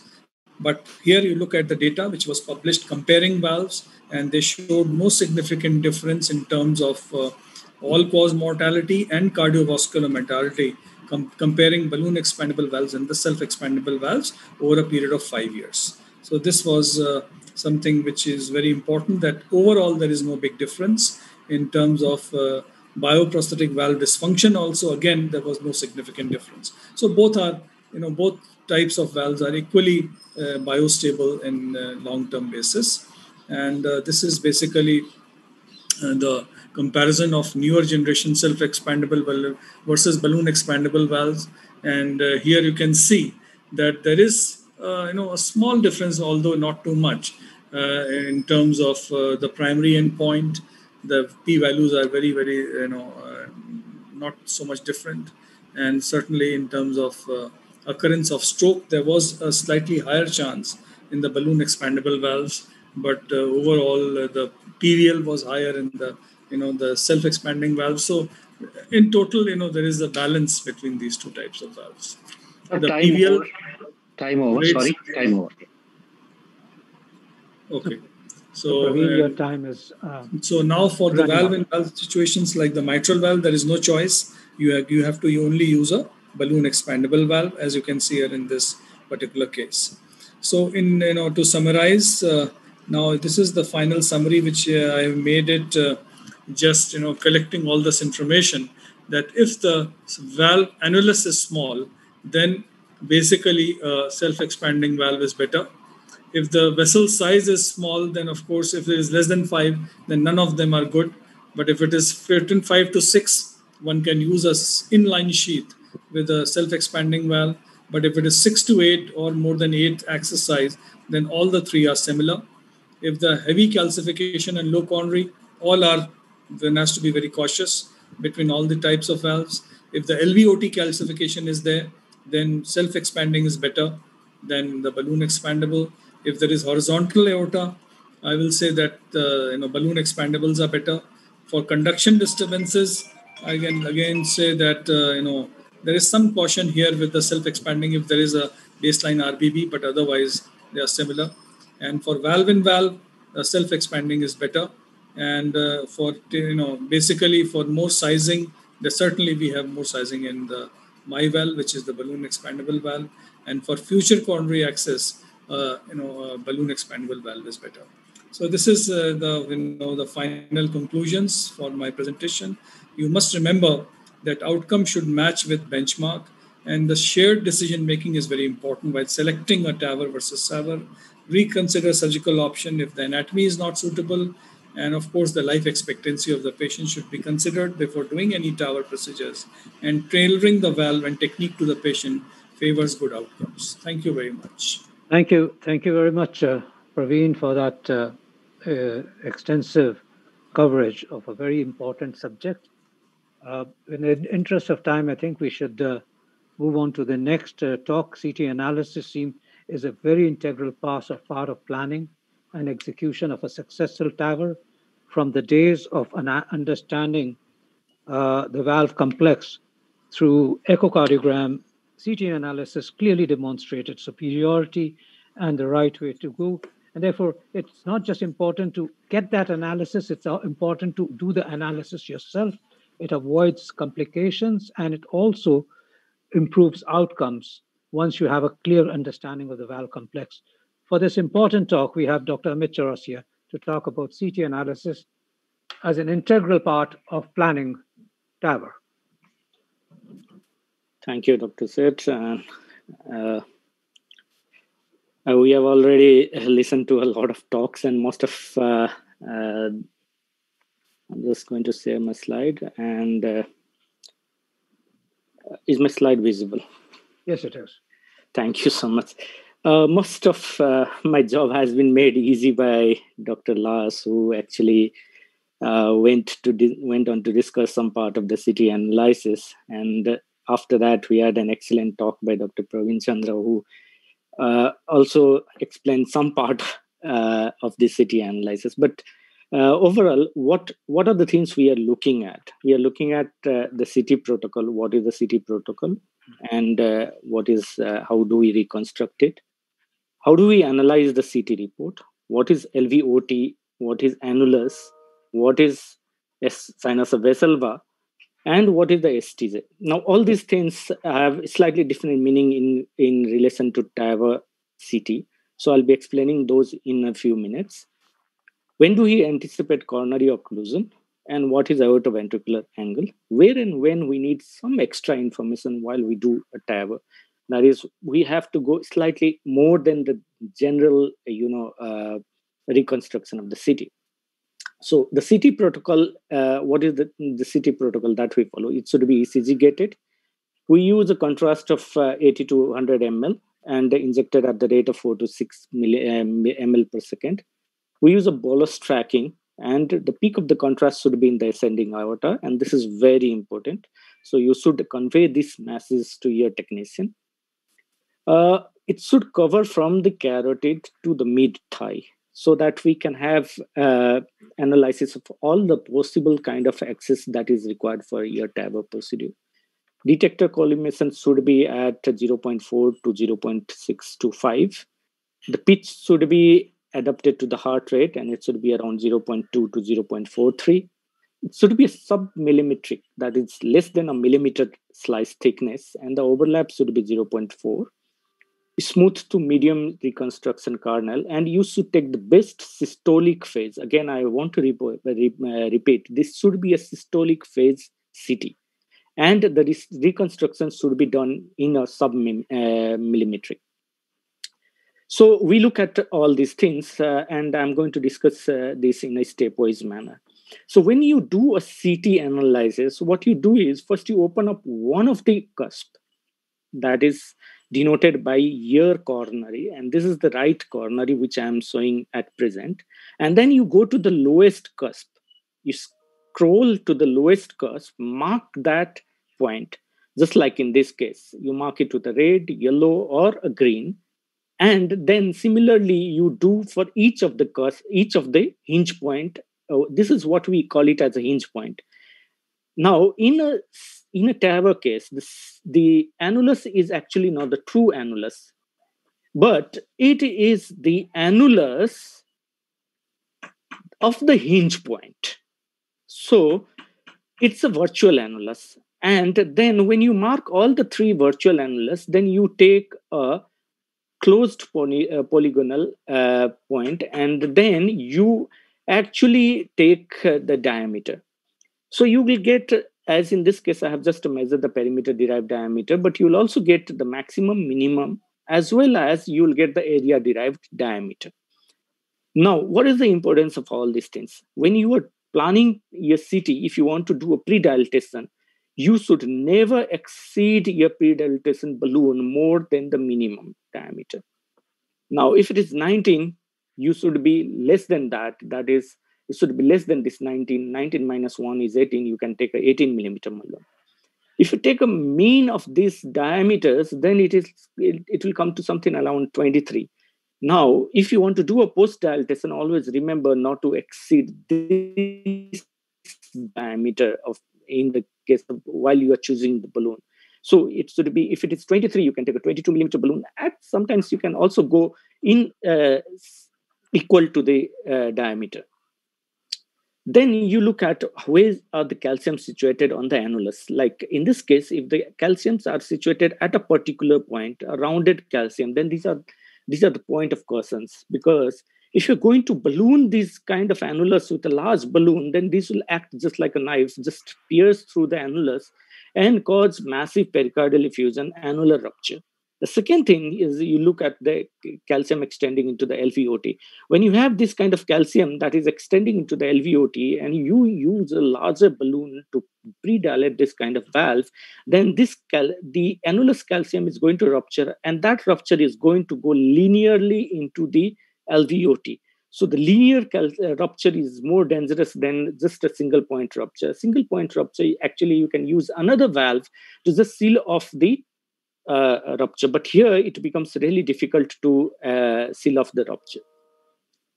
After you get the various kind of size available, then you can size the valve, what kind of valve you are choosing. When you are choosing a self-expandable valve, then it is the perimeter-derived diameter that is more important.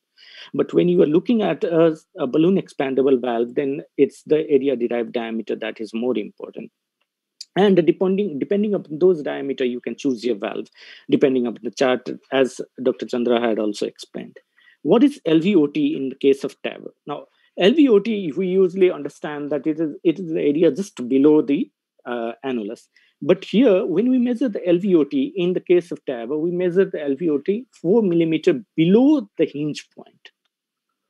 So there we go, and then we take a circular measurement, and that is our LVOT.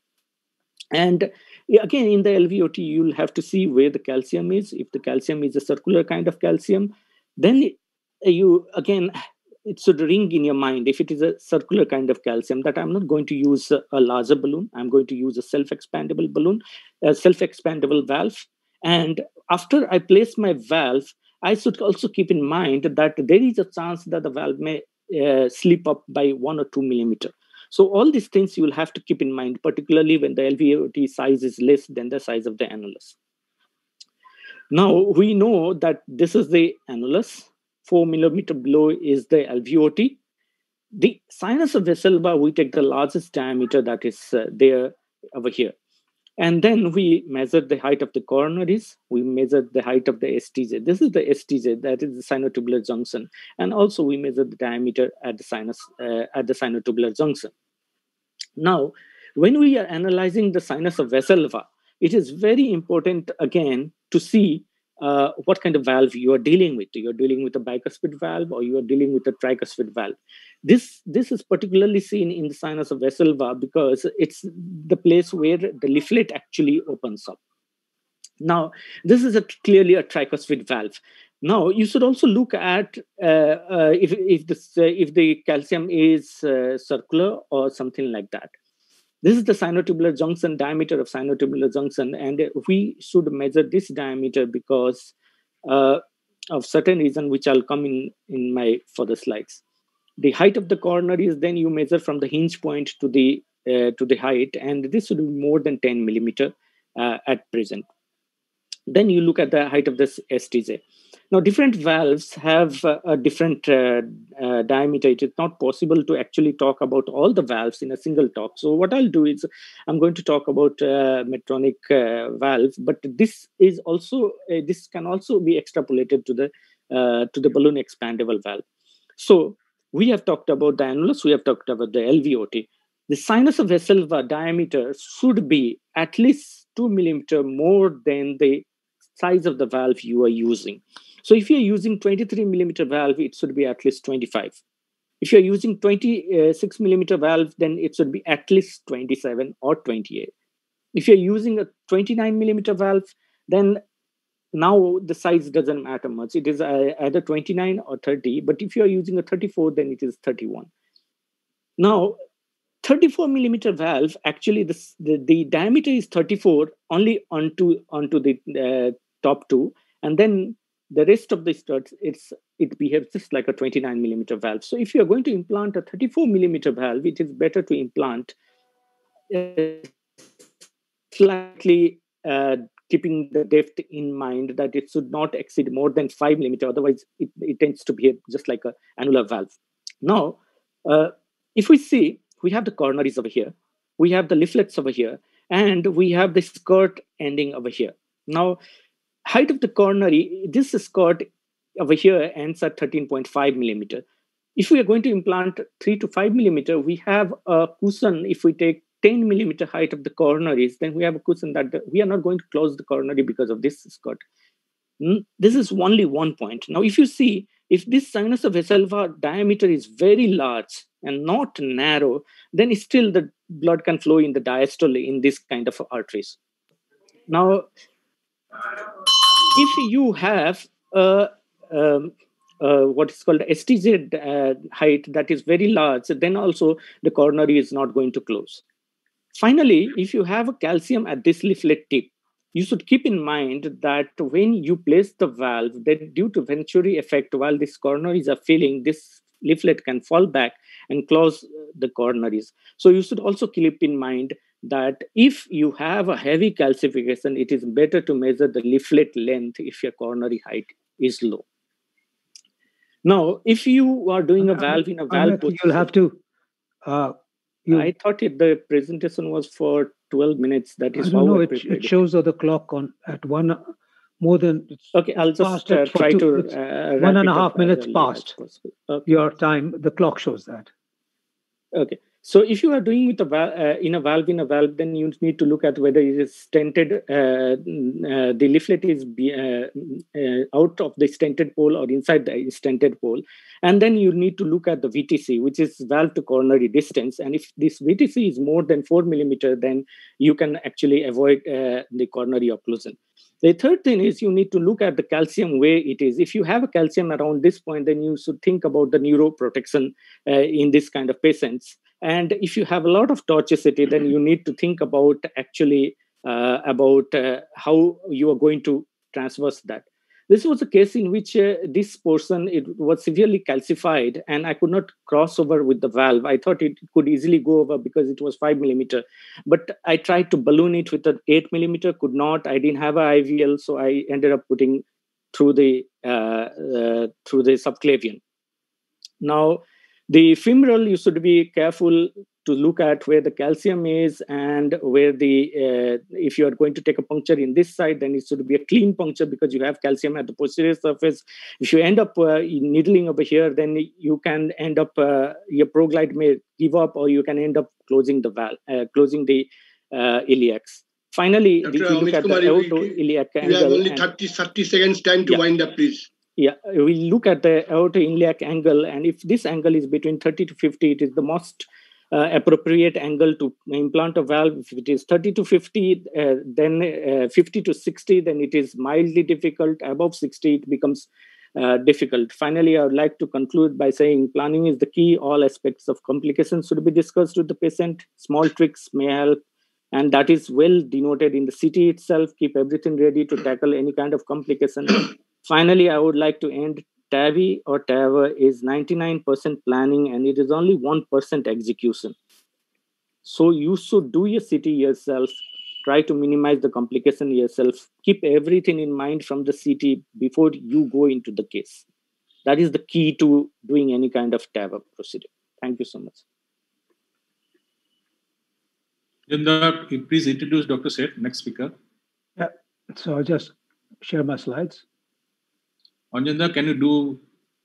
Dr. Ashok Sheth does not require any introductions. We don't need want to waste any time to introduce him because he is well known in India and abroad and is one of the pioneers of interventional cardiologists in India. Thank you. Switched over from coronary to non-coronary. So, I'll just share my screen. Let's see.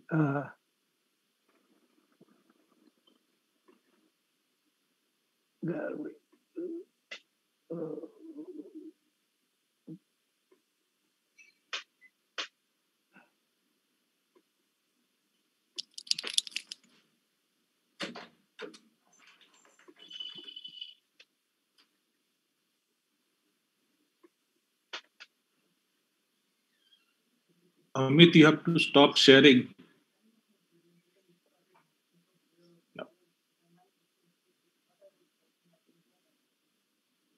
You can see your slides, sir. Yeah, can you see my slides? Yeah. So I'm just going to, I'll just put my timer on so that I can be well in time. Okay. So we're going to discuss the complications of TAVR, just to understand that there are 5 big, very procedural complications that we get concerned about, which is stroke, paravalvular leak. Of course, these are elderly patients and are more prone to acute kidney injury. We've got to be very wary of how much contrast we use. We've had discussions around heart blocks and the requirement for a temporary pacemaker to varying degrees amongst various reports and trials. And of course, large bore access is what we do, and therefore we're very wary and have to take all the precautions regarding bleeding complications in the elderly, which can be fatal. As far as the hemodynamic complications of the valves concerned, we need to understand that we traversing diseased aortas in the elderly.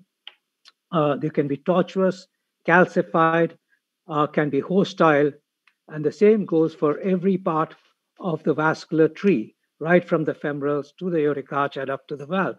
So aortic dissections of the ascending aorta of the thoracic aorta can actually occur in such situations. Coronary occlusions, we've just discussed that. The height of the coronary arteries is a very important feature, as is the whole valve complex, including sinuses, which dictates coronary occlusion. Of course, there's all the issues around working in the left ventricular cavity with perforations and tamponades. So if you look at this data, what it tells you is the complication rates in the various trials. And let's just go to the SAPIEN 3, which was the latest.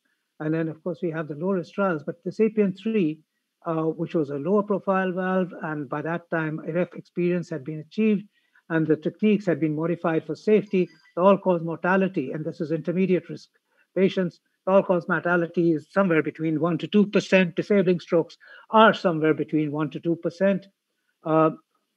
Paravalvular, moderate paravalvular leaks range between 4% to 5%.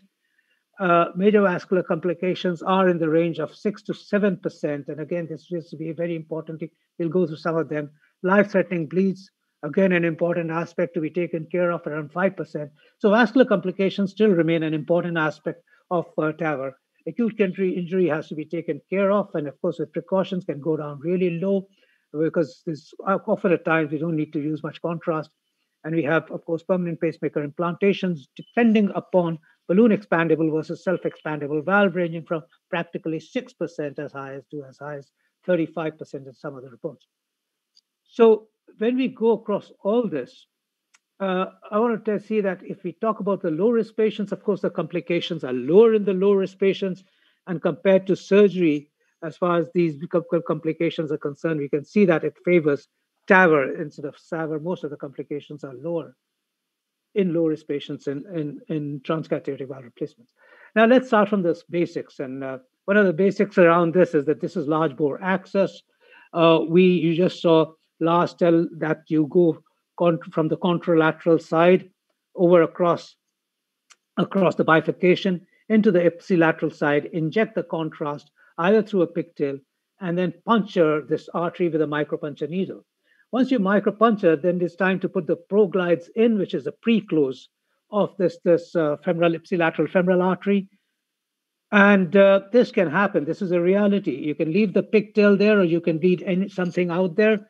The one which you've used to inject from the other side, contralateral side, cross over into the ipsilateral side, and we've actually pre-closed the pigtail out here.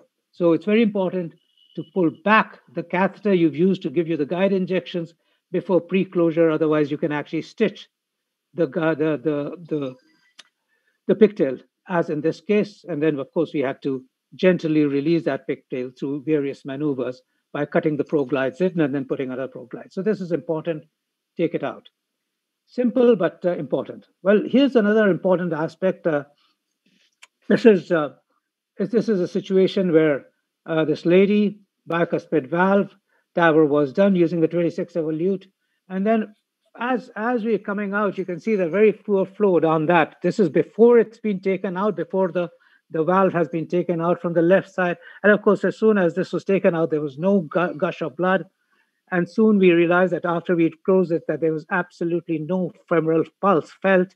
And this was quite clear. Contralateral injection on the from the contralateral side across the bifurcation showed occlusion, thrombus formation due to drop in ACT. We reversed the ACT towards at the end. And often at times, occasionally, you can actually have a dissection out there which would close off this vessel, creating thrombus formation. So both these actually, and therefore the easiest way to treat this is low pressure balloon dilatation across the femorals using a 4 to 5 millimeter balloon. This is what you see on the left side coming from the contralateral side. The flow is restored, heparinize the patient for the next 24 hours. Flow leads to resolution of thrombus. We actually then talk about further thrombus formation, non-axis vessel. Again, you see we have at the end, remember these are large sheets, they have empty spaces. If we don't keep flushing them, and if we don't keep the ACT up, these 14 French sheets will develop thrombus in the areas with the gap between the shaft of the valve, which is 8 French, versus the 14 French sheets. So that's got to be flushed regularly. Here at the end of the procedure, this is the procedure is done from the left side, which is contralateral. As we take the sheath out, normally we put the dilator of the sheath in. We actually stuff out thrombus, and now therefore when you see this on the right side, you would see that there is suddenly, let's see whether this runs. Okay, maybe the next one will run, and we'll show you that on the right side is a total occlusion. There's a lot of thrombus sitting there, which has been flushed out of the sheath, which was taken out from the left side. Here it is. It's really floating thrombus. So management of this thrombus could be either suction it out, or put an absolute pro or self-expanding peripheral stent, which goes through a 6 French sheath easily, and then you have a restoration of flow, as you can see here. And good flow down, just heparinize them for overnight heparinization, restores flow in the patient as well. Be wary of this thrombus formation, keep the ACT up, keep the large bore sheaths flushed. Significant paravalvular leak does occur in many patients, especially in the bicuspid valve patients. If there's heavy calcification, heavy eccentric calcification, and inadequate predilatations. Here is this, you see that here. Significant paravalvular leak on the aortogram as well as on the echo. And that's primarily because you can see that in the other view, it looked as if the valve had expanded, but on the RO projection, you can actually see the valve not expanded due to indentation through a heavy calcified leaflet. This is, of course, managed by post-dilatation at rapid pacing. Its malapposition gets corrected, as can be seen in the next view. And here you see the malapposition corrected and the resolution of paravalvular leak and restoration of gradients. Severe paravalvular leak can be actually, the entire device may be constrained rather than the leaflet. That happens quite often at bicuspid valves. That's why pre-dilatation of the bicuspid valves is often advised, and it's our recommendation that we do it all the time. And here is that situation where you can see the whole constraint of the valve itself. And then this requires a post-dilatation at a rapid pacing. And final shoot shows no paravalvular leak. Again, you can see what has happened on the left side.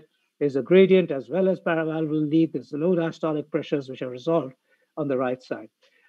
You can actually have deep implantations, as can be seen on the left side. The valve slips in. This is a self-expandable valve which slips in, causing severe aortic regurgitation. Of course, this patient has the risk of going both into ventricular arrhythmias as well as pulmonary edema on the table with this and hypertension.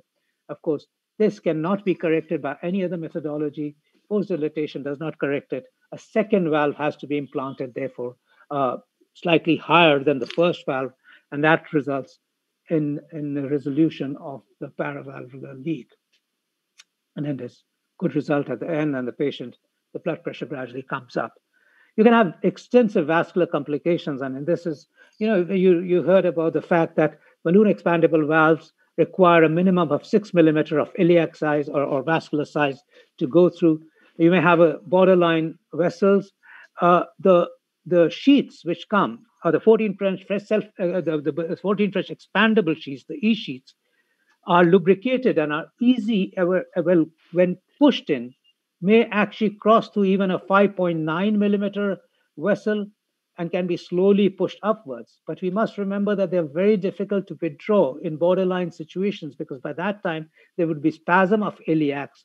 The patient would be awake, he's had a procedure, the patient would be tense and anxious, and the vessel closes up on the sheath, as it happens in the radials as well. And this is one of those such situations where sequential dilators allowed us to get this E sheath in a 5.8 millimeter vessel, just enough to stretch it, but then and we finally got the sheath up. We dilated at multiple places, and so just getting the sheath up and doing the case is not the real issue. Having got all this up, after that, this is what happens when we try and get it out. The sheath would not come out. Suddenly there was a give. A give, when you pull a sheath, means that you've actually transected the iliac. The iliac got avulsed. We normally have our wire there. We therefore normally put our dilator through the sheath, and therefore we push it up. And once we push it up, we've at least partially tamponated the rupture of the vessel. You can see that this is a really bad rupture of the iliac. A covered stent is put in, a second covered stent is put in, and by the way, covered stent is put in usually with an aortic occlusion balloon, the coda balloon, right up in the aorta, which stops flow down into the vessels, and you can work on the vessels. We now have a coda balloon parked in the right coronary artery above the leaking side because we just could not close this. And we were able to shift the patient with one coda balloon up in the aorta, one balloon in the iliac, and the patient was not bleeding anymore. The artery was transected, and we shifted this patient up, and therefore this is what the patient had: a surgery performed, all that removed, a bypass done, and the patient survived and did very well. Finally, and I'll just go to the final. This is important, and I think this is a degenerated bioprosthetic valve. This is never dilate the degenerated bioprosthetic valve. Just go ahead and implant it. I see myself at 12 minutes. Just give me 30 more seconds.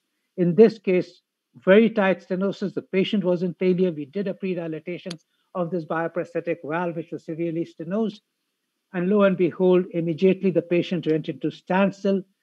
Soon after that, he went into intractable ventricular arrhythmias. As you can see, ventricular fibrillation, absolutely lost his pressure, incessant storm, numerous shocks, could not get this patient out. And therefore, nothing was working for him. This was absolutely a crash on the table. We inserted an ECMO, which we're very good at. I must say, we have a really good ECMO resuscitation team all the time. All of us can put this ECMO, and Vishal Rastogi heads this. 5 to 7 minutes, the ECMO was into the patient. Absolute standstill, zero cardiac output. We could not differentiate the cause, whether it was perforation of the LV, whether it was occlusion of the aortic vessels, which is known complication of implantation of a valve-in-valve. And the CPR was continued. We checked the loading valve, which should have been done earlier. And during the cardiac arrest situation, the only way you can get these patients out is implant the new valve in. And as the CPR was continued, the Evolute 26 millimeters in valve implanted in a standstill heart unsheathing. You can see on the right side, it's a standstill heart. This patient already had plates of spinal surgery. It was very difficult to see how to position it accurately, but we did manage to position the valve during all that cardiac resuscitation while the patient was on ECMO. Well, 30 seconds, the return of spontaneous circulation returned back on ECMO support. And finally, we started seeing some degree of movement of the heart.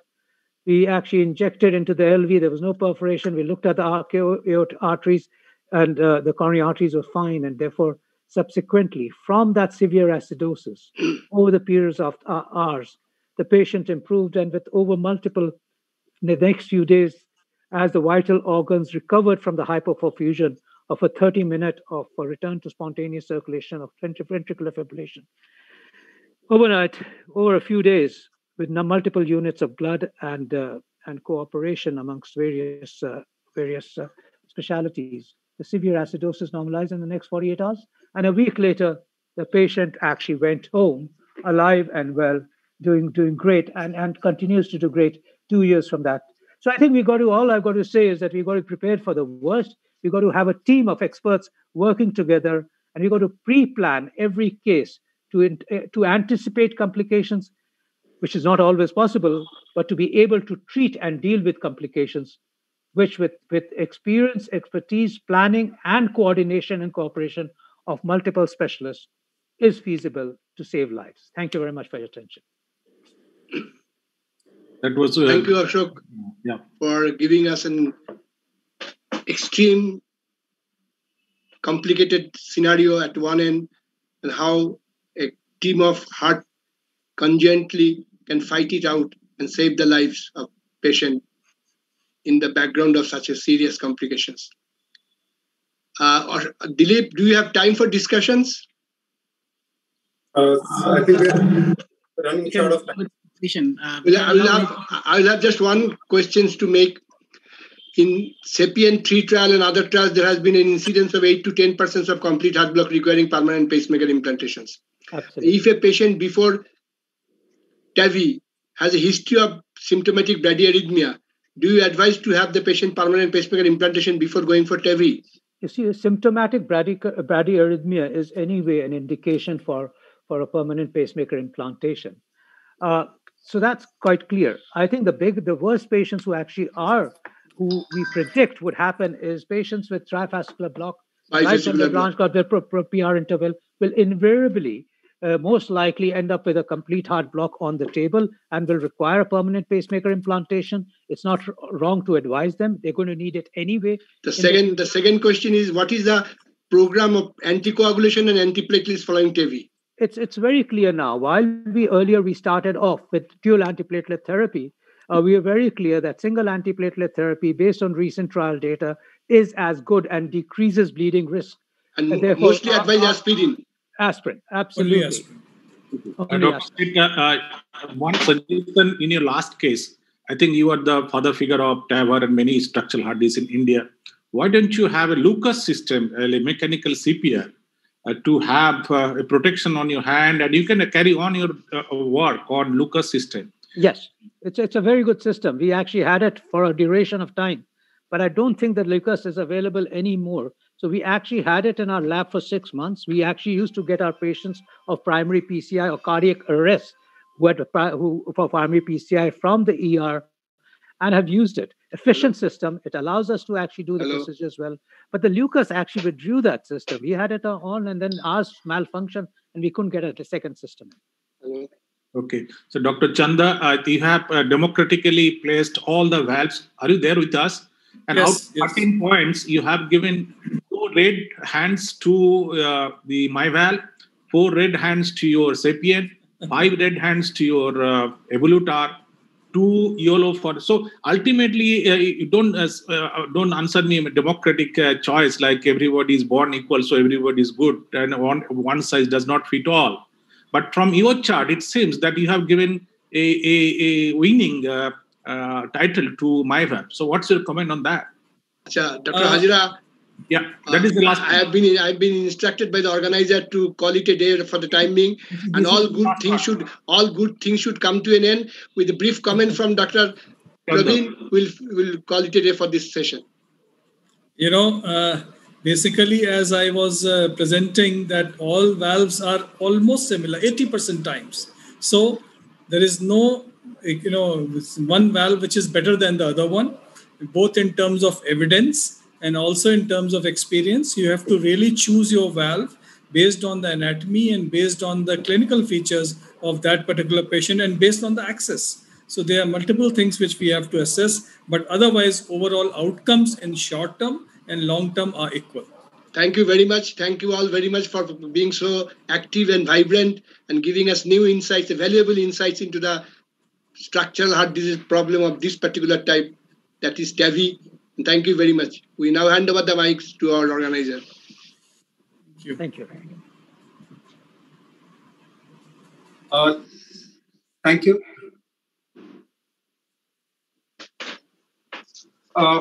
With this, we conclude a fabulous 4th session.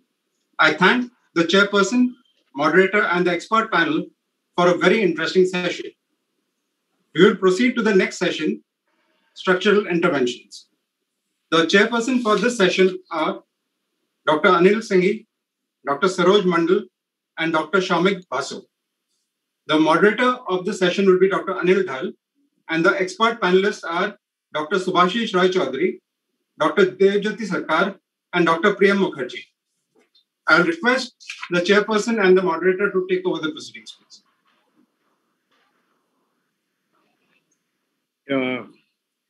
So I think we are a little behind time, and we are here with you, Dilip, and I can see, Ramesh, it must be early morning. You're looking very nice and bright. So I guess we're not going to do much ado and go straight on with the job. I can see Ajay looking very philosophical, but we will get on with mitral valve interventions. And since Ramesh is looking so bright and it is his talk, over to you, Ramesh. Ramesh doesn't need any introduction. So he's one of us and who has always been quarterbacking every academic cardiac activity in our country. So over to you, Ramesh. Thank you very much. A great pleasure being with all of you. And I see Dilip, thank you for giving me this opportunity, and Suneep, and also the entire organizing secretary, Dr. Debabrata Roy, and our leaders, Dr. Kali and Dr. Manoj, and all the ICON, EIC CEO and organizers. So today my topic is on mitral valve interventions, and we had a wonderful talk on TAVI. And let me share my screen, and we'll go very quickly on our path onto mitral valve interventions. So let me see, 1 minute. You can see my slide, my screen still, or yes, we can. You just have to go to slideshow. Okay. Are you seeing? Is it okay? Yes, Ramesh. Okay. So mitral valve interventions is, it's nothing that we need to greatly learn about, because India has been in the forefront of treatment of mitral stenosis for the longest time, and where now hopefully the rheumatic heart disease incidence is coming down. But mitral stenosis has been the stay of, the mitral balloon valvuloplasty has been the stay of mitral valve therapies in most countries in the 1970s till now, and we still use this same Inouye balloons in all over the world for mitral stenosis. So as you can see that the first successful surgical mitral commissurotomy was performed in 1920. Inouye balloon was performed in 1982, and we still use that to date. And first MitraClip was actually FDA approved in 2013, and the first TMVR in MAC also was performed in 2013. I started using MitraClip in 2009 in part of the clinical trials, and we are also very active in the transcatheter mitral valve replacement currently. Mitral regurgitation has been the mainstay of mitral valve therapies. There are two types of very incompetent mitral valve closure with the systolic retrograde blood flow from the LV into the left atrium. And it's a primary is if there's a valve morphology abnormality, whether it is in the leaflets, subvalvular apparatus, or chordae and papillary muscles. Secondary mitral regurgitation is due to LV dilatation, often due to ischemic heart disease, and leads to mitral annular dilatation and incomplete coaptation of the mitral valves. So the most important part is that there is, understanding mitral valve is a very complex structure. It is very heterogeneous. It is not the same. And current options are always inadequate in the mitral valve therapy. So whereas TAVI, in my opinion, it is something simple, but yet it is very difficult to treat, in the sense if a complication happens, it is really very drastic complication, and it's almost like acute MI.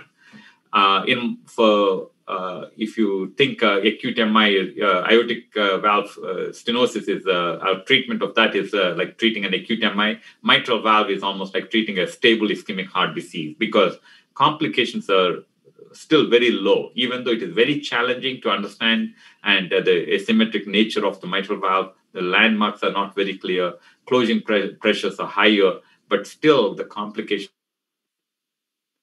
much lower than a TAVI. So And if you look at the opportunity to treat and the business side, if mitral and tricuspid alone together, they will probably have about $20 billion business in the future, whereas aortic valve is only about $5 billion in business. So that means that so many patients will have a mitral and tricuspid valve problems.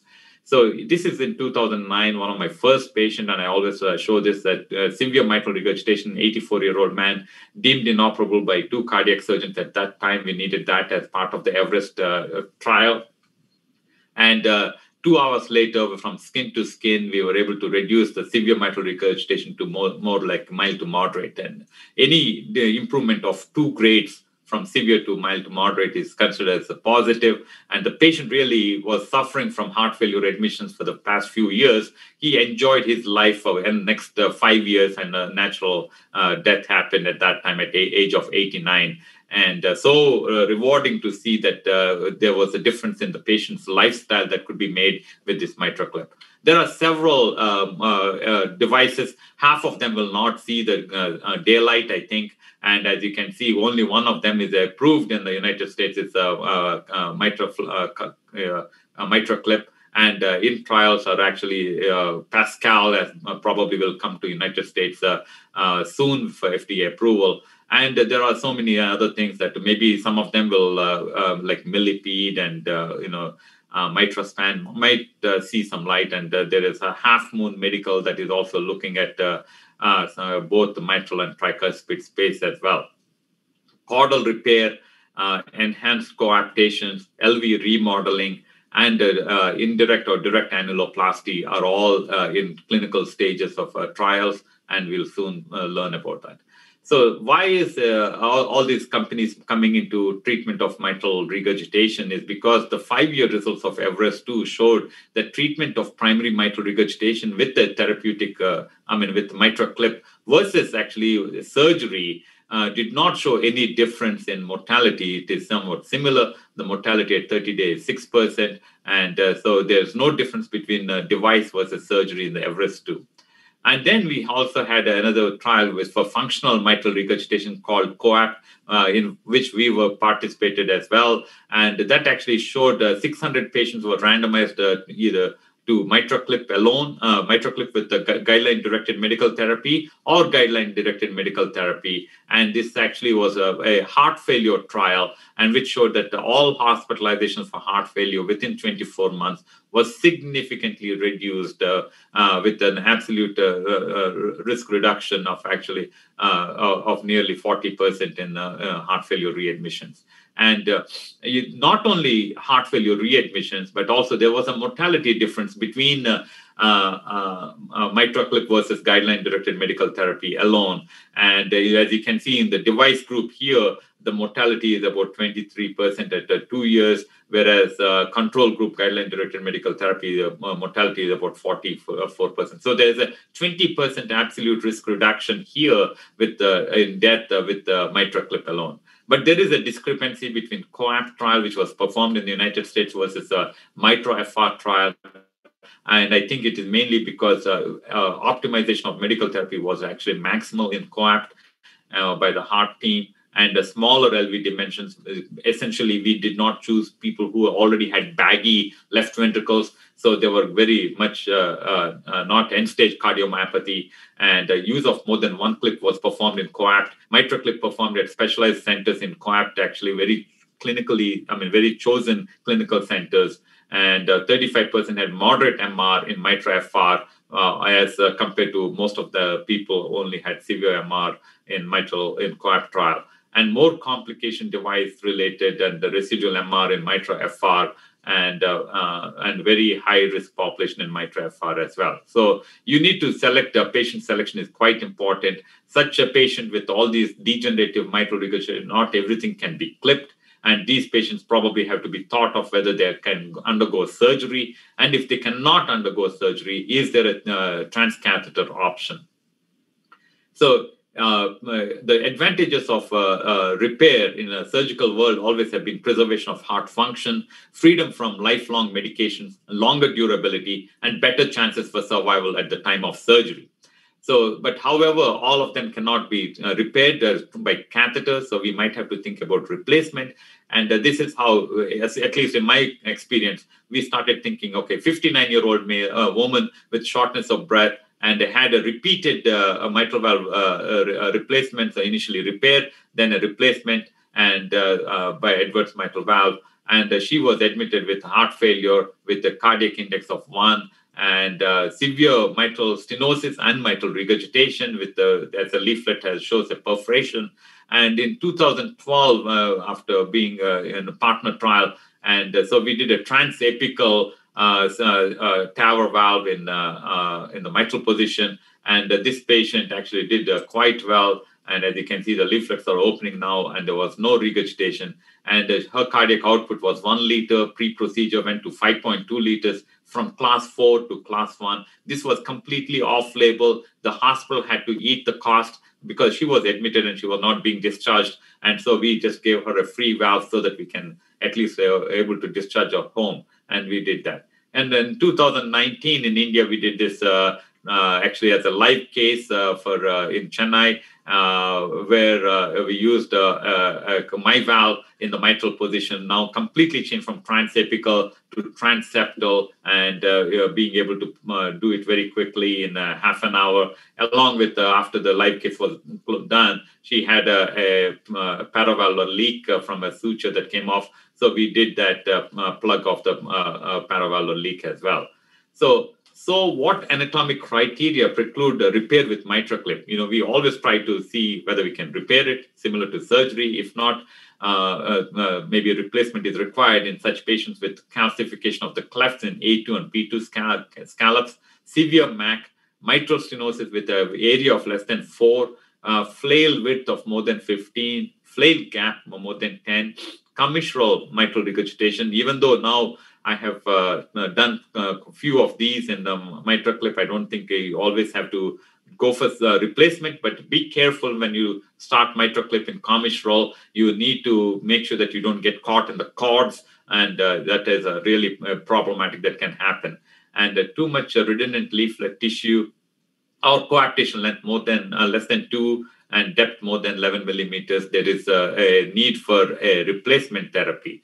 So here is such patient, 66-year-old man with bypass surgery, AVR in 2014, TAVR then in 2019 for failed bioprosthetic surgical valve, and type 3B Carpentier MR with multiple admissions for heart failure.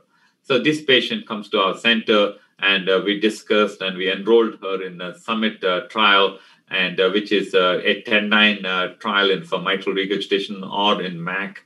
And so this patient, this is the valve that comes up, and once it is deployed, there is absolutely no regurgitation at all. And so this is in functional mitral regurgitation.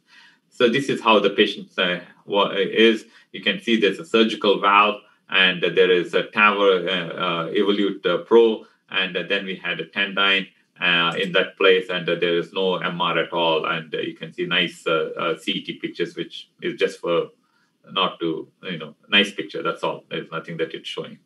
So how about in MAC? 84-year-old woman, and even today, just now, I saw another 85-year-old woman who probably will go for both the TAVR and the Tendyne later, and severe MS and MR, and the MAC is, you can see that very bad in this patient, and we performed again a Tendyne, which is done by a small transapical approach with the cardiac surgery on board, and in the future this might become transeptal, but we had great results. We have done so far 14 patients. We are number 4 in the country to enroll patients in the Summit trial.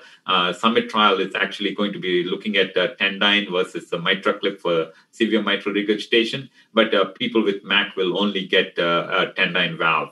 And several mitral valves replacement devices are going to be coming into the picture. 12 Medtronic and M valve, and Edwards is doing their own replacing those trials. But unfortunately, some of them like Tiara, they are not going to come into any picture anymore. They are the first ones to start off with, and so Tendyne is what we use because it has a nice mitral valve, and it can be tethered to the left ventricular apex, and you can loosen or tighten the mitral valve, how much it is sitting in the annulus, and make it a little bit stronger or have less leak. And if you tighten too much, it might actually create a LV systolic dysfunction. So you have to be careful in that. But that said, all-cause mortality in Tendyne here has been the lowest compared to all the others. And so I think, Tendyne probably from Summit trial will have slightly better outcomes in the future. We have to wait and see.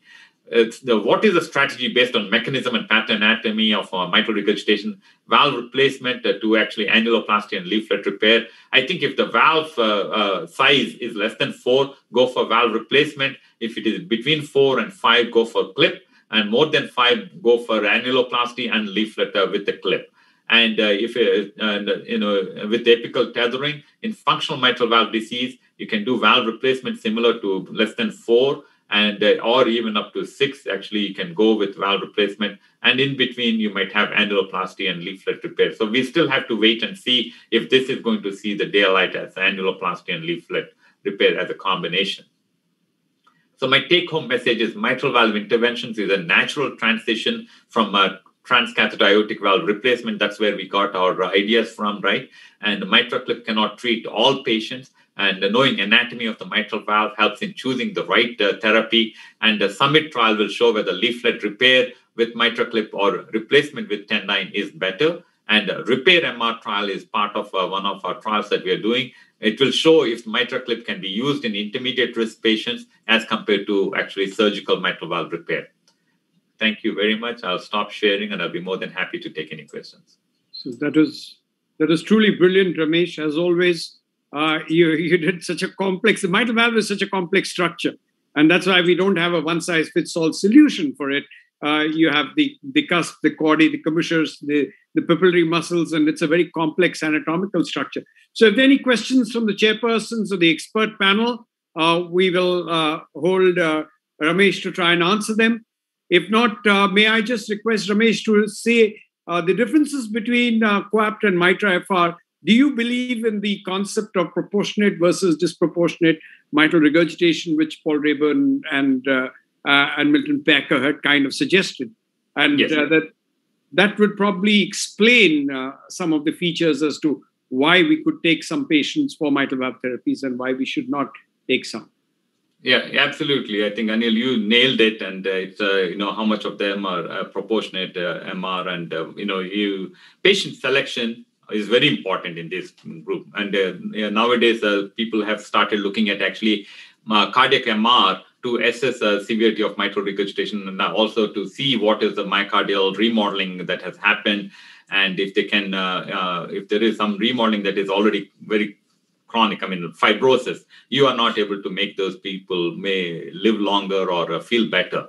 But if there's no fibrosis on the cardiac MR, and those people actually do better with MitraClip.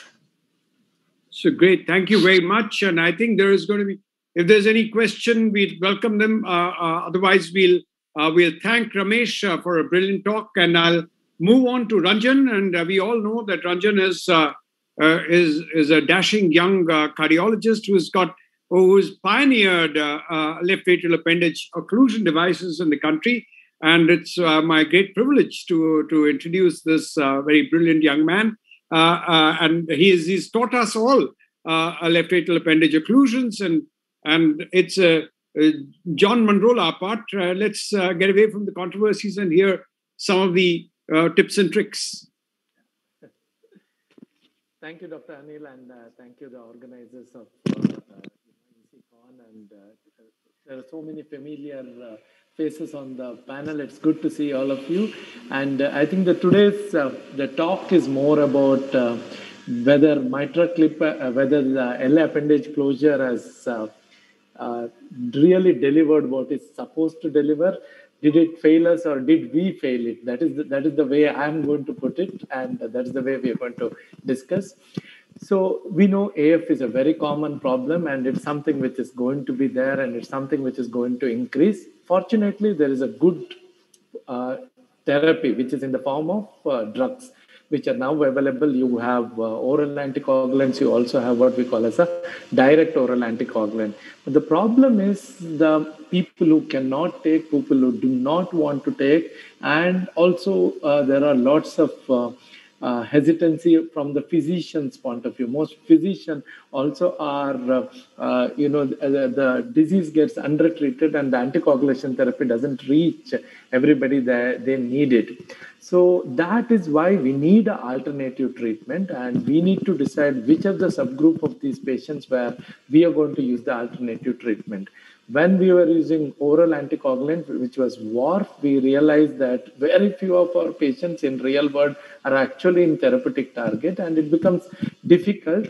Less than, in trials, it is 1/3 who are not in target, but in real world, the number is still higher. And especially when you talk about an 80-year-old who is very fragile, whose mobility is restricted, this therapy becomes still more restricted. And the drugs like statin, which are known to be very, very effective in CAD, gets underutilized, and people do stop these drugs after some time. Imagine telling somebody 70-year-old that you need to take these drugs for lifelong. It becomes difficult for them to do and manage. So these are all the challenges. So the first question is there a mechanical alternative? The alternative for so-called non-valvular AF, that means AF not produced by mitral stenosis or a prosthetic valve, by definition is a non-valvular AF. So if it is MRAF or if it is a ASAF, HOCM-AF, they all fall into so-called category of a non-valvular AF. In these, more than 90% of the clot actually comes from one particular area, which is the appendage. And if you can successfully close it without too much complications or too much problem, then you can effectively limit this disease, and then just the antiplatelets are enough and you don't need anticoagulants. So this is the rationale. Now, the question, especially for today's talk, is the evidence. Is the rationale enough, or do we have any evidence to prove this? Therapy has been there for long. Plateau, the device which is old, was being there from 1990 to 1991. And there are numerous other devices which are available now. But the trial is actually only with Watchman device. And there are two important trials which we may have to quickly run through. One of them is the PROTECT AF trial, relatively big trial and showed very promising results. And the second is the PREVAIL trial. Then there are registries, which is called Evolution Registry, CAP Registry. But we need to talk about a little bit about these two trials before we understand. So talking about PROTECT AF trial, it was a multi-center trial which was done, where LA closure was compared with Watchman device, was compared to warfarin in 2:1 design. And it had its own protocol, 45 days post-implant, because endothelialization is not complete. They wanted people to take warfarin. And beyond that, if there is a peri-device leak, they still wanted people to take warfarin. So what it showed, that when the device was put, the success at that time was only 95%, because most people were still learning how to use the device, and this is too low compared to the current era where the device success with Watchman itself is 98.5.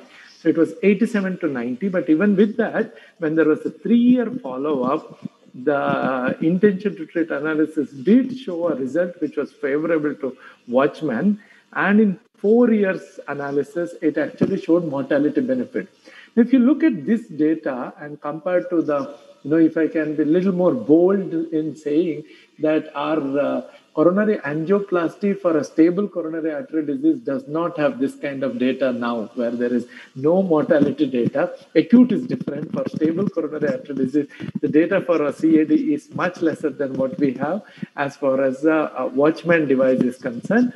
Naturally, it did show decreased hemorrhagic stroke. It also was superior. Event-free survival was superior. And when they did the 4-year follow-up, there was actually mortality benefit, which was actually favoring the Watchman device.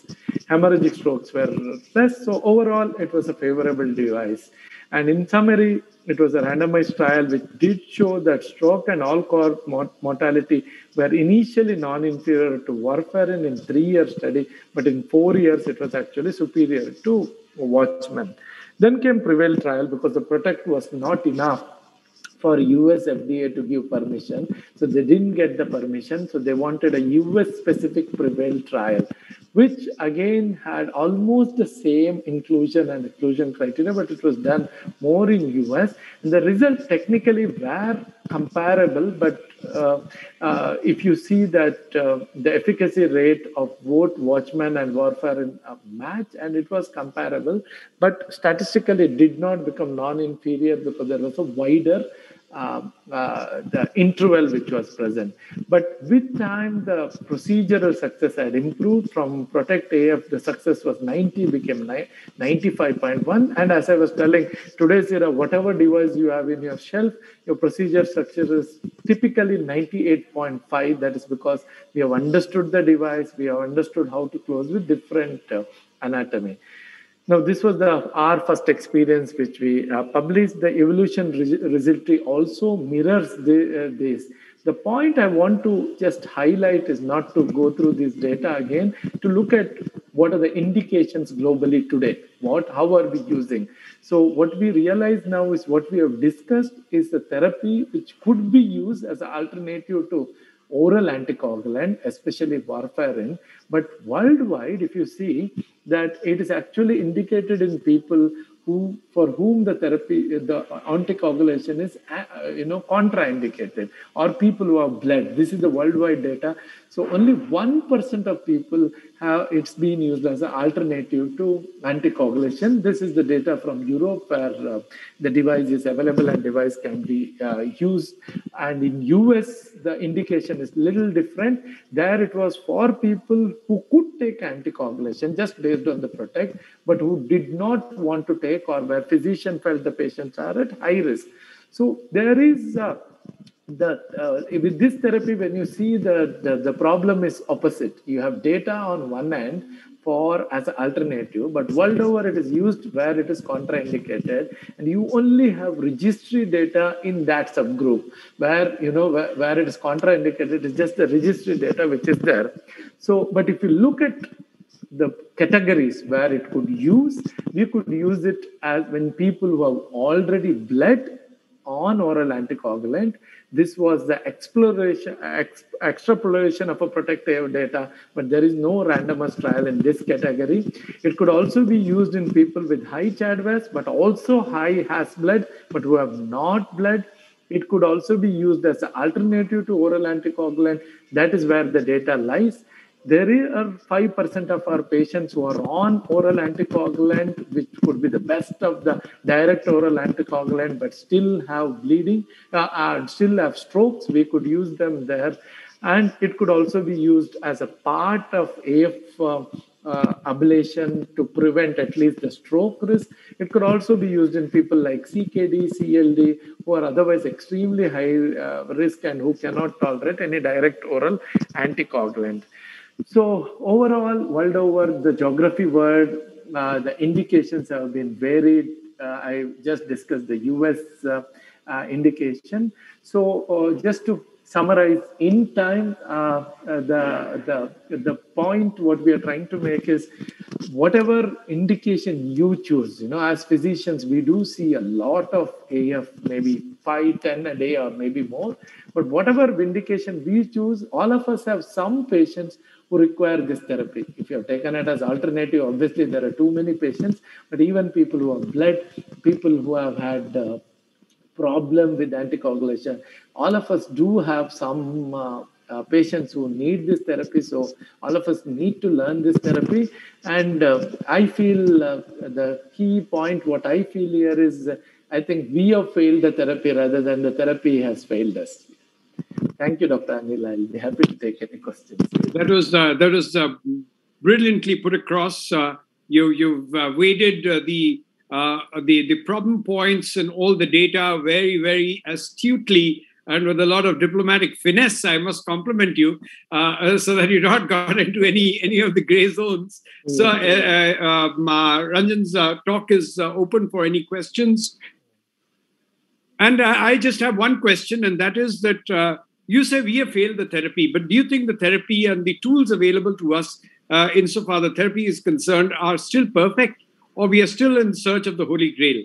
Yeah. Because we don't really, we have wide disparities between the offerings that we have, and we don't have anything which is perfect. And despite therapies, there have been failures. So just your comments on what do you think would be an ideal left atrial appendage occlusion device? Yes. Thank you, Dr. Anil, for raising it. Now we have 4 devices which are available in the country and all are DCJ approved. The point is, at one point, the people would, because LA anatomy varies too widely, and it's very difficult for it's not like coronary. You can't decide I will do only a type A plasty and not do a CTO. Here you don't have that choice. Once you go in, the anatomy could be varied and you may not be able to predict. But luckily for us, now whichever device you have in our shelf, 98.5% of LA can be closed, whether it is Watchman, whether it's Lambre, or whether it is ACP. So that means we fail in a very, very small percentage of cases now with the current LA devices. Yes, among them, maybe Lambre will be more suitable with number of offers available. The success could be 99.5, but hardly ever we fail to close LA effectively. By close, I don't mean, leave a gap here and there. Most of the time now we are able to close almost all LAs effectively. Right. So thank you very much. If there's any other question, Ajay, would you like to ask a question? Anything specific? Dr. Kahali, hi, how are you? Any question? Great talk. I was looking at the slides. He has given a beautiful lecture. Congratulations, Ranjan. How do you feel that the cost prohibiting factor, how does it affect? Because you are the person who puts the maximum number of this appendage closer device, and that too with a lot of precision and with a very high success rate, with a very low complication rate. So how do you find that with this socio-economic condition in our country, how feasible is the device? Thank you, Dr. Kahali, for asking that question. So I think here, if you look at cost analysis, there are economic analysis which says it favors LAA compared to a NOAC therapy, but then it has to be used for little younger patients, in the sense you can't wait for 80, 85-year-olds and then put and hope for an economic analysis. But you look at a patient who is 65, 70, who's likely to live, say, 10 more years, and if you calculate that they are supposed to take one of the newer drugs for 10 more years, and also the fact that there is 2% bleeding risk per year with any of the device. So in 10 years, the bleeding risk would be 20%. So it makes more sense. This is supposed to be like an immunization. You put it once, even the patient cannot pull it out. So over the period, over 3.5 years, both in Western and our data, it actually becomes cost effective. Very good. Excellent. Praveen, would you like to say something? Yeah, I have a question, Dr. Yeah, Dilip. Dr. Sethi. I think it was an excellent presentation. Do we have any data with LA appendage occluder devices versus NOACs? So all the trials have been done with, warfarin compared with warfarin. Do we have trials versus NOACs, LAAC versus NOACs? Yes, not at Dr. Dilip. That's a good question again. But there's an AMULET trial which is done against. There are 2 AMULET trials which will be available soon. One, they are comparing AMULET versus Watchman. That's for US FDA approval. And there is an AMULET trial which will be done against NOAC. So we need that data before we because before we claim superiority. But even with NOAC, there is bleeding risk. That is, most of us are seeing that GI bleeds and lots of bleeds. They're not as safe as we think. And 20 to 25% of people in clinical trial do not take NOAC. NOAC trial, they don't take NOAC, not for cost, but for some reason. They don't tolerate NOAC. Yeah. Praveen, you wanted to say something? Actually, I just joined in, so I have not been able to hear Dr. Shetty's presentation, but certainly, he is the leading person for LAO pioneers, I must say, and then of course, hearing from him is always fantastic. So great. Thank you, Ranjan. As always, you've been very precise, and like I said, you stayed away from the controversy. So I think I will just share my screen if I can. Complicated screen.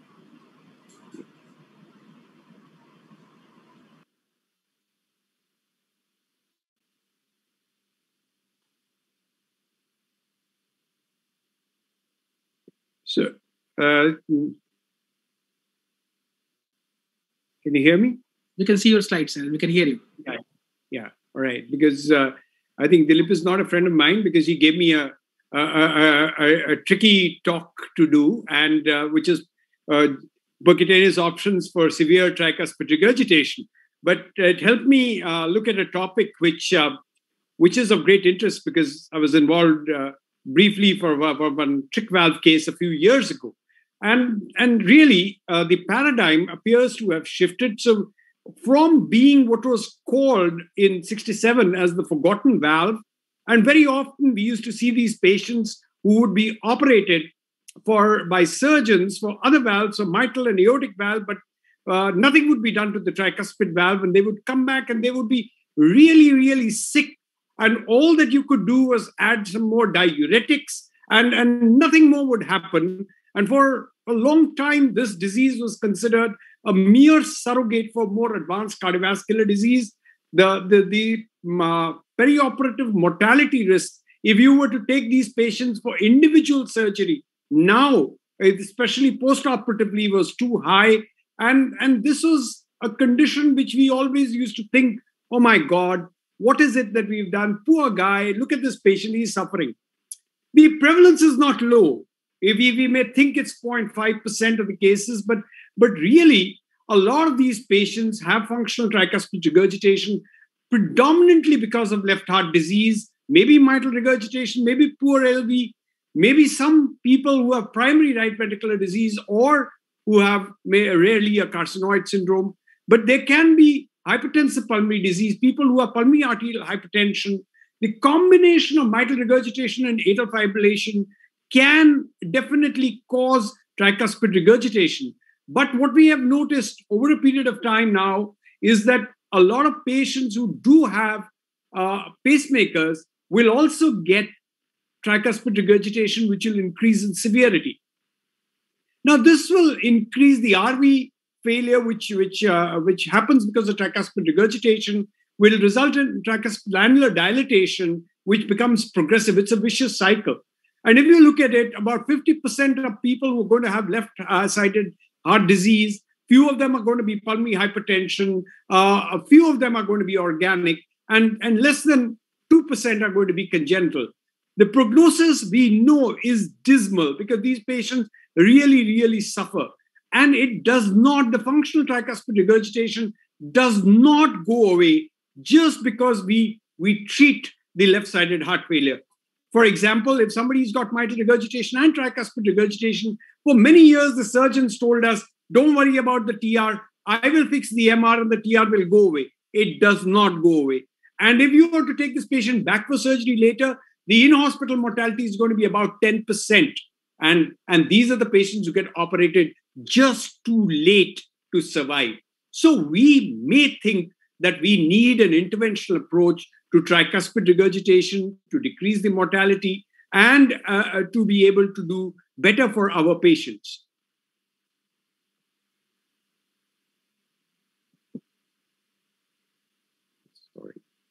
So there are many challenges in trying to understand tricuspid valve regurgitation. The first is how do you classify it? How do you diagnose it? We used to think of it as 1 plus TR, 2 plus TR, but we know now by using PISA and by using 3DT and by using three-dimensional echocardiography, we can classify it not only as mild, moderate, severe, but massive and torrential. We need to understand the tricuspid valve, the right ventricle and the pulmonary artery relationship, and we need to understand a lot of things. Yes, as interventionists, we'll say there's no left side of the heart, there's no aorta, there's no stroke risk, and it's unlikely that this is going to require a left heart catheterization for the procedure. But there are going to be difficulties in imaging the tricuspid valve because you can't do an off-face imaging. The challenge is that unlike the mitral valve, which is well seen on a transesophageal echo, this is a valve which is difficult to even image. You need a deep esophageal or a transgastric view. You may need a multi-window approach and a 3DT, which is online, and it becomes kind of difficult and challenging to actually even image these patients. So if you can't image the patient preoperatively, you can't use CT, you can't understand the tricuspid anatomy, you're not going to have it easy. The annulus itself is D-shaped. The composition of the tricuspid valve itself is heterogeneous. There is an asymmetrical dilatation, and only the dilatation of the septal segment is limited. But if you understand the anatomy, the number of leaflets are much thinner than the mitral leaflets. The number of leaflets is variable. We may think of it as 3 leaflets, but very often you may have 4 leaflets, and the tricuspid annulus in severe TR actually becomes huge with a free wall dilatation. So you have dense chordae, you have thin and variable leaflets, and a large annulus. 40% of tricuspid valves have 4 or more leaflets. So this makes it very difficult to delineate universal anatomical landmarks. Normally, this tricuspid valve has 2 pupillary muscles, but you may have a third. And the subvalvular apparatus is very much crowded. When we look at the tricuspid valve, we must know what lies around. We also know the membranous septum, the right coronary artery, the non-coronary sinus of Valsalva is right here.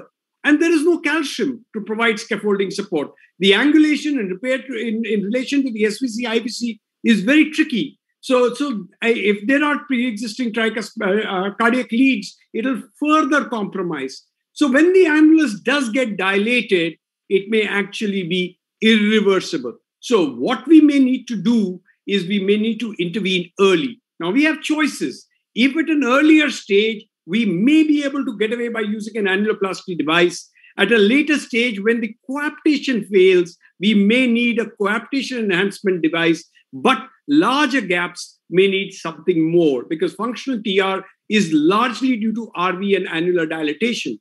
We need 3-dimensional imaging. I'm not going to spend time on it because it just complicates matters in a short talk. And we may need a combination of echo, multi-slice CT, and 3DT. We may need multiple views for planning as well as for doing in-procedure imaging. We have to match the treatment to the pathology because as the annular dilatation happens, there are gaps, intercommissural gaps which will appear. And if the prolapse is not too large, you may be able to grasp it, but larger amounts will not be graspable. So you have to make a complex algorithm. You have choices. Edge-to-edge repair can improve coaptation. Annuloplasty, where the annulus is something which has to be treated. And today we have a choice of orthotopic and heterotopic valve implantation, which are available.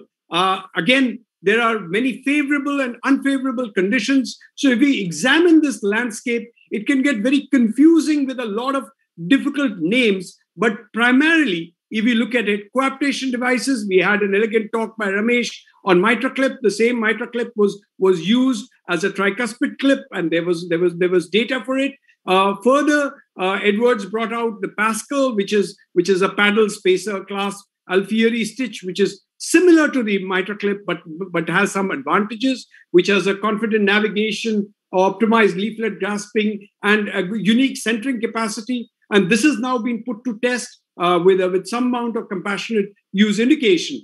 About annuloplasty, we have the TriCinch and now the Cardioband, which has now been used for tricuspid valve reconstruction. The only thing we have to know is that the right coronary artery is what is labeled. And so you have to actually make sure that this is attached at the level of the around the annulus.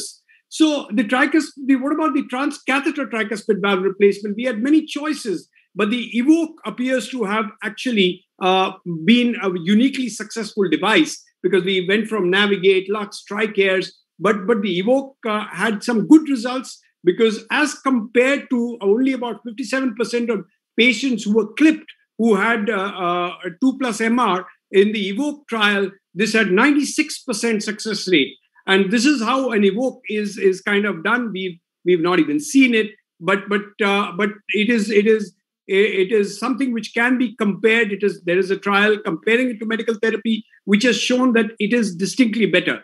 And this was an editorial, I think, last month in JACC Cardiac Interventions, where said, what are the choices for severe TR? And they claim that orthotopic valve replacement is probably the winner because regardless of the fact that we have good data from the edge-to-edge and closure techniques in those places where it was the leaflet which was at fault. But the 30-day data from the TRISCEND trial and now the TRISCEND 2 has been launched has been very, very promising. So now we also know that the CLASP TR has good results with the Pascal, but the cases have to be selected carefully. And in the TriBand post-marketing study, you can think of using Cardioband appropriately. But just to make sure that you use the right technique for the right patient at the right time, and because the circle appears to have come a complete circle, because surgery began with replacements, it was followed by repairs, whereas transcatheter therapy have began by repairs and might end up with replacement. So just to complete, if you can't do anything at the valvular level, can you do something so that the ravages of tricuspid regurgitation are reduced? Yes, you can. And you can do by both in the SVC and IVC, because that is what is transmitting the venous pressure to the rest of the body. You can do heterotropic caval stent insertion, and this is using what is called CAVI or trick valve. There are two different, it's a bicaval valve with a different valve for the SVC and IVC. These valves can go up to 43 millimeters of IVC, 37 for the SVC. And these are basically covered.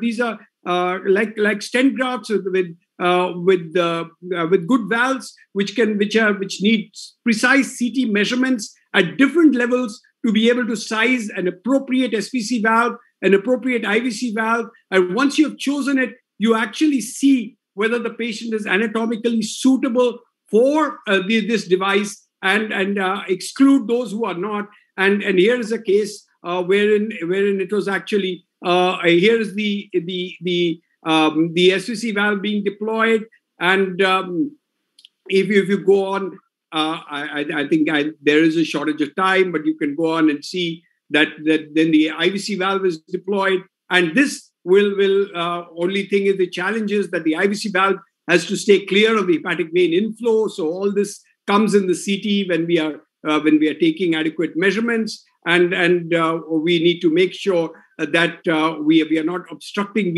important venous outflow at any level. And this is, of course, in the same patient. What you can see is that this patient did show improvement, and after deploying the bicaval device, you can actually see that the patient had a decrease in the venous pressures. So this is the IVC stent being opened. The SVC stent is there, and you can actually see that the transmitted pressures have decreased remarkably. But one must understand that severe TR is actually the end of the spectrum, and one has to be careful that one must not conduct exercises in futility, and one must choose the candidacy for TR correction should not be based only on the severity of the tricuspid regurgitation, but should be determined by assessing tricuspid regurgitation, right ventricular function, pulmonary hypertension, and also the sequelae. It is said that gamma GT may be even more sensitive than using SGOT, SGPT, or even NT-proBNP. And usually these patients have all received sacubitril valsartan, have all received adequate diuresis, but still have ascites, maybe having advanced liver disease with cirrhosis, which may render this treatment futile. So functional TR is not uncommon. Majority of patients are not being offered any therapy. Current guidelines identify a high-risk group of patients. Transcatheter options may be impactful, but we need to choose the right option. Increased physician and patient awareness is essential, and we need to do this early, because if we do it late, it may still be futile. I hope I finished in time. If there are any questions, I will stop sharing and take them. Thank you, sir. It was absolutely terrific. And could we have comments from Dr. Swami, Dr. Chandra, Dr. Kali? Otherwise, Praveen, I heard that you have done a few tricuspid interventions. Can you tell something about it, your experience? Have you put, like Ramesh, our good friend, mitra clip in the tricuspid position? Though we know that we don't do mitra regularly, but in a few cases also, have you tried? I heard that you have done a few tricuspids. Okay, yeah. So we have done several tricuspids now. And in fact, all of them were actually the trick valve, because the MitraClip is still not approved to be used in tricuspid regurgitation in India. Although we tried a few times to do it on a compassionate basis, but we were not able to get the device. So we had to resort to only the trick valve. And trick valve now it has become very simple. Now no more we use, as you saw in Dr. Dhal's case, the transesophageal echo. We don't use transesophageal echo, no GA, nothing. So this procedure is very, very simple. Takes about half an hour only because it's a venous procedure. Patient is conscious and we deploy the first valve, and also positioning has become much easier.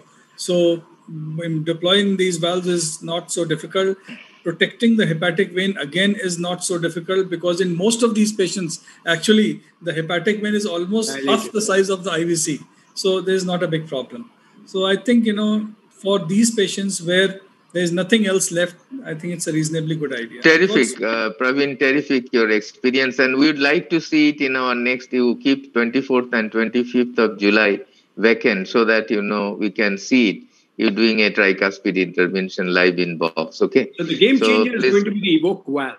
The 24th, 25th, yeah. The game changer is going to be the Evoke valve because that the results are so good.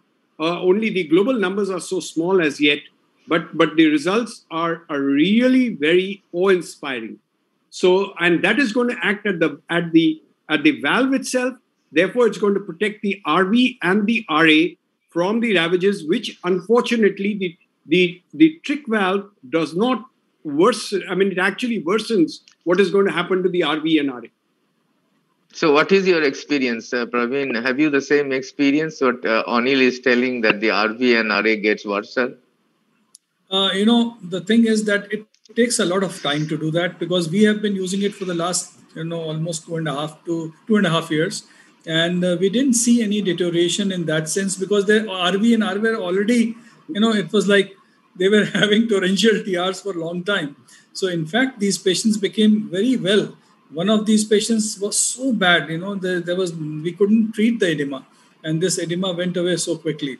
So symptomatic relief is something which we are looking at this time, and it really helps. Great. In the interest of time, can we move on with the next presentation? Yeah, all right. Sure. It's my proud privilege to introduce one of the brightest young people I've ever worked with, and we're very, very, very proud of him. Is Ajay Swami, and he's going to talk to us on devices and paravalvular leak management. And over to you, Ajay. Thank you very much, sir. Am I audible? Yes, very much. Thank you, sir. Before I begin, my salutations to my teachers, some of whom I see here and some of whom are not. Sir is always a tough act to follow, but we'll do our best. It's my difficult brief today to talk in the next 10 minutes on post-valve replacement paravalvular leak and how do devices help. This is an image which I commonly use when I use the paravalvular leak presentation. You can look at this picture and I'll come back to it at the end. There are actually two tigers on the screen, one that you can see and one that I'll show you at the end. We'll look at a case, a 47-year-old lady, 8 months post-DVR with worsening dyspnea for the last 1 month, gone from class 2 to class 3 with intermittent palpitation, mild paral, little bit of icterus, prosthetic valve clicks heard, but a 4/6 murmur at the apex. A little bit of anemia, and it is indirect hyperbilirubin. She's got AF with fast ventricular rate, and this is what her transesophageal echo shows. You can see that alongside, this is post-DVR. So between the aortic and the mitral valves, you can see a jet of regurgitation, which is between these two valves. Ajay, your slideshow is not on. Please put your slideshow on.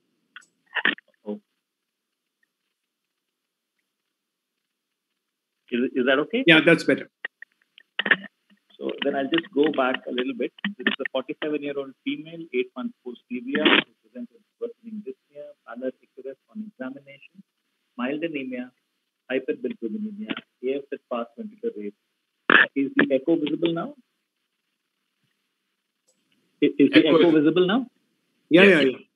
Thank you so much. So I'm so sorry for that little glitch. We kept looking for the tigers. You misled us. Okay, so here comes the tiger. There are two tigers on the screen, and we'll come back to it at the end. So the leak is between the aortic and the mitral valves, and both of them are prosthetic. This is what it looks like on the 3D echo, and we'll come back to it later. And this is what we had finally: hemolytic anemia caused by the paravalvular leak, and a little bit of pulmonary hypertension. This is the second case, 65-year-old, post-MVR 3 months with a murmur. And this is what her echo shows us. This is the leak from the lateral side, right next. You can see the jet going off up to the LA appendage in the circumflex right there. This is the third case, another post-MVR, 4 months. This patient has a leak from both sides, both from the aortomitral segment as well as from the lateral wall. Paravalvular leak is seen in about 5 to 17% of post-valve surgery. Only 1 to 3% of them require repair or intervention. But these patients are extremely sick. The definite indication for intervention is heart failure, hemolytic anemia, pulmonary hypertension. Untreated, their 3-year survival is only 65%.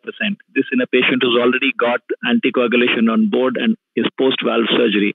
And in case they're operated again, they have up to a 10% operative mortality. So this is a subset which is quite a sick subset, and we need to do something about them. Whatever we do is going to benefit them. Now, how does this occur? This is because of disruption of the sewing ring sutures or technical factors, tissue friability, annular calcification, infection. These defects are crescentic, oval, or roundish shaped. The track could be parallel, perpendicular, or serpiginous. The point I'm making is that they're very, very heterogeneous. Each patient is different. Each mechanism is different. Each anatomy is different. The management options, as we've discussed, are either a resternotomy, a percutaneous closure, which has a 2A indication, which could either be transeptal, retroaortic, or transapical. Now, the contraindications for percutaneous closure of paravalvular leaks are any indication for a classical valve replacement in case some other mechanical complication exists because of prosthetic valve instability, which must be ruled out. The requirement for a CABG, so the patient is going to undergo a bypass anyway. The presence of active infective endocarditis, which makes it extremely difficult and dangerous to place in any devices in such patients. Unexplained elevation of inflammatory markers for the same reason. And in case this is there, probably a whole body PET to make sure that there is no endocarditis is mandatory. These are oval and elliptical orifices commonly, usually have complex roots, and the size and length must be accurately measured, ideally on a 3D transesophageal echocardiogram. Now, this is how we conventionally, one group of interventionists uses this clock face mechanism or clock face nomenclature to call, with 12 o'clock being between the aortic and the mitral for whichever valve, and 6 o'clock being the opposite, and everything named in between on the NFAS view on the TEE. This is a more commonly used technique wherein the defect is actually named according to the anatomical structures which are around it. Most commonly posterior, anterolateral if there is an LA appendage occlusion, LA appendage as far as the mitral valve is concerned. And in case it's the aortic valve, posterior is the mitral valve, the interatrial septum, and the aorta on the other side. Now, what did we do for our cases? As we've seen, this is where the leak was from, between the aorta and aortic valve and the mitral valve. That's where the leak was from. Now, transeptal was a possibility, but the distance between the interatrial septum and our leak was extremely small, and it would have been very difficult and a very, very acute angulation for us to deliver any device beyond that and to deliver it right across. We would have had to snare it to do something else. Retroaortic was not possible. The patient had an aortic valve in place already. Transapical was the route that we chose because this was simpler.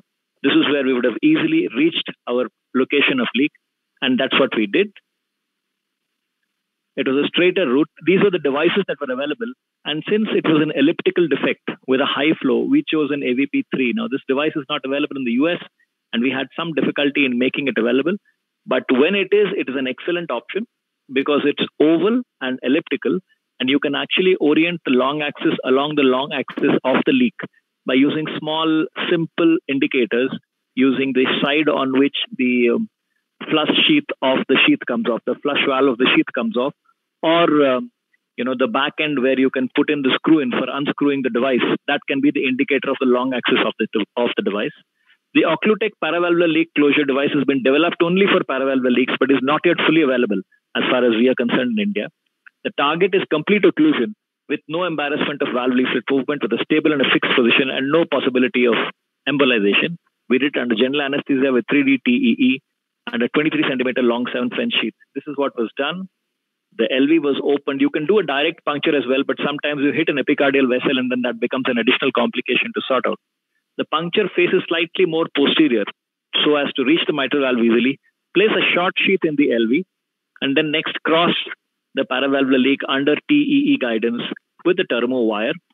That's what we did with an 0356 French thermo sheath. This is what it looks like on the 3D TEE. Exchange that with an 035 normal length wire, put in a 23 centimeter sheath across the defect, deliver our device. This is what we chose, the AVP3.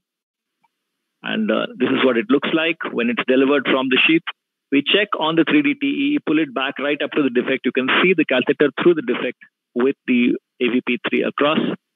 Bring it back up to the device, close, check that the valves are not embarrassed as far as movement is concerned. The hemodynamics is fine, and you can see that it's opened well. This is what it looks like when we do the TE, the 2D TE. The leak is almost gone now. You check on the angiogram as well. This is not so much for the contrast as because you see the leak much better when you inject the contrast on the TE, and then subsequently release the device as we normally do. Pull the delivery sheets back. And that's what it looks like on the 3D TE. The leak is completely closed. And the same thing, you can see the device here, and there's absolutely no leak across. It's completely closed. This is our second case, post-MVR 3 months with a systolic murmur. Again, this patient, we chose a transeptal approach because it was the posterolateral part of mitral valve and it was far away and in the lateral wall near the appendage. This is what we did. This is a transeptal puncture done with in the middle of the fossa, closed or a little closer to the SVC because it's easier to cross. Then along with that, put in an Agilis sheath. Inside that, a JR guide with a thermo wire. You can see the wire will finally find the leak and cross. We come back with the wire, position it at the leak under the TEE, rotate the sheath, cross into the LV across the leak.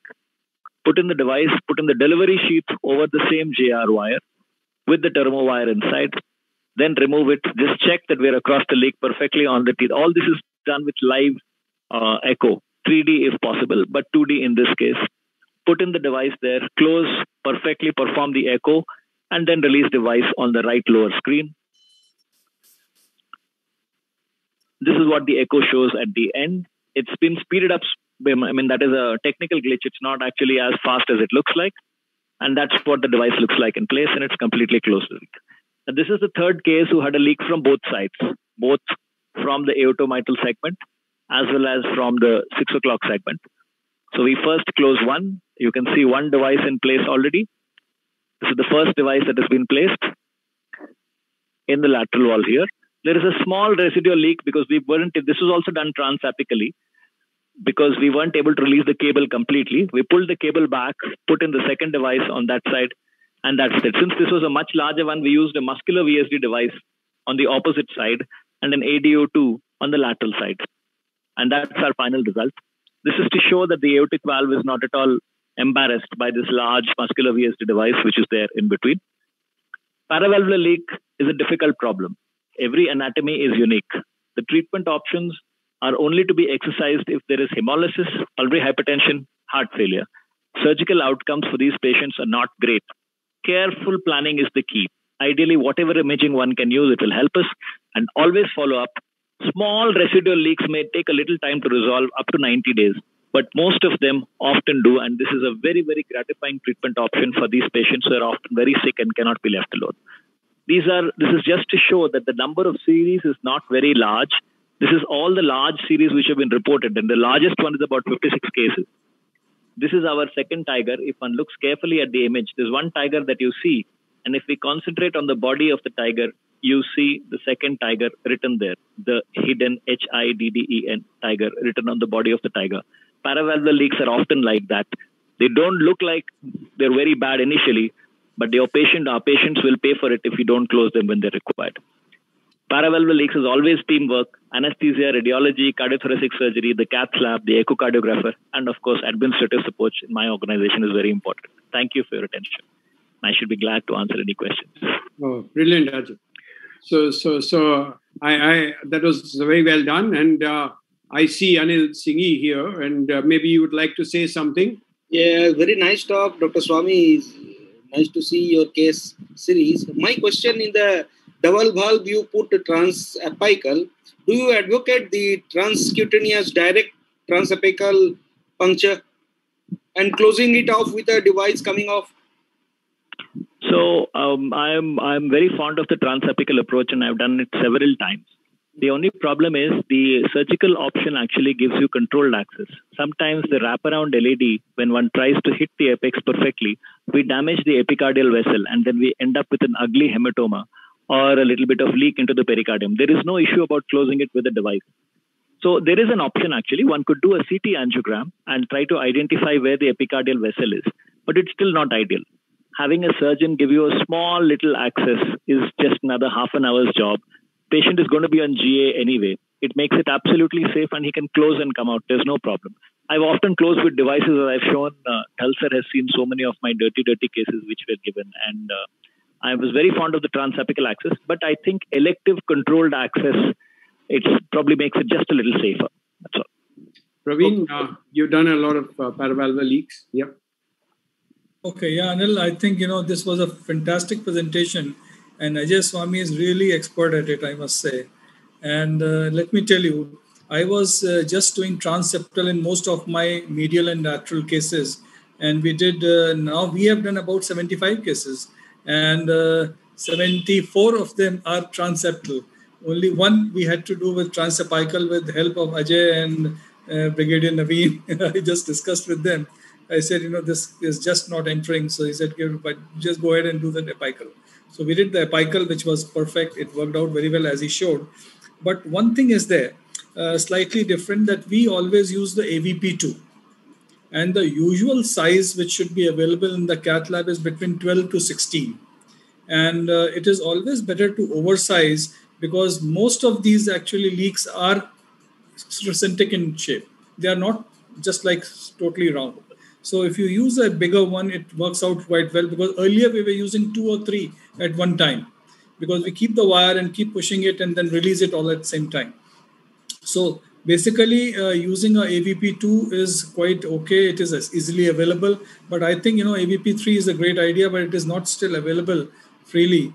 And so I think, this technique is really helpful as work. It is very predictable. It is just first 5-10 cases. And then, in fact, what happens is I have, I'm getting a little bit, less trained in this now, because when I enter the lab, almost everything is done. We are just going to put the device, because my colleagues, my friends have already started the case and they have crossed this and everything is done. So basically it becomes, I'm just trying to say that it becomes very fast. Earlier it used to take 2.5 hours, but touch wood, now we just finish it within 1 hour most of the time. So especially laterally. That's, we improve our team effort. Like you said about trick valve, it used to be a 2.5 hour exercise. Now it's a 30-minute exercise. So the same way. Only thing is that there are some choices in devices which are not really available. Ajay mentioned Professor Hans Figula actually made the Oculotech device, which is ideally meant for serpiginous kind of paravalvular leaks, which may actually be very suitable if they were freely available. Dr. Bali sir, would you like to say something? I think excellent talk as always by Ajay. Only thing is, previously it was done that you make a loop, snare the wire, and go over that and deploy the device through the paravalvular leak. But I saw all of the cases which you have done is integrate, and the sheath is passed into the LV, and then you deliver it. Any particular reason that one technique would be better than the other? Sir, the devices that come for paravalvular leak closure are now extremely soft, extremely malleable, and very, very easily delivered. The only rate limiting step is the ability to deliver the delivery sheath. If one is able to get the delivery sheath across, putting the device inside it, if it is not, because we have got beautiful braided delivery sheaths now, they don't really kink at all. Earlier, the problem used to be that they would kink and then one would have to kind of release the kink, push it forward, pull it back, push it forward, release the kink somehow. That is why we needed the AV loops, etc. Number two, most of these are very, very friable. If one tries to put a very large sheath into a leak, we actually end up making a 3 millimeter leak into an 8 millimeter hole. And then we end up with a bigger problem. So there is an issue with it. That is why we favor the transapical access, because the requirement for manipulating is actually minimal. The leak closes extremely fast. There is absolutely no, trauma required to be done. With care, with a good echo, one can easily put the sheath exactly where one wants to. with the exception of the case that I showed, that when one has a transseptal and a large agilis sheath. Sometimes I use two axes. If I feel that one device does not close, like what Dr. Praveen said, I will never try not to deliver them from the same one. I deliver one antegrade and the other retrograde so that I can deliver them both together. And I will leave the wire across. So that is just a technique, but that is individualized for that particular case. As far as the choice of the device is concerned, whatever is done on that day is fine. But I find that any device which has got a disc at one end is easier to manipulate, rotate, and fix exactly where. That's why we favor the AVP. All right, Ajay, Dilip is ringing me up and telling me to go ahead. Sorry. So I think the game changer in this game was the ADO 2, because since that came, we did not have to start making these elaborate loops. So having said that, and I think we are now over to another great master. We are going to have Professor Bali, who's going to talk to us about a very complex topic, because we are all scared of it: coronary intervention in patients post-TAVI. And he's going to show us cases. So I don't know how many cases of TAVI he's had to do coronary interventions. And now he's going to tell us that he's used rotablators through post-TAVI patients, and he's pushed guideliners through there, and he's done complex bifurcation, trifurcations. Over to you, sir. We are going to watch the magic. At the outset, I would like to say that I don't have too much experience about TAVR. We're just starting our program. And the second thing I'd like to say that I only knew about this presentation yesterday. So I'm feeling like good old Jaisima, who was called on to Australia way back in 1967 to first go and play in the test match. And I also reminded of Ravi Shastri, who was called on by Gavaskar to New Zealand to start his career. So both did very well. Jaisima, if I remember, hit many sixes, and Ravi Shastri got a 6-wicket haul. Right. Starting from that creating analogy. So let's say first case, and she's a 75-year-old female. She was a mother-in-law of a cardiologist. She had progressive dyspnea, angina. On investigation, found to have a severe aortic stenosis and severe left ventricular dysfunction. Left infection 26%, and she also had a coronary artery disease, a discrete stenosis in mid-LAD, and we decided to go ahead and do an angioplasty stenting on her, and then a TAVR on the same day. This is the mid-LAD lesion.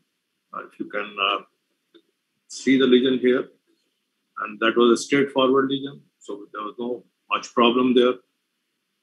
We could do the angioplasty stenting, and then we went ahead and applied the Evolute aortic valve. She has been doing extremely well for the last 3 years. No paravalvular leak, no gradient. She's doing okay.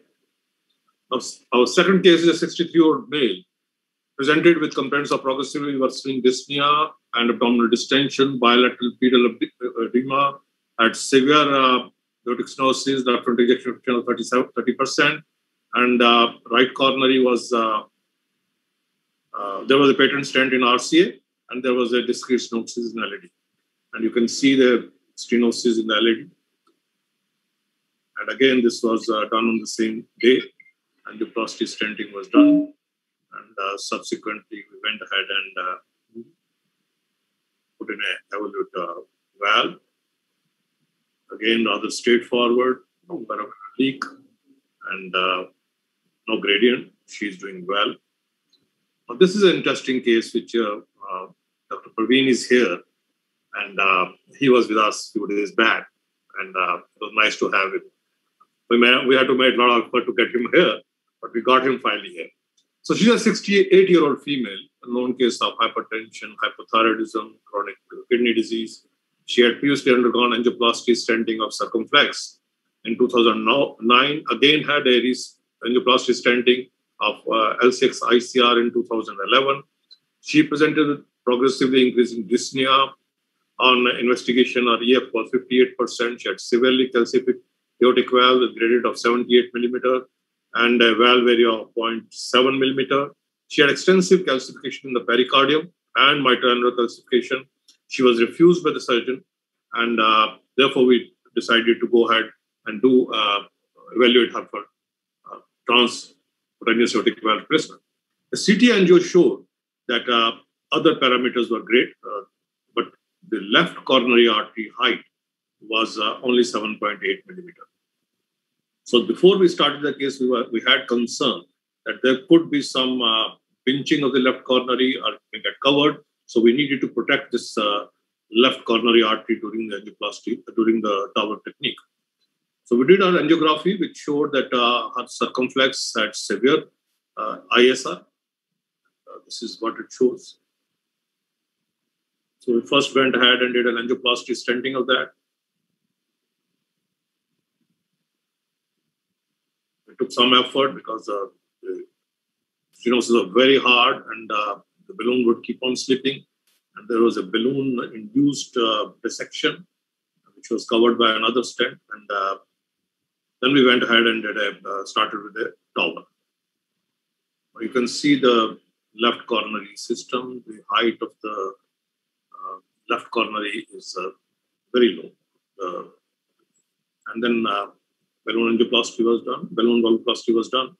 And then we decided to keep a guide catheter and a guide liner in the left coronary system and placed a stent in the mid-LAD in case the left coronary artery was pinched. We would be in a position to stent the Austin of the left main into the left system. So after balloon valvoplasty, this is a my valve, and that was taken. It was negotiated very nicely. There was no problem, and the stent balloon was inflated. The stent was deployed, and we had some paravalvular leak, and then we dilated with a bigger balloon. And after that, the paravalvular leak completely disappeared, and we had a gradient of only 6 millimeters. So that is when we started wondering whether the left coronary has been pinched or not. We took multiple angiographic views, and there was doubt about whether it was pinched or not. We couldn't decide on that, but the decision came from transesophageal echocardiography. On transesophageal echocardiography, it was seen that the left main, which we had showing normal flow initially after we had deployed the stent of the valve, but when we post-dilated, there was some, you can say, translucency there at the origin of the left main coronary artery, and that was causing concern. There was no hemodynamic problem. ECG was fine, but both Parveen and me were concerned about this left coronary artery, and the transesophageal operator was very keen that there was definite difference between the first D and the second D. So we decided that we go ahead and put in a stent there. And cross that again because we had withdrawn the guiding catheter. It was easy to cross. This is angiogram, which you see. Actually, it's very difficult to say whether there's pinching or not. So we took a decision based on definite finding on transesophageal echocardiography. So placing this stent was not tough. This is a 4 into 15 millimeter stent. It was post-dilated with a 5 millimeter stent at 18 atmosphere. And then we had a normal flow, and T showed that there was a good flow. And she has been discharged today, and she's doing very, very fine. No problems. So that is in addition to doing coronary angioplasty stenting in this case, we also had to do a left main stenting for protection of the left main coronary artery, which we had anticipated by looking at the CT angio. So evaluation by CT angio is extremely important. Now, coming to coronary artery disease in patients undergoing Tower, and incidence is variable. And if you look at different series, it's variable from 40% to as much as 80%. And those patients who have coronary artery disease have worse outcome when they undergo Tower. So we need to look at how to tackle this coronary artery disease in patients undergoing Tower. And it's been seen that those patients of coronary artery disease who require hemodynamic support have a higher mortality than those who do not require hemodynamic support. So we need to take care of coronary artery disease either prior or at the same time or subsequently once you're tackling the Tower. Now, how do we decide it? If we have a coronary artery disease which is left main, or it is showing ischemia, or there is a multivessel disease, then obviously coronary artery needs to be taken care of. And it also depends on how critical the aortic stenosis is. And obviously, if there is a single vessel disease or myocardium at risk is not too much, then we can reevaluate and see those when to tackle the coronary artery disease. Now, there are definite advantages and disadvantages of tackling coronary artery disease prior to TAVR. The first thing is it's a simple procedure before TAVR. There's a less ischemia and hemodynamic instability during rapid pacing and balloon inflammation during subsequent TAVR. And we minimize the dose of contrast which is used. And it's been seen that that is the preferred technique in most of the centers. But the disadvantages are that we are using dual antiplatelet drugs, and that would may add to bleeding during TAVI. And this procedure has been now followed. Now, combining both the procedure, PCI and TAVR, the advantages of that are obviously both the pathologies have been taken care of at the same time. And we need one arterial access both for PCI and TAVR. And we also probably reduce the risk of inducing ischemia and hemodynamic instability while performing TAVR. Now, disadvantages are increased duration of procedure, increased contrast load. These patients are critically sick and may have nephropathy added to that. But when we choose a PCI and TAVR at the same time, do we choose PCI first or TAVR first? And most of the time, it would be PCI first and then go on and do TAVR.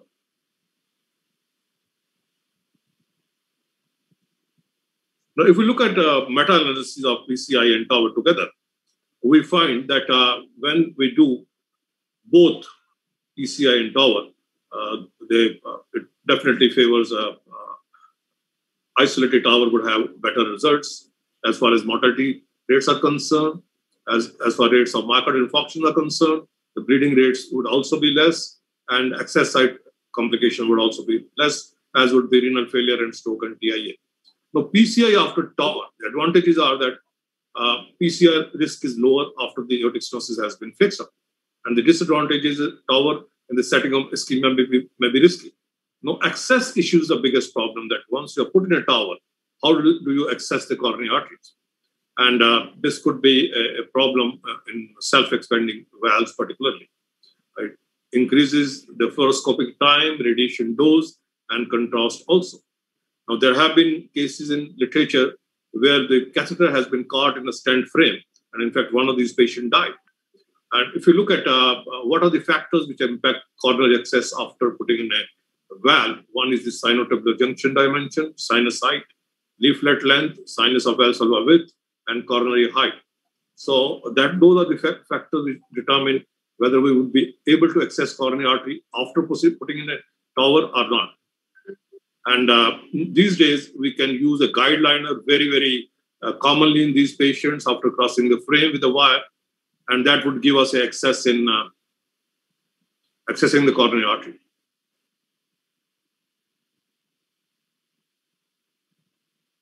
So technically a little challenging, but can be done. And this is how we go about it. That we cross with a wire, and then if we are above the skirt, then we can easily access the coronary arteries. But otherwise, we can use a guide liner to access the coronary artery and go ahead and do endoplastic stenting on that. Similarly, after Edward also, we can use a guide liner to access the coronary artery if the access is difficult by the routine guiding catheters. If we can go from above the valve, that would be much easier, but we can cross through the struts and enter.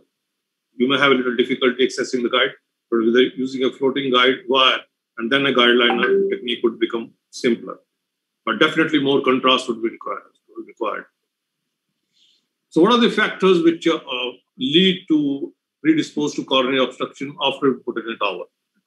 One would be deficiency of sinus of Valsalva, low sinus of Valsalva, narrow sinotubular junction, and low coronary ostium, as we saw in the case which we described. And if we have a bulky leaflet mass, that would also obstruct the coronary arteries. So how do we go about tackling these patients? Now, we do a coronary angiography. If there's obstructive coronary artery disease, we see how much is the myocardium at jeopardy, If there's a severe coronary artery disease, we go ahead and do a coronary artery angioplasty stent. If there's a moderate coronary artery disease, we'll go ahead with a TAVR and then subsequently reevaluate to see by non-invasive technique to see the need for angioplasty stent. Now, if there's a small area of myocarditis like the distal vessel or a small vessel or a CTO, we do a TAVR first and then ischemia-driven revascularization. Obviously, when there is no obstructive coronary artery disease, TAVI alone would be the treatment of choice. So to conclude, there are no definitive recommendations on how and when to treat coronary artery disease in patients undergoing TAVR. Most of the people would prefer to do a coronary artery disease if it is large myocardium at risk, our patient is symptomatic, and PCR and TAVR in the same sitting with a PCR preceding TAVR would be the treatment of choice, but PCR can easily be done after TAVR as well in most of the cases. Thank you. Thank you very much.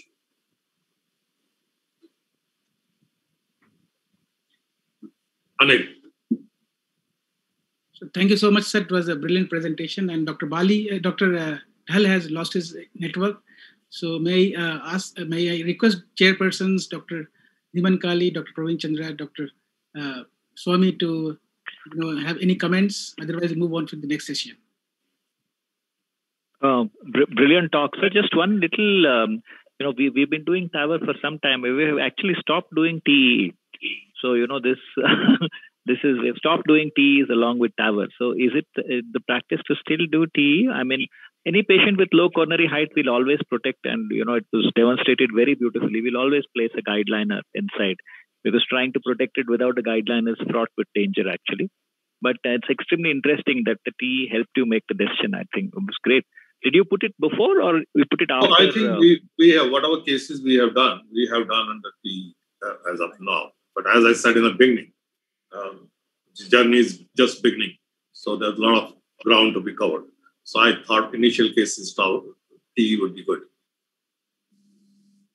Praveen, your comments? I think, TE was, in this particular case, was used from the very beginning because the patient was done under general anesthesia. So whenever a patient is under GA, it is absolutely reasonable to have the TE rather than doing a transthoracic. And also one very important indication of TE still is those patients where the chest wall is not good. You don't get... Hello.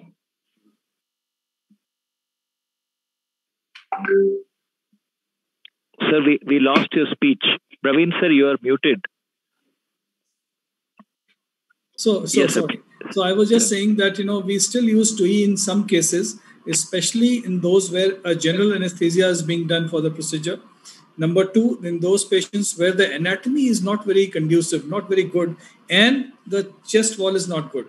So if you don't do good transthoracic images, and this happens in many patients, because many times they have COPD, the chest is fully expanded. So then we use a TE because we have to make those decisions at that time. And if you don't have, especially TE, you can't do that quickly. So that is why we still use TE, but otherwise 90% cases we don't do TE, no GA, nothing. But we have to be still careful. And in this patient, this helped. This thought process actually helped because the coronary was low. The sinus was borderline because this was a 26 valve. We had the plan to go with 2 cc or 3 cc extra, which means that the valve will go up to 27, and which means that the space will be just 1 centimeter. So the sinus was very small, sir. Perfect. Very small. So that is why we took this precaution. And then when we were checking we did a balloon aortography also, which was with a 23 size balloon, which was small. And then we did, we found that the flow was good. And then after the stent implantation, the flow was there, but the leaflet had moved quite close to the left main, which sometimes we have seen patients can have sudden collapse after 1 day or 2 days because thrombus starts there. So that is why. No, sir, we would have probably done the same thing. And looking at the anatomy, we would probably have stented the left main as well. Only the TE is something that we don't do unless, as you say, we stopped using GA. We're just using conscious sedation most of the while. We don't use the TE anymore because it's a quick procedure. You really don't need so much. But that's a learning that maybe the left main flow is I mean, if it's there, you can use it. That's fine. But very often we don't have it. So that is something that we should think about. Great learning, sir. Thank you. Thanks, Bali, sir. Thank you. Always. Super. Thank you, sir. And with this, I think we'll have to conclude the penultimate session because we are running out of time. I thank the chairpersons, the moderator, and the expert panel for a very enriching experience. We will now proceed for the final session of the day, circulatory support. The chairpersons for this session are Dr. Kunal Sarkar, Dr. David Rosario, Dr. Ashok Malpani, Dr. Sanjeev Mukherjee, and Dr. Arindam Pandey. This session will be moderated by Dr. Dilip Kumar, and the expert panelists for the sessions are Dr. Indra Kuladipati, Dr. Bimlendu Kumar, Dr. Ashraful Haq. I request the chairperson and the moderator to take over the proceedings, sir. Thank you. Thanks, Dr. Saurav. And we have moved to the final session of the day. And it's on a very interesting and important topic, that is circulatory devices. So at the outset, let me extend my apologies to Dr. Tarun Chakravarti for a spelling mistake in the invite. So with advancements in technology, hardware, skill, and the knowledge, we are moving towards salvaging the non-salvageables, and where the circulatory devices are coming into picture. So we have Dr. Tarun Chakravarti. He is a senior cardiologist from Cedar Sinai Medical Center. I invite him to start his presentation. Thank you so much. Let me share my screen so you can.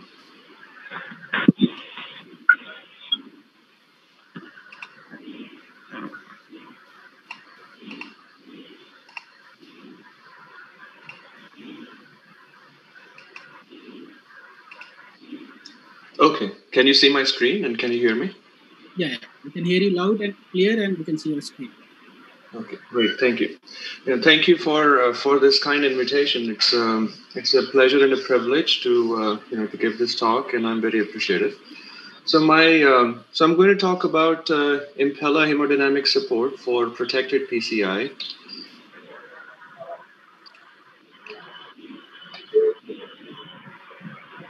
I have no conflicts of interest. So, the data supporting protected PCI indication for Impella comes from several studies, ranging from PROTECT 1, which was a small prospective study of 20 patients, PROTECT 2, which was a randomized controlled trial, PROTECT 3, which is a post-US approval registry, and then there is a US Impella registry and literature review.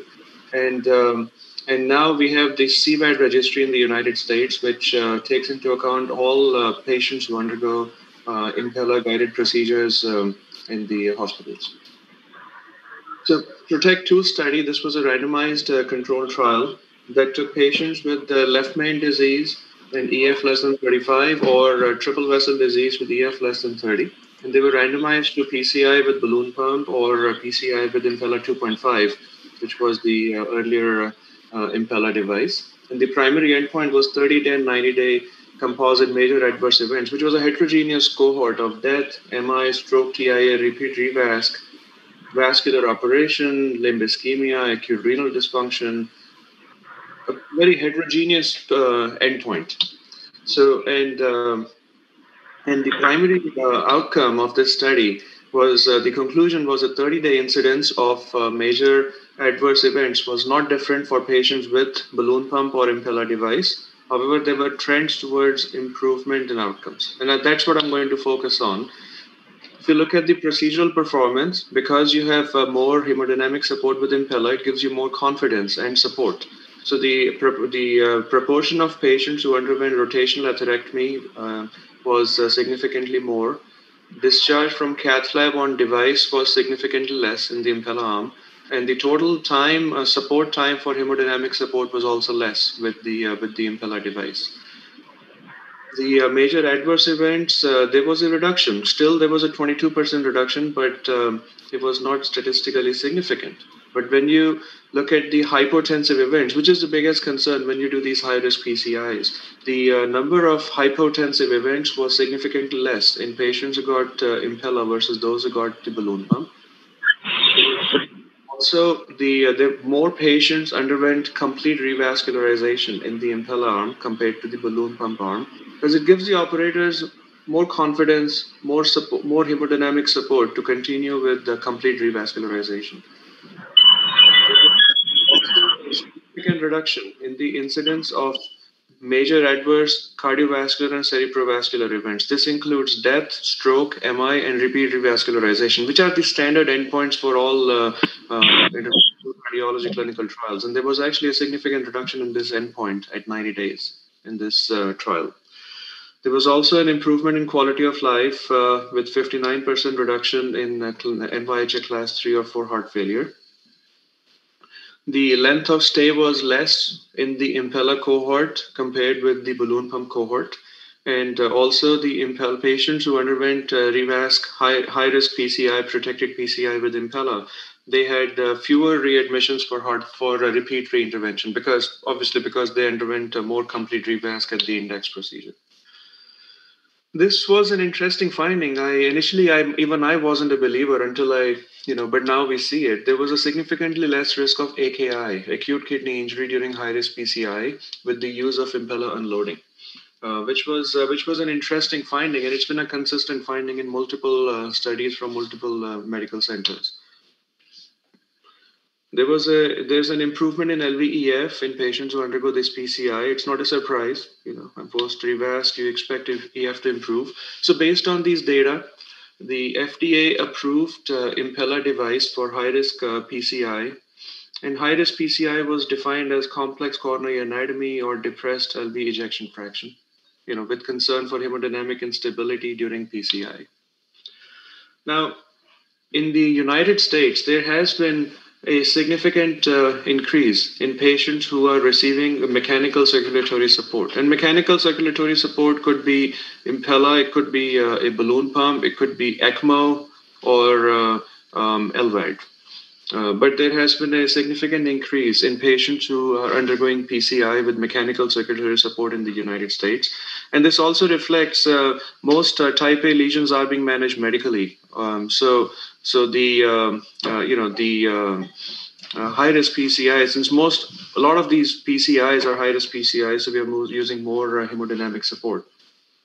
Here's a multi-center Italian registry of 406 patients from 17 centers. And the Impella for high-risk PCI in this study was used in 44% of patients. So that's pretty remarkable. Now, PROTECT 3 study, it's a non-randomized prospective it's a FDA post-approval study for Impella-supported high-risk PCI.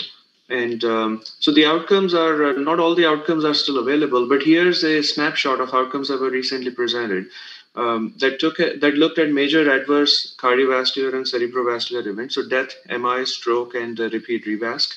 And in the PROTECT study arm, there is a significant reduction in these events compared with the control arm from PROTECT 2 trial. So it's a bit of an extrapolation of data, but at least the results are consistent with the trial, if not better.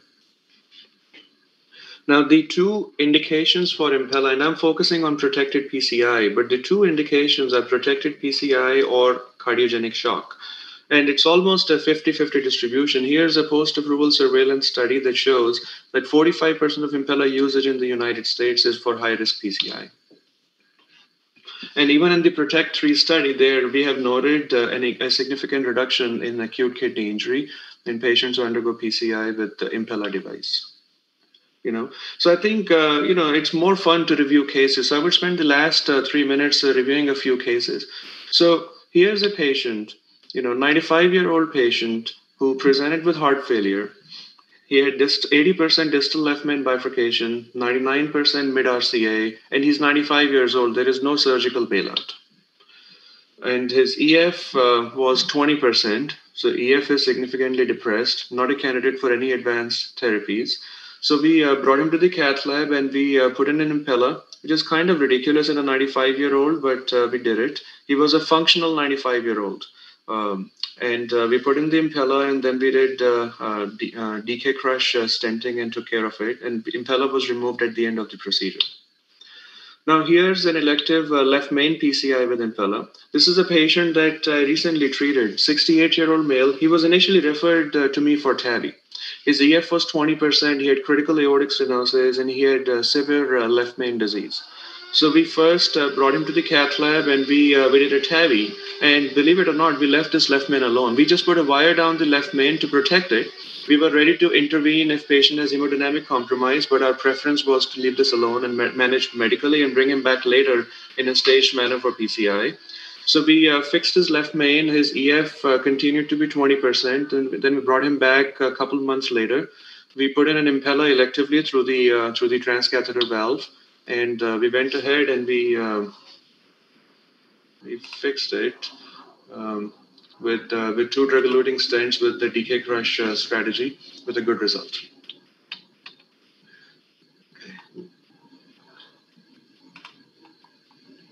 Okay. Now, here's a patient who had left main PCI. He had a normal EF, but he had moderate AS and moderate MR. So there wasn't much physiologic reserve. So 91-year-old presented with worsening chest pain. He underwent coronary angiogram and terrible, very ugly left main disease, very ugly left main into the LED. It's holding by a thin thread.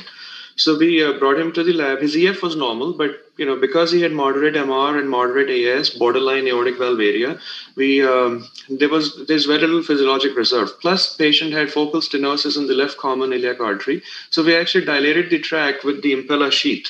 And then we put in the Impella device, and then we went ahead and we wired the lesions and we stented these. We went with the DK crush stenting again, and we got a beautiful result. Impella was removed at the end of the procedure, and this patient was discharged, I think, 2 days later.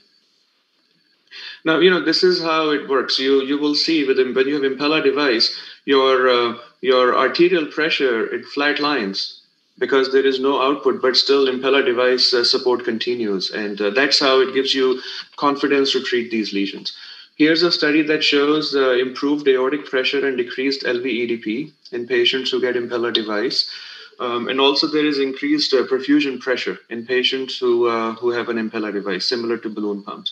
Now, bailout Impella. This is same as rota regret. If you think about it, you should use it. This is a 90-year-old retired physician with severe AS, EF of 20%, who presented with NSTEMI. We brought him to the cath lab, and we took an angiogram. We were ready to do TAVI in this patient because he had critical AS, and we thought about it, but we didn't put in a hemodynamic support. We inflated a balloon, and then he had slow flow, and he arrested. So we did emergent TAVI. We deployed the valve while he was actively coding, and then we went ahead. We finished the job, and we put a subclavian Impella, and he was transferred to the ICU, and he was discharged on post-op day 11. He was one of the lucky survivors, but bailout Impella is always a regret in the end. Here's a study from Bill O'Neill from Detroit that shows that patients who undergo PCI with bailout Impella, when they crash, they have significantly worse mortality compared to patients who undergo PCI with elective Impella. Now, there are patients who are just not candidates for Impella. Here's a patient who was, he's still in the hospital here, actually. He's a 49-year-old male. He was transferred for higher level of care. His EF was 20%. He had critical RCA, heavily calcified RCA. He had critical LAD, diffusely diseased, extending from ostial left main to the LAD. His EF was 20%. His RV was severely depressed. He's a dialysis patient. A1C is 11, very frail, despite his young age of 49. He was turned down by 3 surgeons, plus he had an LV apical thrombus, so we couldn't even put an Impella. So in this case, we put him on ECMO in the cath lab. We did percutaneous pre-closure of the groins with Perclose. We put him on ECMO. We rotablated the RCA and then stented it with 3 stents. And then we went ahead, rotablated left main to LAD in the same setting.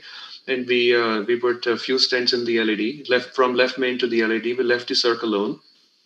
And we removed ECMO 3 days later, and he's still in the hospital recovering, but he's out of the ICU and ready to go home soon.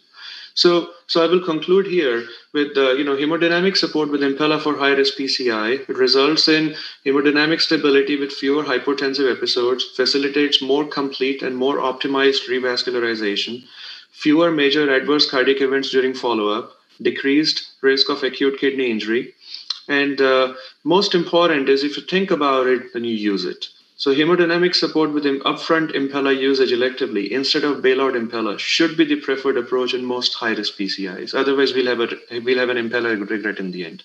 Thank you. Thank you, Dr. Chakravarti. It was a brilliant talk. And Dr. Sanjog Kalra has a question for you. Yeah. Dr. Kalra, yeah, please. Dr. Kalra? Sorry, I had some trouble turning on my microphone. Thanks very much for your talk about high-risk PCI.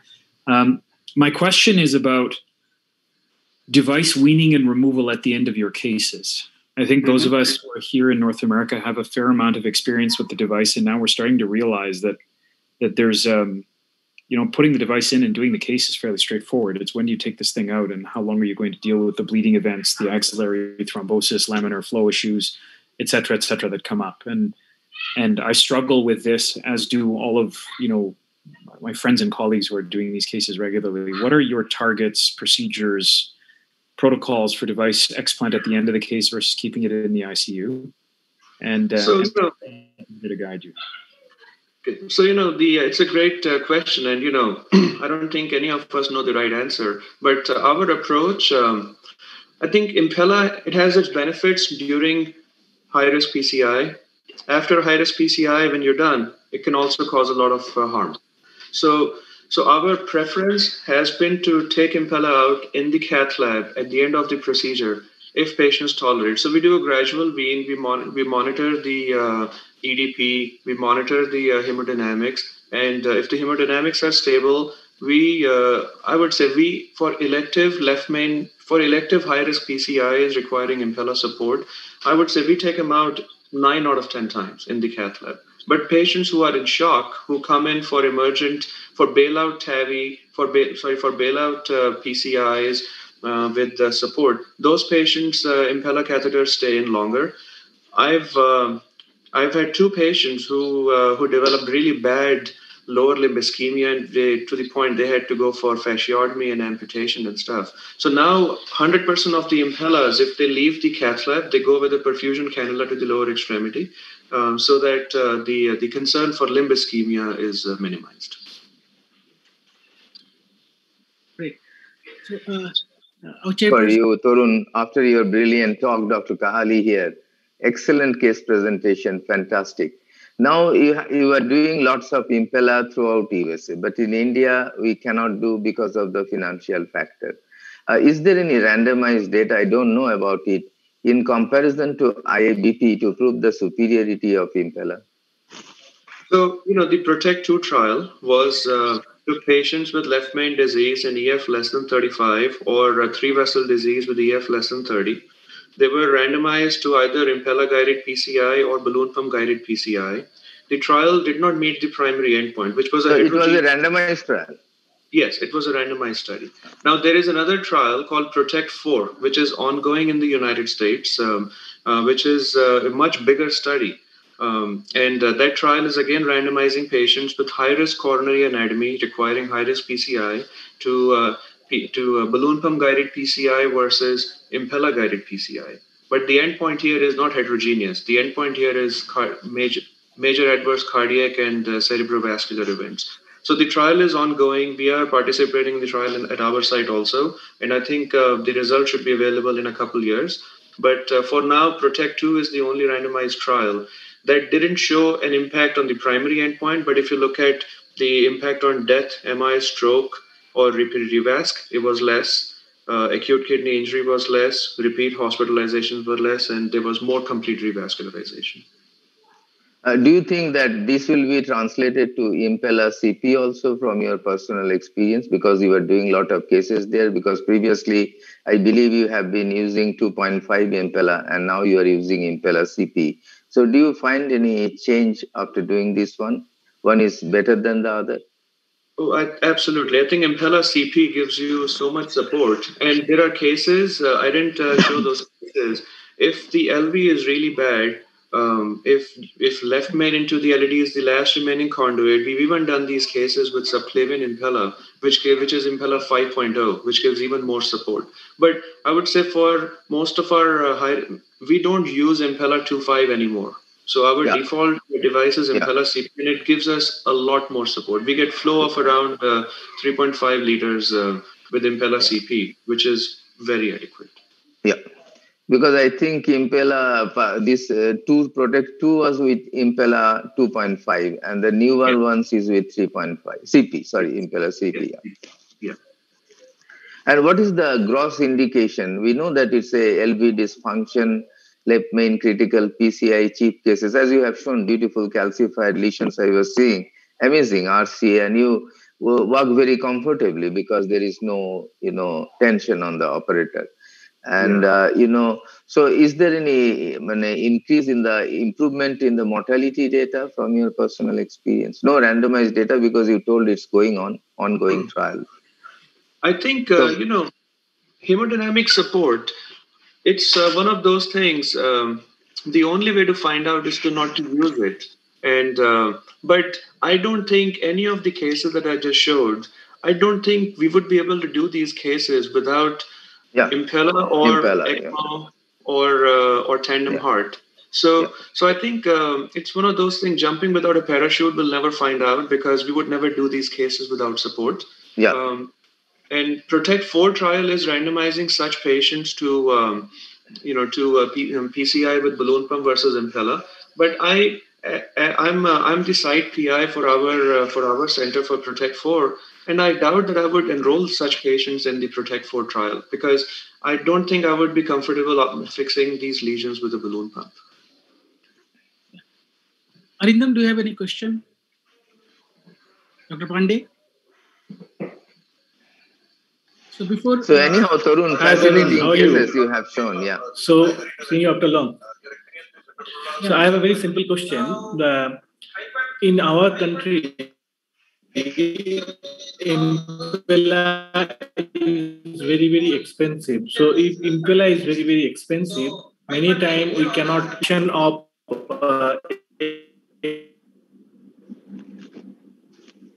ECMO in our center, which is Arindam, I'm sorry, your voice is breaking. Arindam, your voice is breaking. I can hardly hear you. Yeah.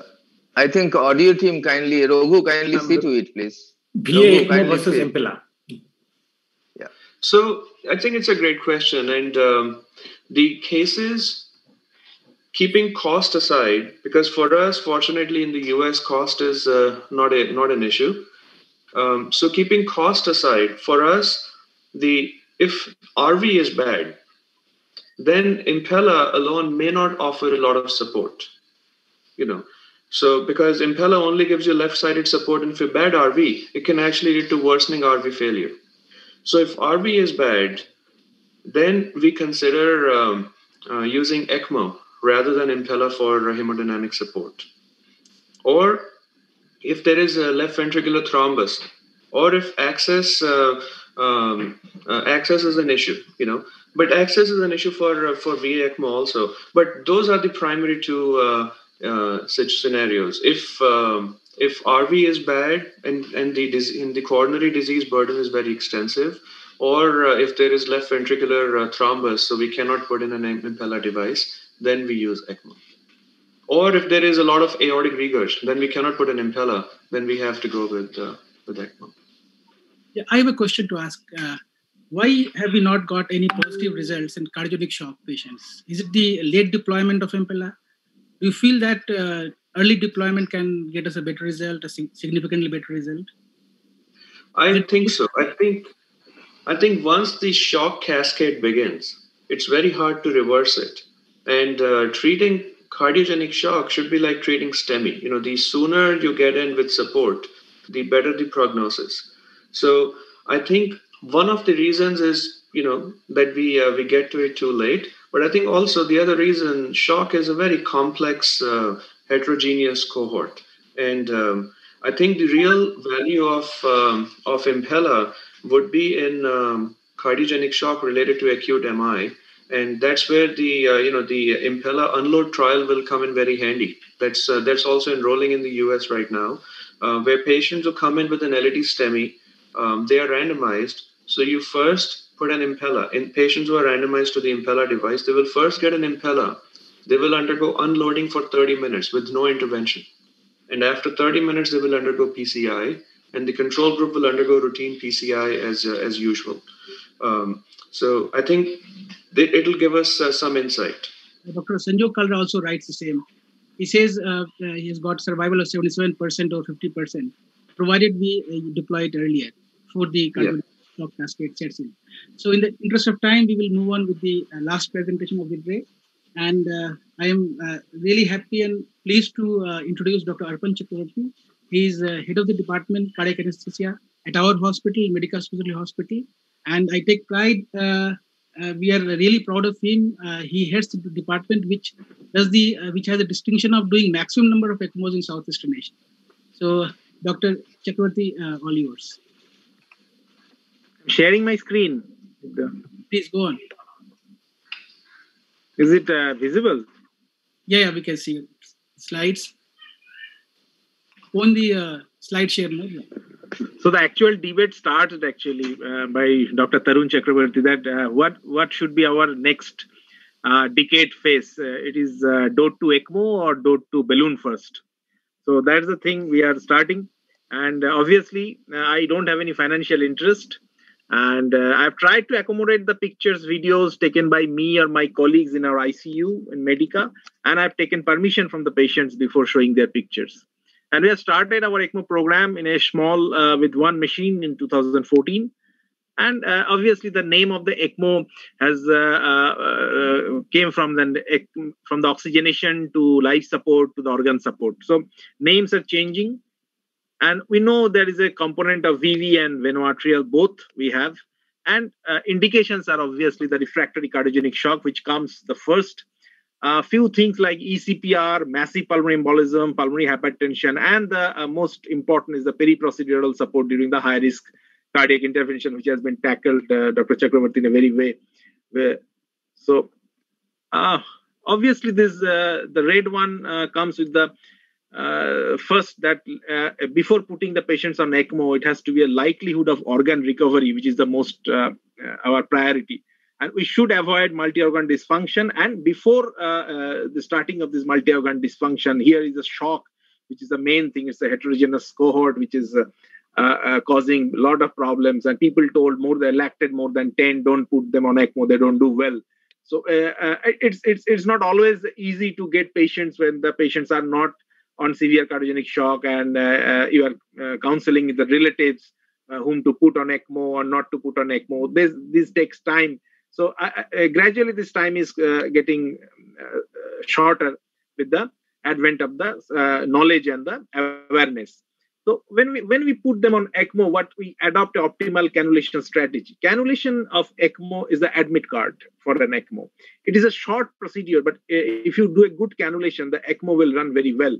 So we call it cannulation as an admit card to the ECMO exam. And we follow this urgency of the situation. What are the underlying cardiac issues? We have a biventricular, what we are thinking, where we are discussing previously, we have a biventricular heart failure or not. What is the pulmonary status, the size of the arterial vessels, need for further mobilization, anticipated duration of support, and the size of the cannulas, which ensure the adequate flows. And it's a central or the peripheral cannulation. And the cannulation techniques obviously comes with the open, semi-open, and percutaneous. And most of us, we do is a percutaneous, which is out of the operation theater scenarios. It is a percutaneous which goes very well. And sometimes we do semi-open when we are not getting a good pulse or it's a ECPR thing. The semi-open actually prevails for that.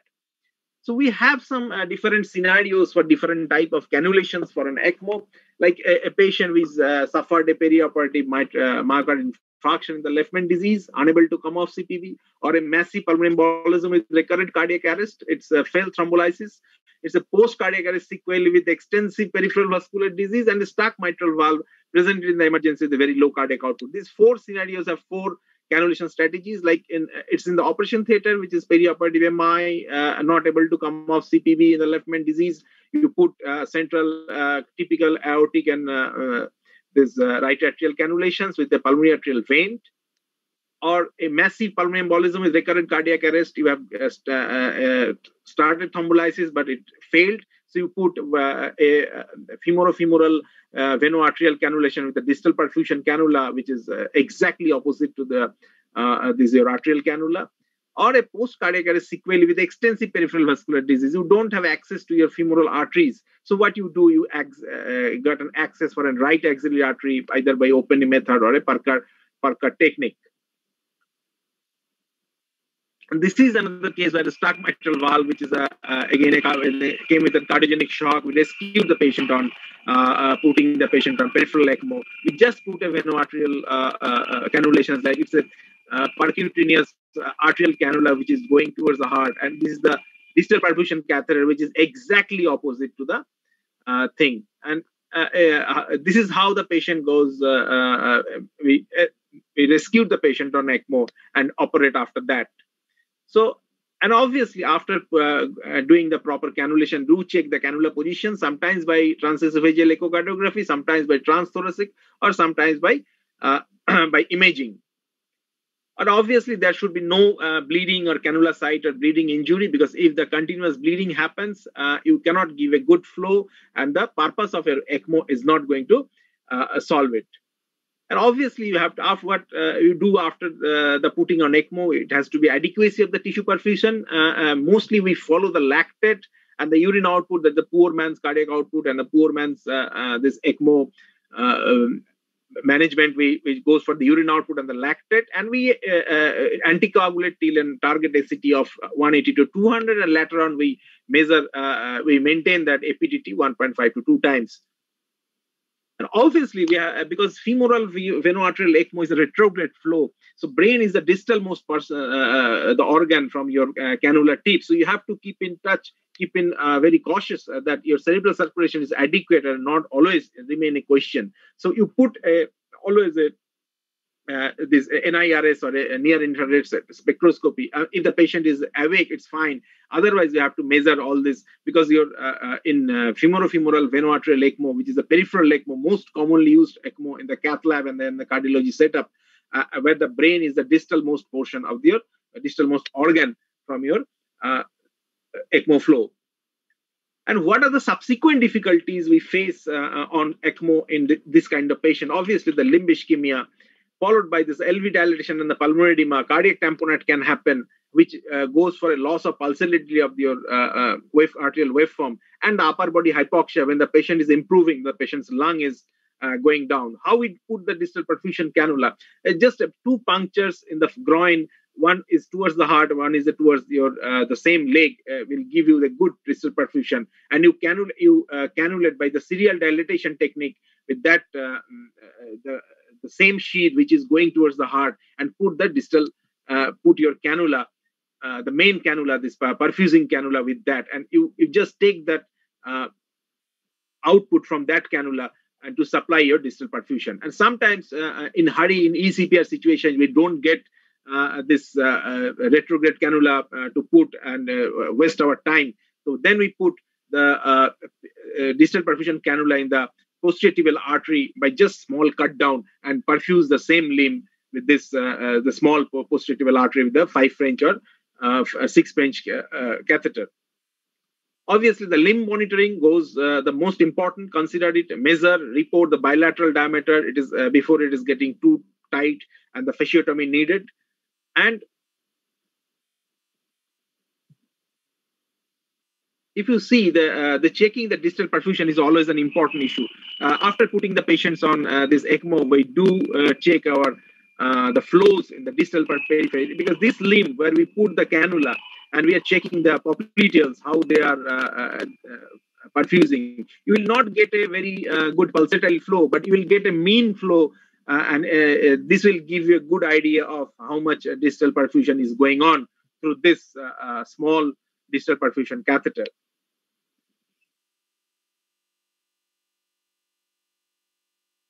So this we keep on checking on your the limb where we put the peripheral veno-arterial ECMO.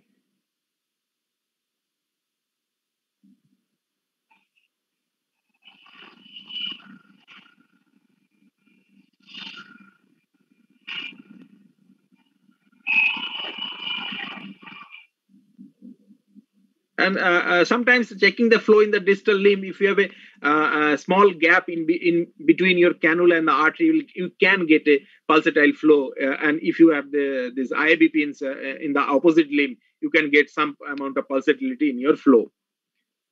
So obviously, you have to optimize flow during your ECMO, because this flow is going to supply your cardiac output to the body, and you have to optimize the mean arterial pressure, which is in between 60 to 80. Some says it should be less than 50 to 60, just to keep the perfusion to the vital organs, and always exclude that some vasodilatory effects, hypovolemia due to bleeding, distributic shock, or post-cardiotomy vasoplegia.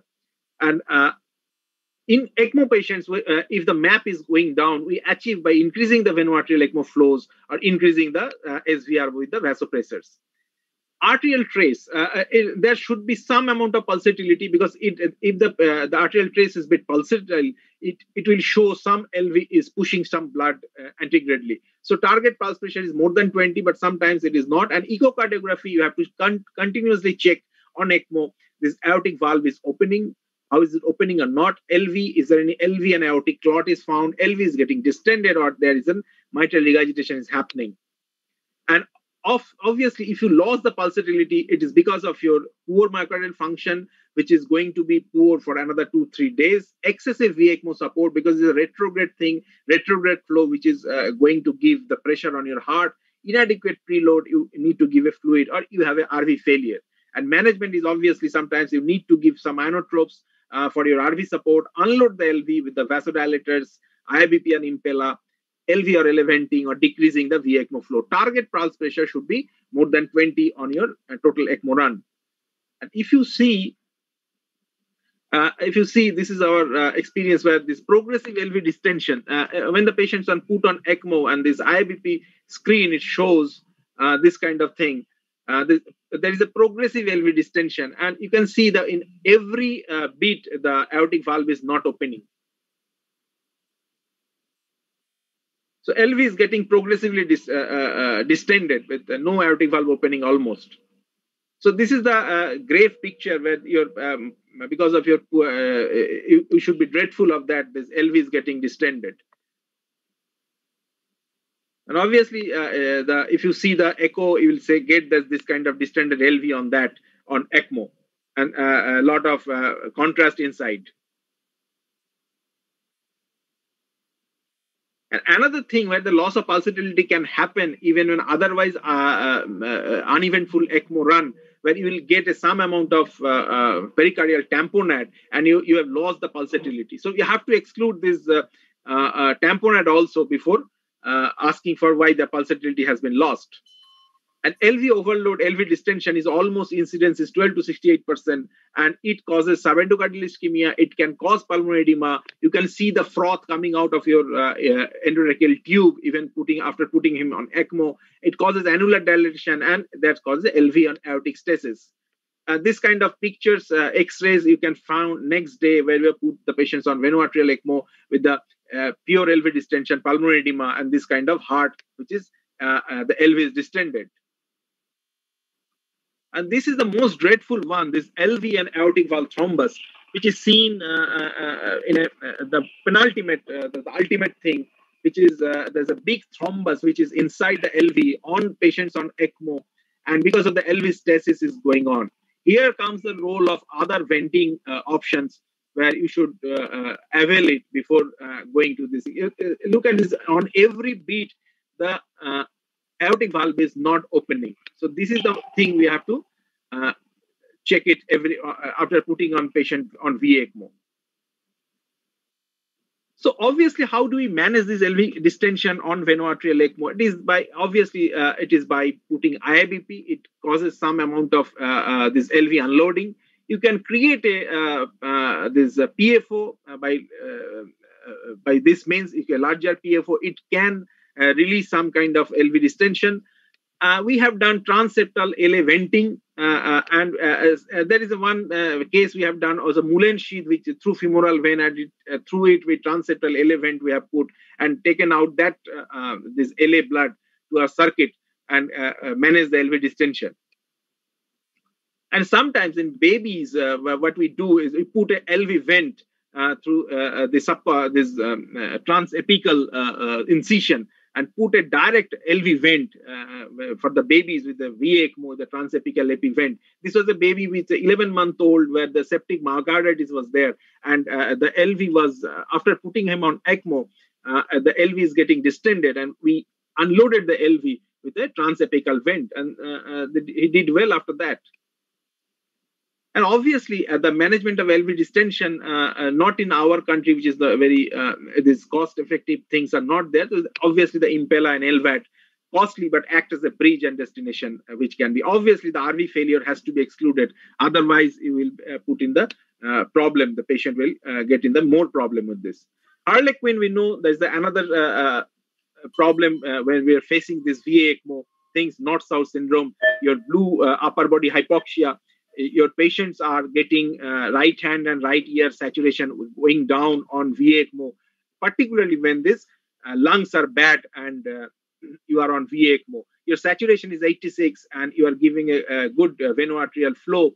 Your pressures are fine, but your saturation is not picking up. So this is a very common thing. When the patients are coming out of your this myocardial dysfunction and your lungs are getting wet, this type of thing we can see. So what we do, we go for a triple cannulation strategy. We took a oxygenated blood through his right internal jugular vein to perfuse the jugulars and the base of the heart, which causes this right upper body hypoxia.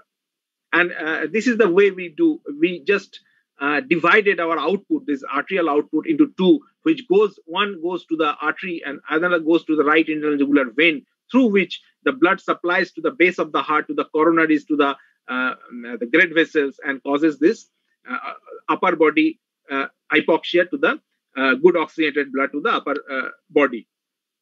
So obviously, with this situation, if we came out of this thing, winning from the veno-arterial ECMO has to be there.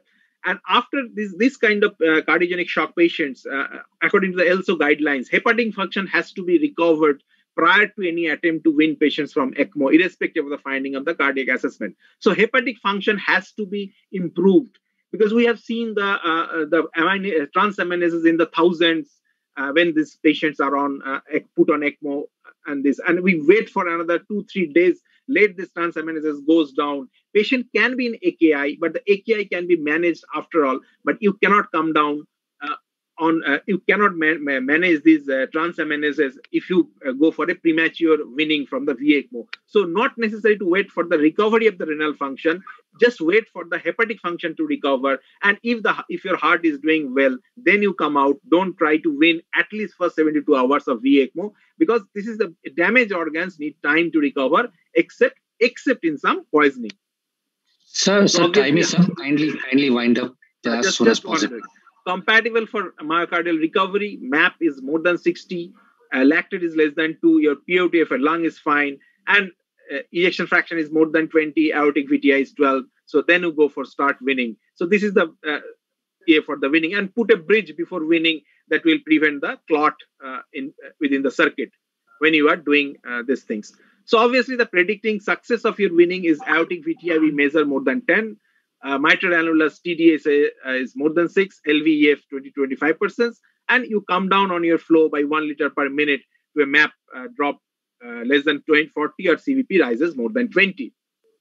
So with this thing, I just last 2 slides. This is a primary recovery of a right this RCA origin, with a 52-year-old male smoker presented with acute inferior lower limb to another hospital. Primary angioplasty attended, but RCA origin could not be engaged, became hypotensive and shifted to us on NORAD, cold peripheries, severe cardiogenic shock with AKI, bradycardic hypotension. Then we put him on ECMO, and his RV was full, and the TAPSE was hardly, it was 9 at that point of time. And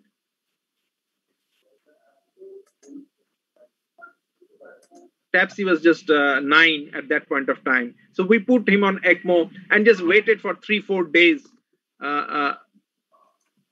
As we know, the RV function shock is poorly understood, and RV shock is bad as LV shock. So we put him on femoral percutaneous veno-arterial ECMO, and the flow was achieved 3.28. He had some issues with your limb ischemia, but we managed with the distal perfusion, which is through this PTA, this post-tibial artery, and he managed this left and right, both are same, this perfusion with this NIRS thing. And day 3, he started improving on his heart, and day 5, we could take out the ECMO, and he was doing fine. So probably this is a primary recovery from the ECMO, no intervention required at that point of time.